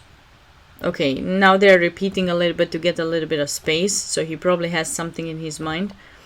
Okay, so that move is gonna be played fast. So both players got an additional minute. All right. Is it okay to exchange rook in b4 for white? No. You think that is white's plan? I don't think so. I don't think so, Neg. I don't think... Because black will be able to play a6. If you would trade and get to put the pawn there, maybe. But I think black will play a6 before you do that. And so he'll play a6. And then I think he can... Yeah, but I think... And after that... Yeah, after that he'll play king d6 and take your pawn. I don't know if your e5 may work though. So actually, yeah, maybe white does want to play rook b4.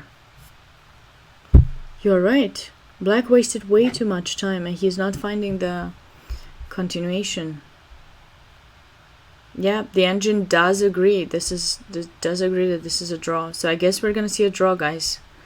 Black lost his chance. A very strange situation, yeah.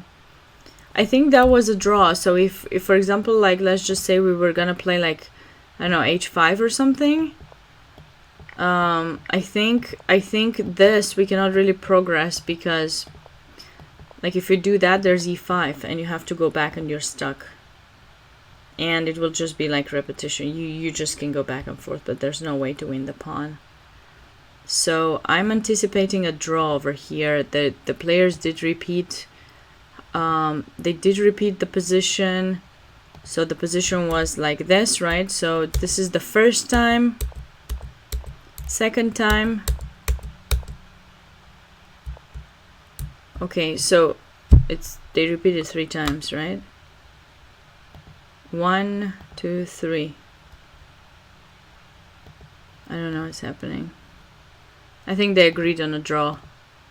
The result is not showing up for me, but I think they agreed on a draw. Usually when they agree on a draw, they put the kings in the center, and we see this king in e5, which is of course not possible. So I think they were trying to put the result, and maybe they started analyzing. Yeah, they agreed on a draw. Wow, what a game. I mean, the best game of the day, in my opinion, of this round was this game of Unier Levia Riviera. If you guys wanna remember that game, just as a recap for those of you that maybe weren't here with that game. So white simply played some kind of English and transposed to some kind of Benoni position, and then black really tried to get similar setup as white would have with white pieces, of course. So black wasted way too much time with the bishop, way too much time with the pawns, and white was able to literally just win a pawn, very simple pawn, and then completely bust open the e-file. And once that happened, just this beautiful bishop f4 move that I was super excited to find earlier.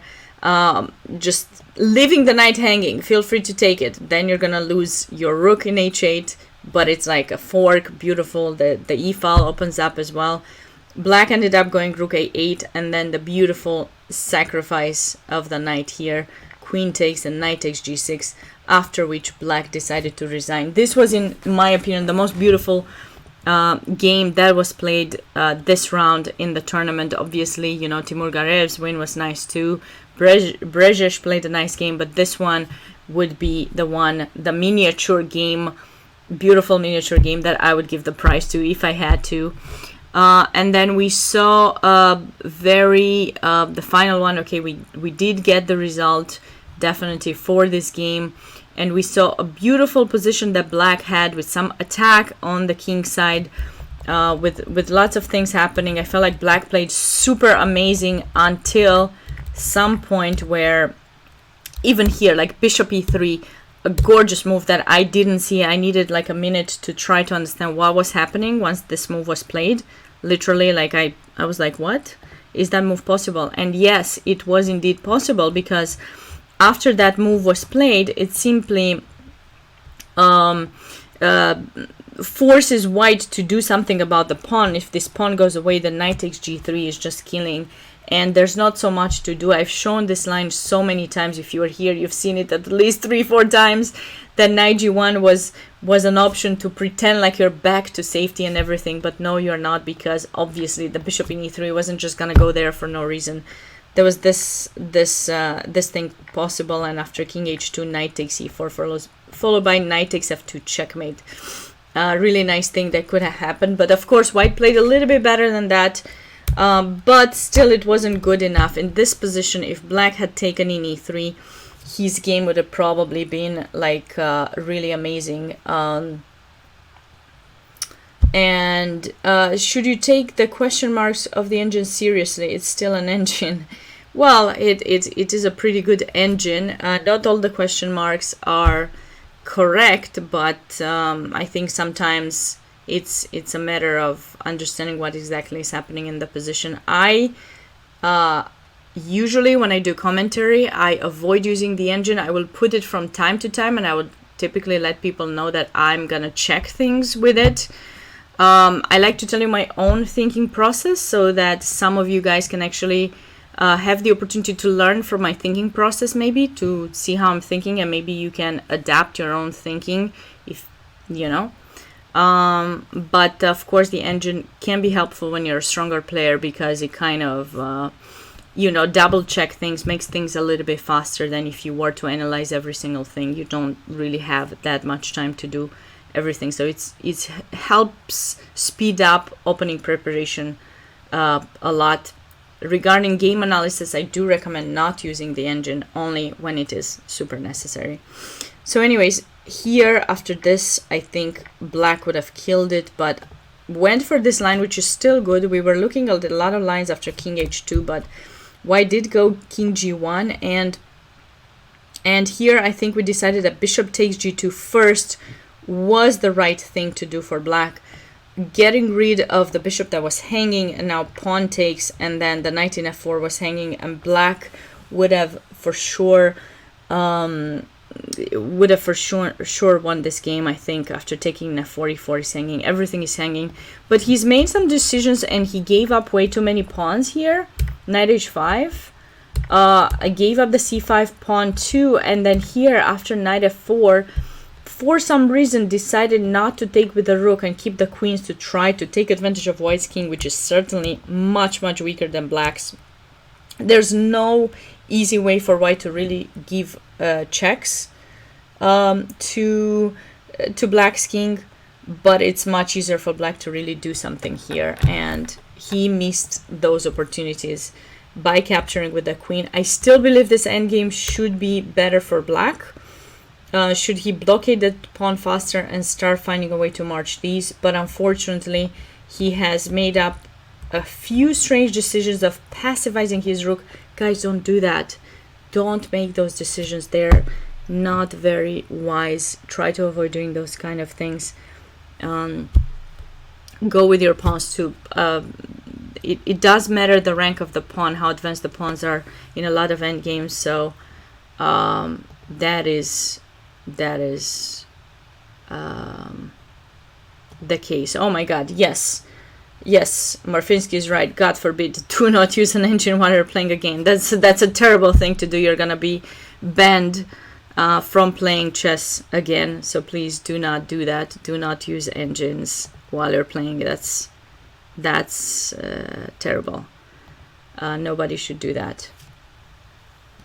Anyways, that was that was the tournament, guys. Super Coast Chess Festival is taking place these days. It started yesterday. We had some technical difficulties in doing the game analysis from yesterday, so I did review round 2. I had the games from the main section in round 2. We did that, and then today's games were really interesting. I highly recommend checking out the games. I will try to post this specific video on YouTube, on my YouTube channel as well, so you guys can review it. And of course, if you're subbed on the channel, you can replay the video if you want to see anything cool about it. If you want to check out the games from the tournament, you should definitely check out this link that I've prepared here for you. All of those exclamation points are commands and you can use them. I'll be having the exact same title tomorrow too, so keep in mind those exclamation points are commands that you can use in the chat, and then you're gonna get a link to different things. So you can go check out the broadcast, you can check out more information about the Space Coast Chess Foundation, which has been organizing this event since 1991, so it's probably one of the oldest tournaments that is recurring almost every year. They just didn't organize it last year and the year before because of COVID situation, but they're back in person. I'm not there right now, unfortunately. Maybe next year, but yeah, my YouTube channel is linked below on this page. I will try to post this video so that you guys can check out the entire thing if you want to replay some of the games. But again, if you want, you can definitely use the commentary.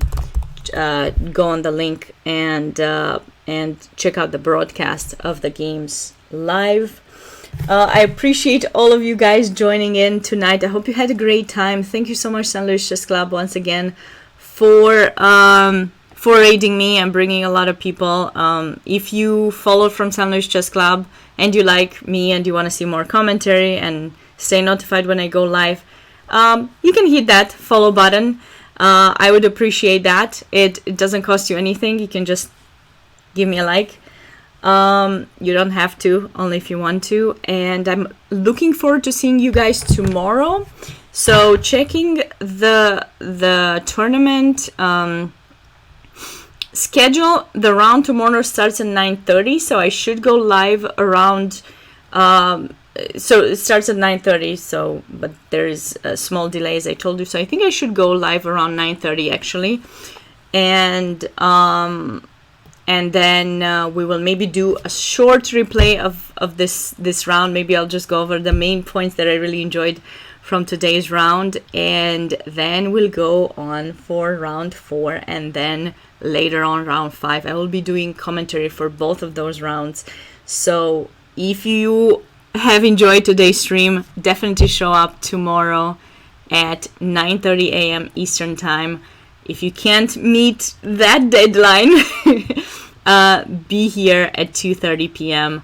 I'll go live both those times and do commentary for each of those rounds. Should be interesting. As I said, I'm anticipating, I'm sure, unless someone is taking a buy that was unannounced, we're gonna see a cool game definitely tomorrow morning between Grandmaster Timur Gareev against Brejesh Chakrabarti. Some of the people in the chat knows Brejesh, so maybe they will let us know how old how old he is actually, and where he's from and everything. And I'm also looking forward to see more games by Junior Levia Rivera. This international master has done wonders today. Without further ado, I hope you have a wonderful night. Enjoy your night. I want to send you on a raid to someone. Is there someone in particular you'd like me to go raid. Thank you, James. I'm glad you enjoyed it, and thank you, Abrand. Thanks, Adam, Ski, Mark, and everyone else who's joined. Neg, thank you, all of you guys. Twitch, let's go. All right, let's go raid. Twitch, let's go.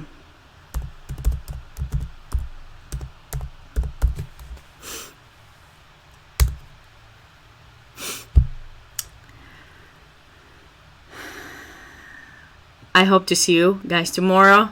Don't miss coming in. When I post a link on YouTube, I'll be sure to add a comment for Nightbot, so tomorrow you'll be able to check out this video as well. Have a wonderful rest of your night. See you soon, guys. Let's go raid. Twitch, let's go.